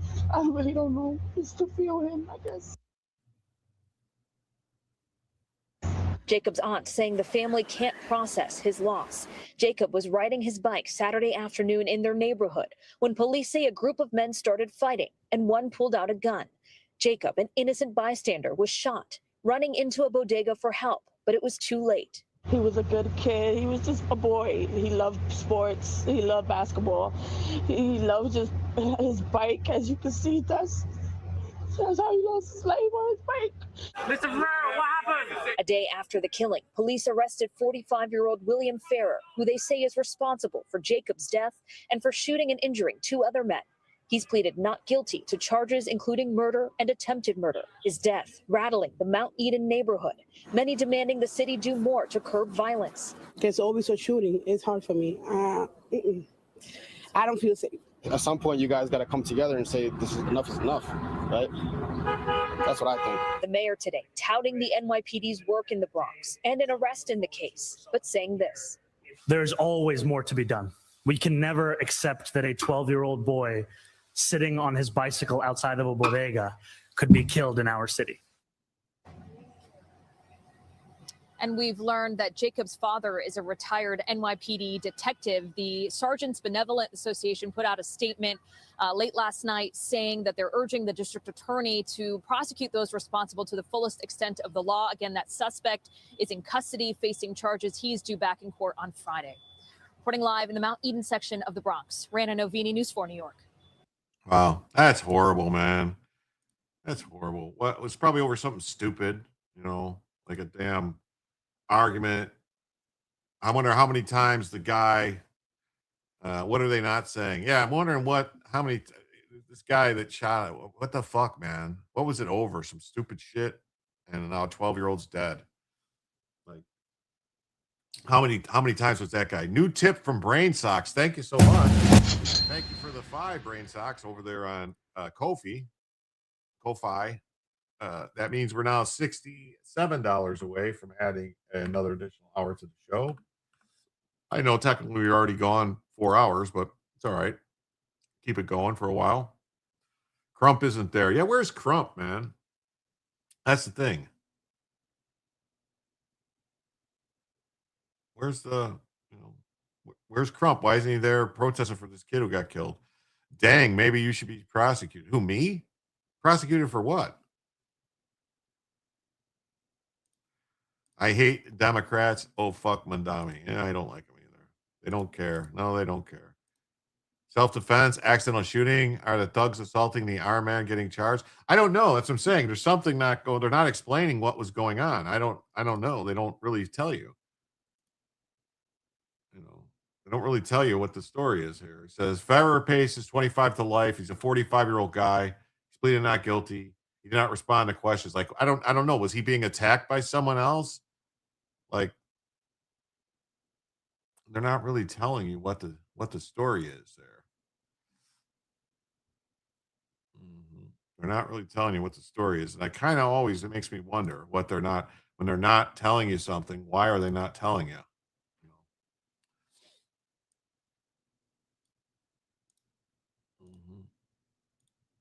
Police search for a gunman after a Walmart employee is shot during a dispute in Pennsylvania.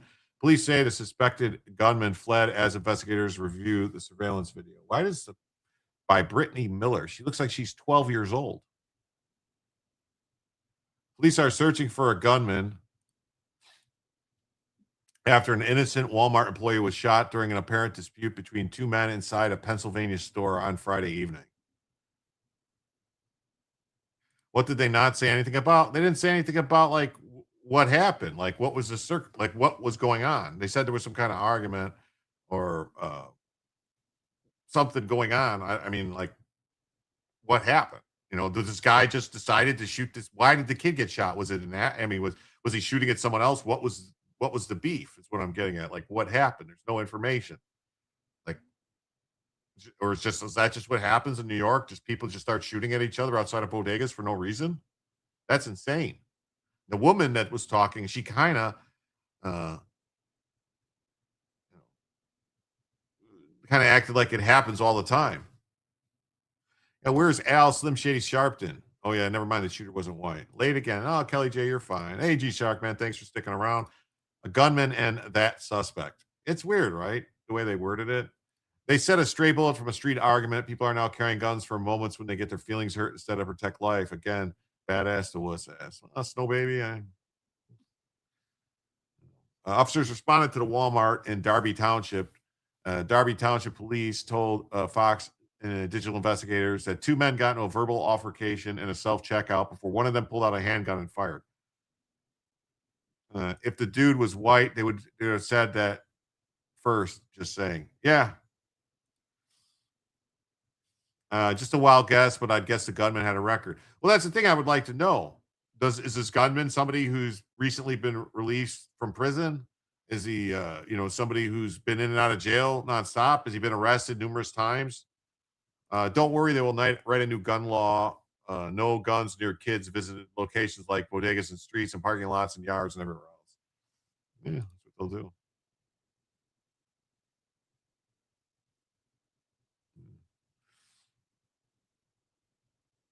2 men got into a verbal altercation. It looked like, from what we're gathering, two males get into a verbal altercation. One of the males brandishes a firearm, fires around indiscriminately, and hits one of the female Walmart employees in the leg, not the subject he was arguing with. The fuck, man. The employee was transported to a hospital. The suspect fled before officers arrived. Police are reviewing surveillance video. There's no threat to the public. Well, wait a minute. If the guy who pulled out the gun and shot the woman is out in the public, there is kind of a threat to the public. Like, how do they say that? How do they say that there's no threat to the public?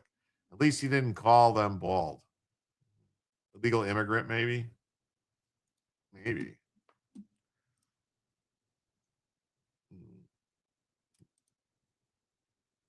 A Maryland synagogue challenges county ban on firearms in houses of worship.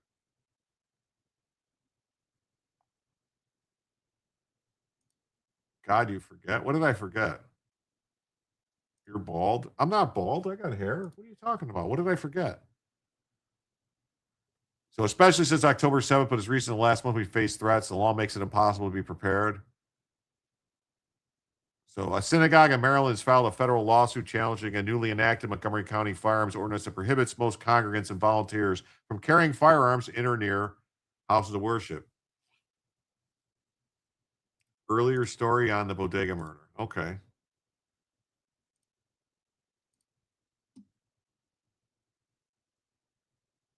Gang infested New York.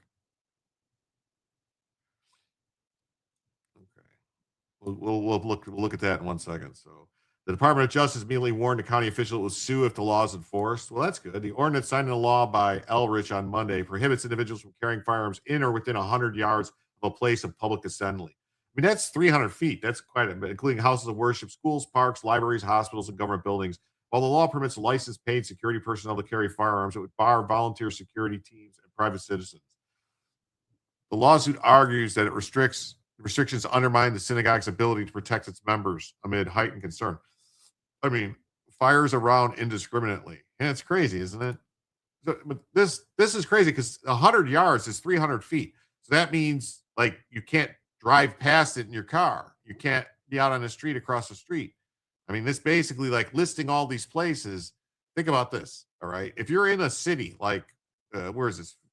Maryland, in a city, and they're saying 100 yards of any public assembly, houses of worship, schools, parks, libraries, hospitals, and government buildings, that pretty much would mean, like, entire swaths of the city you can't have a gun.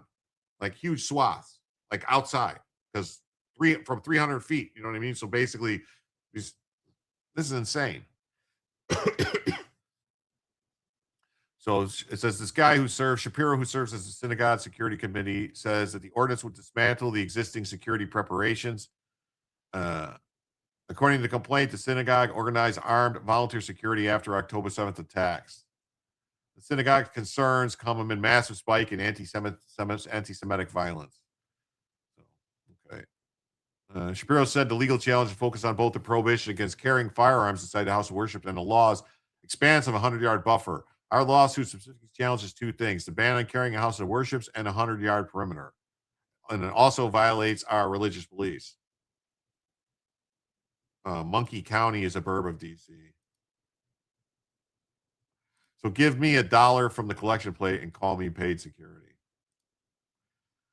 He argued Jewish law requires Jews to provide for their own security, and that means carrying firearms when necessary. I wish it wasn't necessary, but we must. Well, if that's what it says, then I guess they could have a... Wow, that's a good religion if they have to carry guns. Except for there's one problem. In Israel, they disarmed all the Jews, made them keep them somewhere else.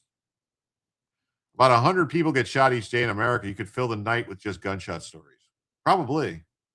So the 100-yard restriction would make it impossible for some residents to legally travel while carrying a firearm. As a personal example, in order for me to get to my house, to the synagogue, I usually drive. I pass within 100 yards of 2 public schools, 1 private school, 2 parks, and 3 other houses of worship. Members of the Jewish community pleaded with them that that's presented a fundamental threat to our safety. It fell on deaf ears. And they don't care. It's all about control. The synagogue is represented by the New Civil Liberty Alliance. which is seeking a temporary restraining order. So the organization's president and chief legal officer argued that the ordinance infringes on both constitutional and religious rights. Good. I like to hear this from people fighting back to protect the Second Amendment. I really do. Such interference in the eternal management of a place of worship violates the First Amendment too. Kind of does. Kind of does. They're restricting what you can do in a church. It's great to live in a constitution carrying state. If that happened here, that suspect would have left in a box. So a police psychologist who teaches firearm safety courses within a Jewish community, there's no reason whatsoever to restrict the ability to carry a firearm, especially in houses of worship, other than to control the population.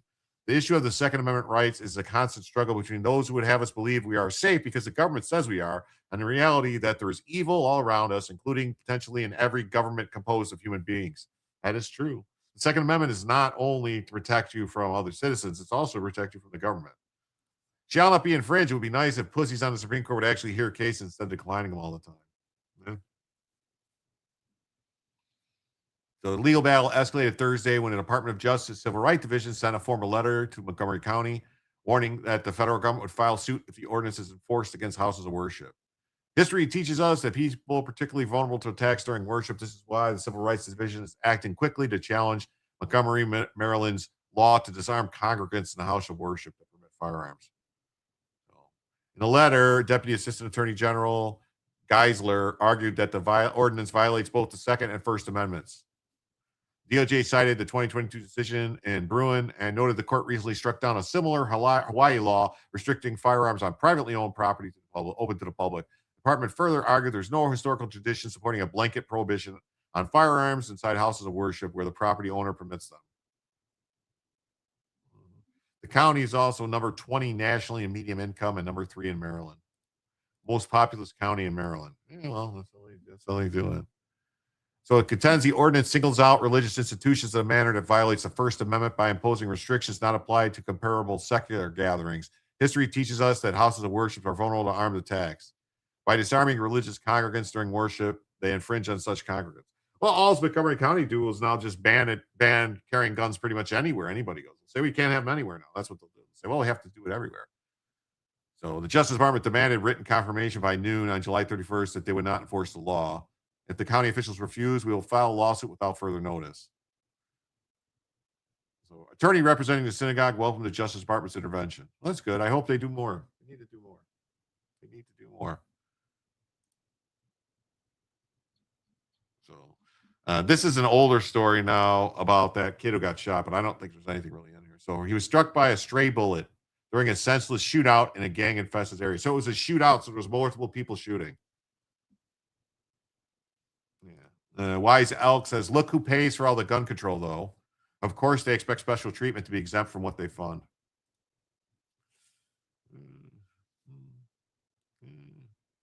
I don't disagree.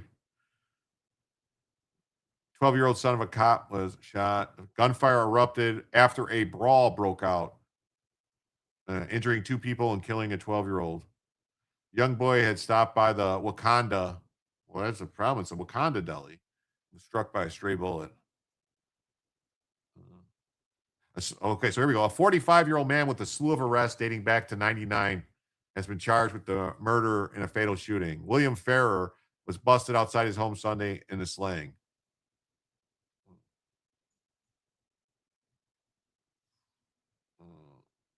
He's been charged with murder. It's believed to be gang-related. Wow. He has a rap sheet dating back to 99. Well, so he's so he's been charged with first-degree murder, attempted murder, second-degree manslaughter, murder, attempted murder, second degree, assault with a first degree, assault with a second degree, criminal possession of a weapon in the second degree. No arrest can ever ease the pain or unmanageable loss.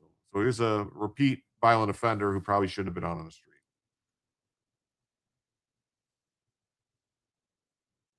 All right, have a nice night.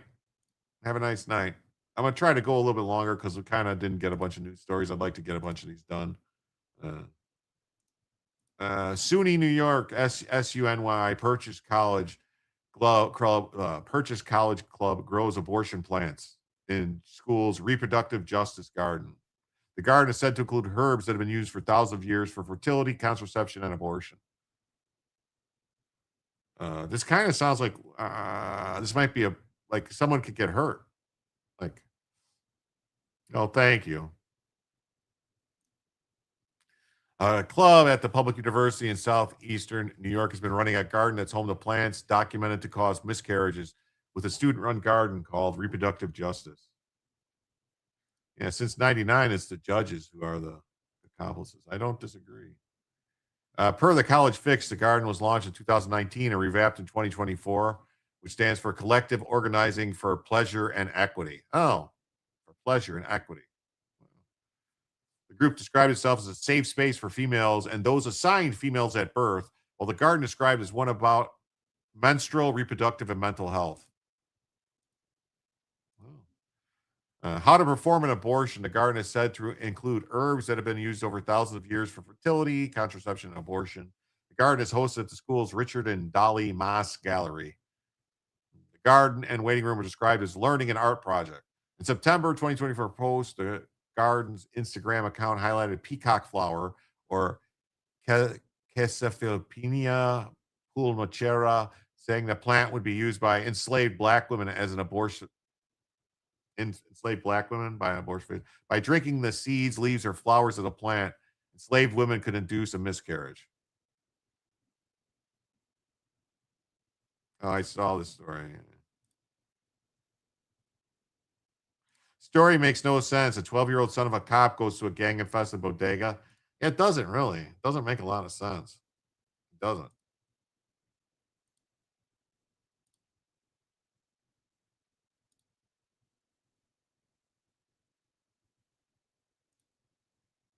Doesn't make a lot of sense to me.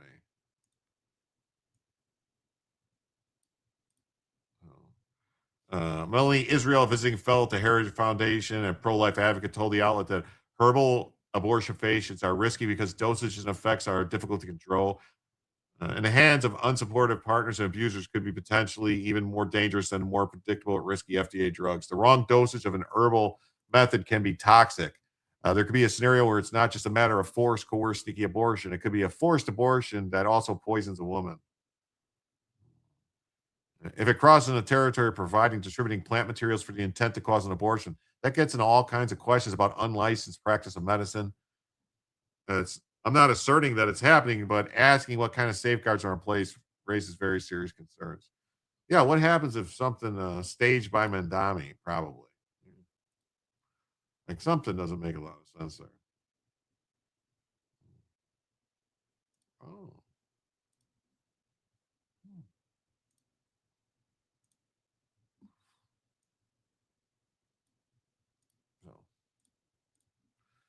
Christian parents sue Oregon for ruling them guilty of child abuse for not transing their daughter after therapist claims mental injury. Nicole Calloway said their years-long incident had destroyed our lives. Christian parents are suing Oregon after a state agency ruled that they'd caused their daughter mental injury by refusing to affirm her trans identity, with the parents saying that their constitutional rights have been violated. The ordeal began when the family sought counseling for their two daughters. So Nicole Calloway said the year-long incident destroyed our lives. She said that both of her daughters, the eldest of which have already moved out at the beginning of the case, now claim a transgender identity, are now estranged. Well, that's odd that two daughters, it's supposed to be. Anyway, I was so distraught. I felt like I was gutted. Both my daughters were gone. I took myself to the hospital and admitted myself for a week because I couldn't handle it. The suit states that the Callaways' two daughters became increasingly withdrawn and secluded, with the parents placing both their children in counseling. The daughter at the center of the case was 15 at the time, had longstanding issues with mental health, including self-harm, suicidal ideation, and diagnosis of Tourette's, chronic PTSD, anxiety, and mood and depressive disorders. The suit states that in addition to these difficulties, the child was also going through COVID disruptions, conflict with the daughter's biological father, loss of friendships. The Ohio Department of Human Services first received a referral concerning the family in February 2023, which was closed at screening. A second referral alleging that the parents lectured KA and called her names was closed and unfounded. The child's biological father also filed a motion for immediate danger twice. So this was a father that was trying to get the state to take his kid away because he probably didn't want to pay child support anymore or something like that. The law states that Callaways are conservative Christians united in their faith under their sincere held religious beliefs. The body is not to be disfigured under their biological medical reality. A person cannot change from one sex to another. A boy is a boy, a girl is a girl. The parents also believe that transitioning minors is harmful and has never proven safe or effective. Yeah, the government is overstepping its bounds. The story's about the trans kid. Yeah. Consistent with these shared convictions, Nicole engaged her daughter with facts and evidence. She showed her daughter recordings of public school board meetings, material from the cast review, and account of a person who had detransitioned. KA left school in May 23 of 2024 with a friend and friend's father without notifying her parents, telling school staff she didn't feel safe at home because the night before her mother had shown her videos about the transgender issue. KA later returned and thanked her mother in the following days for helping her acknowledge reality. The suit alleged that in July 24 call with the counselor, KA herself pressed Foster to explain why she would not help KA live in reality and told Forster she had woken up to the truth about what she called transgender cult and no longer wanted Forster's services. Forster grew defensive, responded that the parents should not be involved in the daughter's therapy, and refused to answer Nicole's question. Immediately after the session, Forster called the caseworker at the Oregon Department of Human Services to report the termination, with Woods telling Forster that ODS had already found grounds for the mom and dad's mental abuse of the clients in not affirming the transgender identity. Woods recommended that Forster call Child Protective Services, which she did the following day, making a number of statements that the lawsuit categorized as false. Forster's falsehood supplied ODS with a fabricated appearance of urgency, a vulnerable child abruptly stripped of her mental health support. In August 2024, they completed its CPS assessment. It issued a founded disposition of mental injury against Nicole Calloway. The lawsuit states a founded child abuse disposition was recorded by the agency and brands each of them a child abuser. It carries concrete, lasting consequences for each, including its effects on employment, licensure, volunteer activity. In December, they opened and completed a new CPS investment on the entirely different and far graver theory. A notice of Child Protective Services founded stated that he was found responsible for a threat of harm to KA, saying that the information gathered supports that you have a history of grooming and sexually abusing a minor. Despite his previous behavior and no attempts to mitigate it, you gained access to Caitlin and placed Caitlin at risk. What? This second finding is false and unsupported. It has no history of grooming or abusing a minor. No such conduct ever occurred. It's uncorroborated by any charge, conviction, or adjudication or competent evidence. Issued only after plaintiff had left Oregon and begun to seek vindication of their rights. The finding escalated the stigma imposed on David from a mental injury arising out of the family's refusal to affirm to a fabricated brand of child sexual predator, a designation of the gravest kind, carrying severe and lasting consequences for his employment. Oh my God, this is fucking crazy.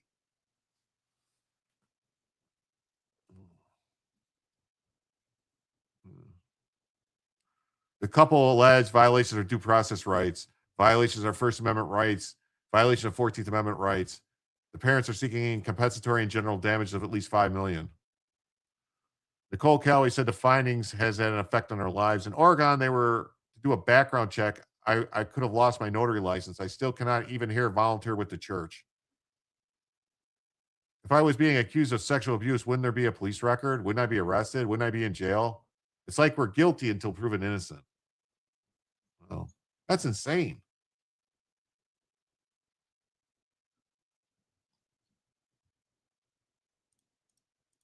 It sounds like crazy woke leftists trying to twist everything to go after people who don't founded. CPS policy guidelines need to be adjusted. That's crazy. How can somebody found it if he was never even charged with a crime? So, previously deported Mexican national sentenced to 20 years for sexual exploitation of a Utah minor. A Mexican national residing in Utah who illegally entered the U.S. has been sentenced to 20 years in prison for the sexual exploitation of two minors, as well as illegal entry in the U.S. after being deported. You don't say. Eric Santana Garcia was sentenced by U.S. District Judge Greg Case to 20 years in prison without parole, as well as a lifetime of supervised release, after he pled guilty to transporting a minor from Utah across state lines with the intent to engage in sexual exploitation of a minor. This should have been solved quick, fast, in a hurry with something like this. Yes, cat trading pedos is somehow wrong. It is. No, I don't think so.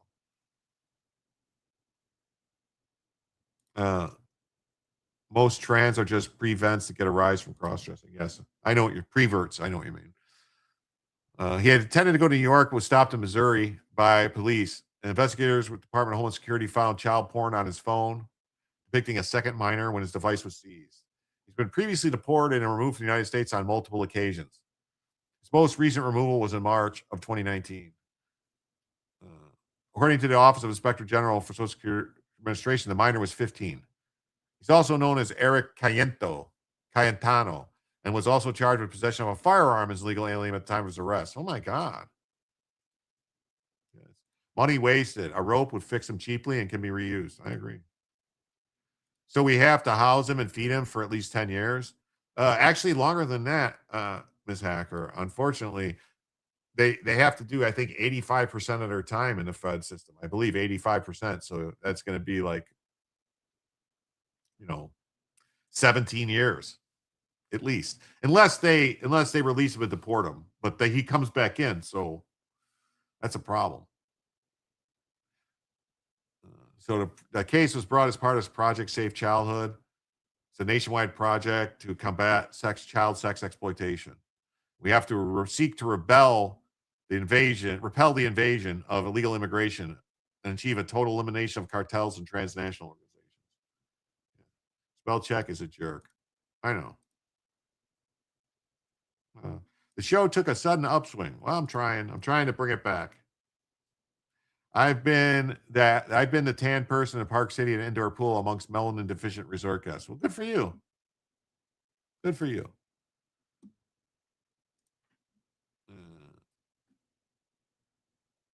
Ozempic is doing more than keep the weight off. It's ruining marriages.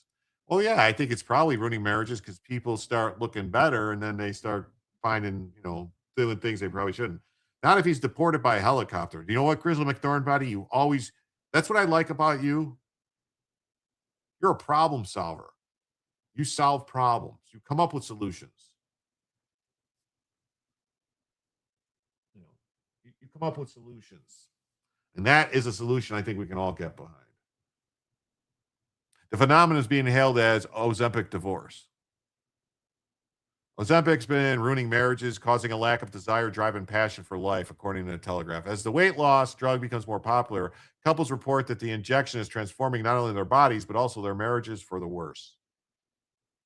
Ozempic has been attributed to low libidos, sudden personality shifts, and newfound confidence that prompts people to walk away from long-term partners. So wait a minute. Ozempic causes a rash of the 7-year itch. It's possible. Charles, what I'd like to know is, they're saying these things don't, low libidos and sudden personality shifts and newfound confidence that prompts people to walk away. Isn't that the opposite? Newfound confidence that prompts people to walk away is the opposite of low libido. Low libido, you wouldn't be going anywhere.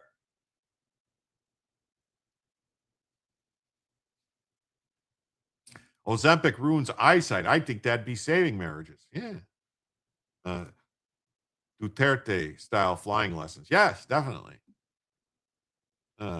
Would you rather have a chubby wife who's hot for you or a skinny wife with no desire, drive, or passion for life? Our spark is gone. The marriage ruined by Ozempic. As weight loss, jabs, flatten libido, then trigger sudden personality shifts, long-term relationship reach a breaking point. Patients who undergo bariatric rapid weight loss found that they were approximately twice as likely to divorce as the general population. So basically what they're saying is people lose weight and then they start going what am I doing with this person? I could do better. That's what it is. They lose weight and then they say I can do better, the man or the woman, either one. So similar dynamics are being reported with GLP-1 receptors, including, according to Swedish researchers. Very similar mechanisms could occur with Ozempic surgery with regards to changes in relationships. People who embark on weight loss journeys usually have a lot of other life changes as well. That means they're probably becoming more social, trying to live a healthier life. If the partner is not really on that train, if they don't follow the person along in this change, it might be something to cause tension. Several couples reported a variety of impacts. Fiona and her husband, Luke, lost his spark after he started taking Ozempic 6 months ago. She supported him at first, but then noticed a drastic personality shift. According to Fiona, Luke no longer shows interest in the things the couple once bonded over, like good food and bottles of wine. Bella just got a full belly roll. Even without losing weight, they lose sex drive. Yeah, well, here's the thing. For men, if you're overweight, if overweight men have like their testosterones plummet, so they're not going to have a good libido anyway, generally speaking. So also, like, she's complaining because he no longer wants to pig out with her and eat a bunch of food and drink boxed wine or something. It's like the spark has gone out of his eyes. I really miss my funny teddy bear of a husband, even if it was a bit overweight. So she wants the big fat guy to sit around and eat with her, and he's not eating as much. And so she's mad. I mean, isn't it healthier to be skinny though? If he's a big fat guy, isn't he going to die young? Isn't that selfish to want him to? No, duh. He doesn't want wine. He'll poop himself and throw up. Yeah.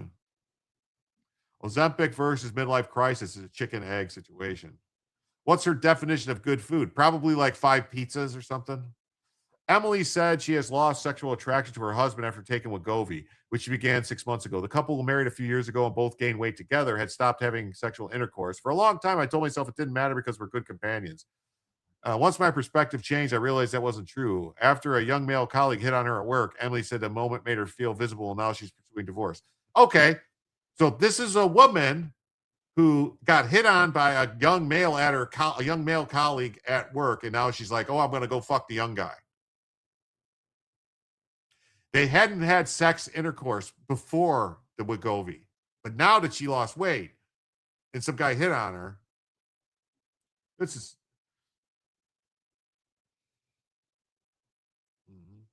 My ex-wife is an oversharer of her taking GLP-1s. HVAC man says, I could do better, and so could my wife. Neither of us want to lose half our shit. There you go. Experts have emphasized that not every relationship suffers. Some couples report improved intimacy and shared habits. Well, yeah, obviously, things can affect people differently. If only one person loses weight, you know.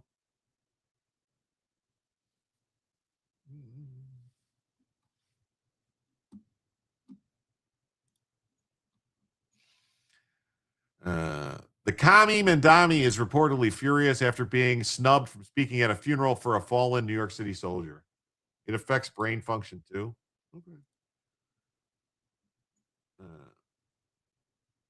Okay. Some vows are based on probabilities, I guess.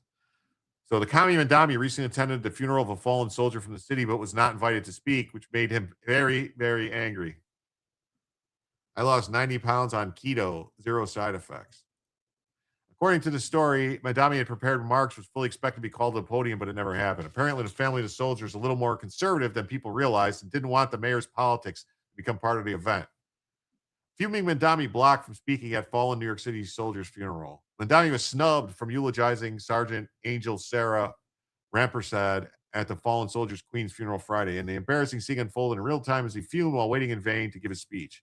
Mandami, who was relegated to the 4th row in the Ozone Park Church, appeared to be reviewing his planned remarks on the iPad while Governor Kathy Hochul and other dignitaries, including Queensboro President Donovan Richards, were called to speak. They kept calling names, and then he was never called. Bella floating upwards. Okay, I'll fix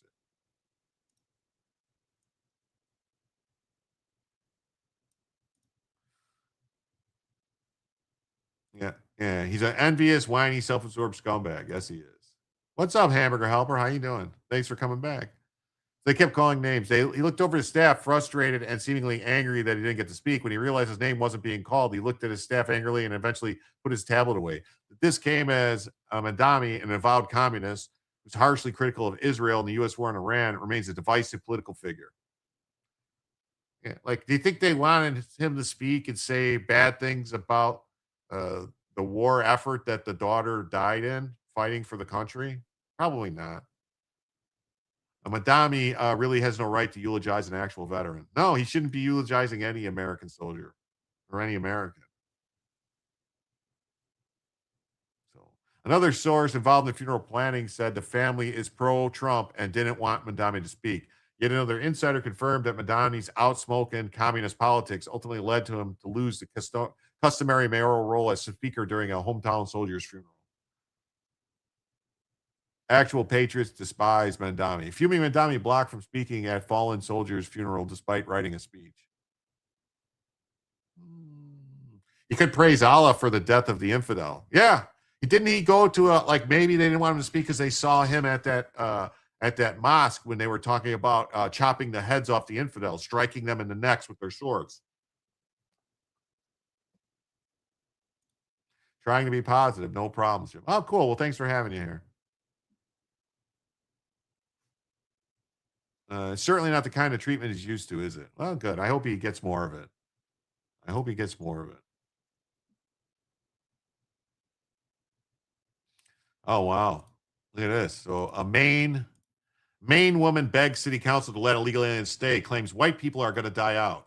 An unnamed woman who said she viewed local law enforcement with distrust insisted she was afraid to let law enforcement know she was friends with people of color. This crazy white woman. Look at her. They're going to destroy this country right here. This is the problem right there. That looks like Greta Van Stupid. So a woman urged Maine City Council town of over 25,000 to prevent ICE from arresting illegal aliens in the state. I work at one of Maine's biggest processing plants in accounting. I need you to understand that businesses in Maine do not have local people to do these jobs. We do not seasonal work. My company has paid hundreds of thousands of dollars over the years to get these people in Maine to do the work they are legally allowed to do. The woman said she viewed local law enforcement with distrust. I can no longer trust the community police officers if I'm going to say that I have a friend of color that might tip off ICE and end up at the door. You need to do the right thing. My family came here from Canada not too long ago. Oh, she's a Canadian. Send her back to fucking Canada then. If we continue this fear, if we continue this racism, we will die out. The population of white people are going to die out. No one's going to move here. I work at one of Maine's biggest processing plants in accounting. I would find out if she is a Canadian citizen and send her Greta Thunberg. Yeah. Look at that face. Like, she's from Canada. She recently came to Maine from Canada. Send her back to fucking Canada. Send her back to fucking Canada. You can tell she still has a Canadian accent. So, yeah, she's not an American citizen. Send her the fuck back. I need you to understand, businesses in Maine do not have local people to do these jobs. We do not seasonal work. My company has paid hundreds of thousands of dollars over the years in order to get these people in Maine to do the work they are legally allowed to do. I can no longer trust the community police officers, not knowing if I am to say that I have a friend of color that they might tip off ICE and end up outside their door. You need to do the right thing. This person is clearly, look at that face. This person is clearly crazy. This person has mental illness. This person should be put in a padded room and just spoon-fed, Jello. Yeah, the psychosis is in her voice. It is. Did she just admit that her company is using H-1Bs illegally? It sounds like it to me. I would find out what company that is. Yeah, and she works in accounting, so she's probably responsible. She's probably the one that's responsible for fudging the documents to keep the illegals working. She's probably committing many crimes. She's fraudulently submitting documents. Yeah. Very scary. It is. That's where we're at. Yeah. It's crazy, isn't it? Canada called. They don't want her back. Too bad. They have to take her. Send her back to Mars. Yeah, Greta's sister. It is, right? You can call yourself Americans. My family came from Canada, from Germany, not too long ago. If we continue this fear and if we continue this racism, we will not be the Maine. We will die out. The population of white people is going to die out. No one's going to move here. Yeah. She needs to go back to Canada. Her statement comes as the White House continues to ramp up ICE operations. Governor Mills and her fellow sanctuary politicians have made it abundantly clear they would rather stand with criminal and illegal aliens than protect law-abiding citizens. Operation Catch It a Day to target the worst of the worst criminal aliens in the state. On the first day of operation, we arrested illegal aliens charged and convicted of aggravated assault, false imprisonment, endangering the welfare of a child. President Trump and Secretary Noem are no longer allowing criminal illegal aliens to terrorize American cities. That's awesome. But I personally think that crazy lady should probably be she's a Peace Corps candidate, should be sent to Somaliland to help out there. Yeah, she could go there. Maybe she could die out there. How dare you, 2.0. You ain't kidding.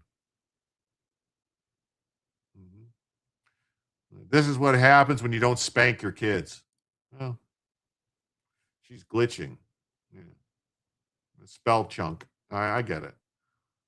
I still wonder if COVID was invented to make people crazy. It sure seems to work, didn't it? Sure seems to work. she isn't wrong about the coming demographic white winner, though. Well, yeah, because that's what they're trying to do. Christian parents sue Oregon after state ransom child abusers. Oh, we saw the story already. I already read this story. I already had it. Insane dash cam video shows loose tire demolishing car on Philadelphia highway. What do you know? What do you know? It makes people nuts. It's a cult. Wow, look at that. That's a truck tire. That'll get you. Dash cam video from a Tesla shows a horrifying moment. A tire bearing down a highway, slamming headfirst into a moving car. The tire was seen in one clip bouncing on the highway. The car's hood smashed in. The tire was launched straight in the air. It's also unknown if anyone was injured. On Rumble, stream 24/7 with your favorite live streams, viral videos, live podcasts. A Florida doctor has uncovered the root cause of brain decline, and it has nothing to do with age. A tire smashing into an SUV on a highway in Philadelphia, pulverizing the front end. Let's take another look there. It goes by, absolutely smashes the front there, and before getting over the median, before hitting the SUV. It's unclear if anyone was injured in that vehicle or where the tire came. Wow, that's crazy, man. It came off a truck. That came off a tractor trailer. This is more from ABC7. AR lovers, you need to see this. Wow, never. This gadget wow. right here, Wow. $500. Yeah, there you go. That's There you why I go. was hitting low. That's what I was This is hitting how I zero all my sites without having. Take a look at this. An Action News viewer sending us this piece of video. You see this from I-76 westbound. The dash cam video from his Tesla showing a rogue tire rolling down the median before eventually smashing right there into that car. It happened about 12:30 this afternoon, right near Girard Avenue in West Philadelphia. You can see that tire bounce up, hitting the overpass structure, and then slamming right into the car. The driver said that he heard the impact, but had no idea what happened until he reviewed the video. We have reached out to police to see if any injuries were reported. Wow. Yeah, frightening video. Yeah. Wow, that is frightening video. That is a good advertisement for their firewall bulkhead. It is. It's a really good advertisement. It's really good. So, bore kilometers are handy. I've had my windshield smashed from these goofs. I've had my car smashed. Like I was driving down the road and just something flew off a truck and went right through my windshield like a big piece of metal. NEMF semi probably shred it. Yeah. Pennsylvania has the worst drivers. Well, everybody, I apologize to anybody who was unhappy with the earlier portion of the show this evening. I didn't expect it to get that off the rails. I thought we would have stories to talk about and do some things. And so I have to apologize. It didn't really go the way you guys are used to. And for that, I'm sorry. There will be a show tomorrow, Saturday, at this evening. Well, today, Saturday evening. It will be a little later, probably 9 or 10 o'clock. And then I don't know. I'll see. Oh, thank you. I'm going to see. Is anybody live right now? Is anybody live right now that I can read? I enjoy all you guys. I like, I really appreciate your input about the show, trying to make the show better. I know everybody wants the show to get better. I want the show to get better. So we're going to keep working on it, and we'll see what happens. Who's live? Members only. Members only. Camelot is live. He's playing Halo though. Smoke and Scan is live. You guys know Smoke and Scan? I mean, he's a good show, like covering stuff. There's like some wildfires or something going on in California, it seems like. So I guess we could do Smoke and Scan, I guess.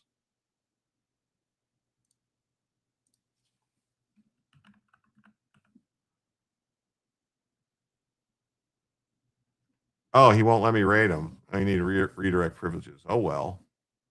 Oh, well. So who else is live then?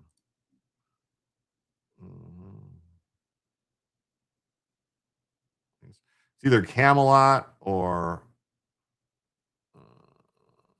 Portland Andy or Shane Davis. Camelot, Portland Andy, or Shane Davis. Camelot, Portland Andy, or Shane Davis. Anyone have any ideas where you want to go?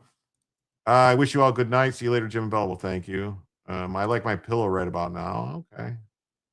Joey is live. Joey Cannoli is live. Raid restrictions. Yeah, Smoking Scan's got raid restrictions. It's weird, man. I can't believe it. They ain't all hits. I agree. Jacob Castro is live. Is he? Well, if you want to, Duck Fat, if you guys want to, whoever wants to do the raid out on Rumble, go right ahead. You want to do a raid out to Jacob Castro or whoever's live? I don't,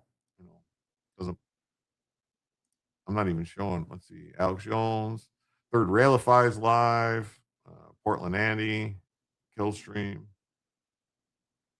Joey Cannoli.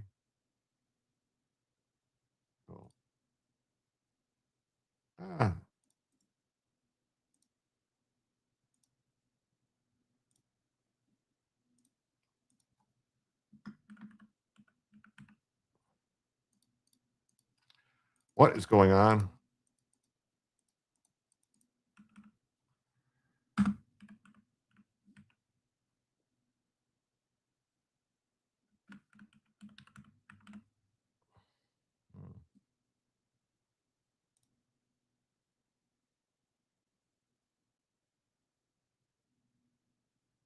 Oh, we'll just do this. Fuck it.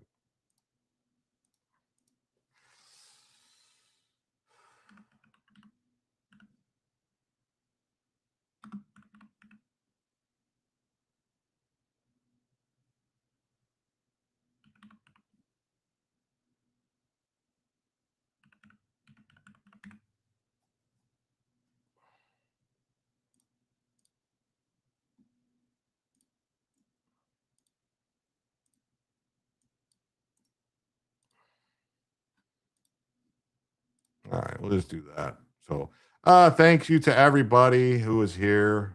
We'll see. I don't see Jacob Castro, so who do we do? I think we're going to go to Third Railify.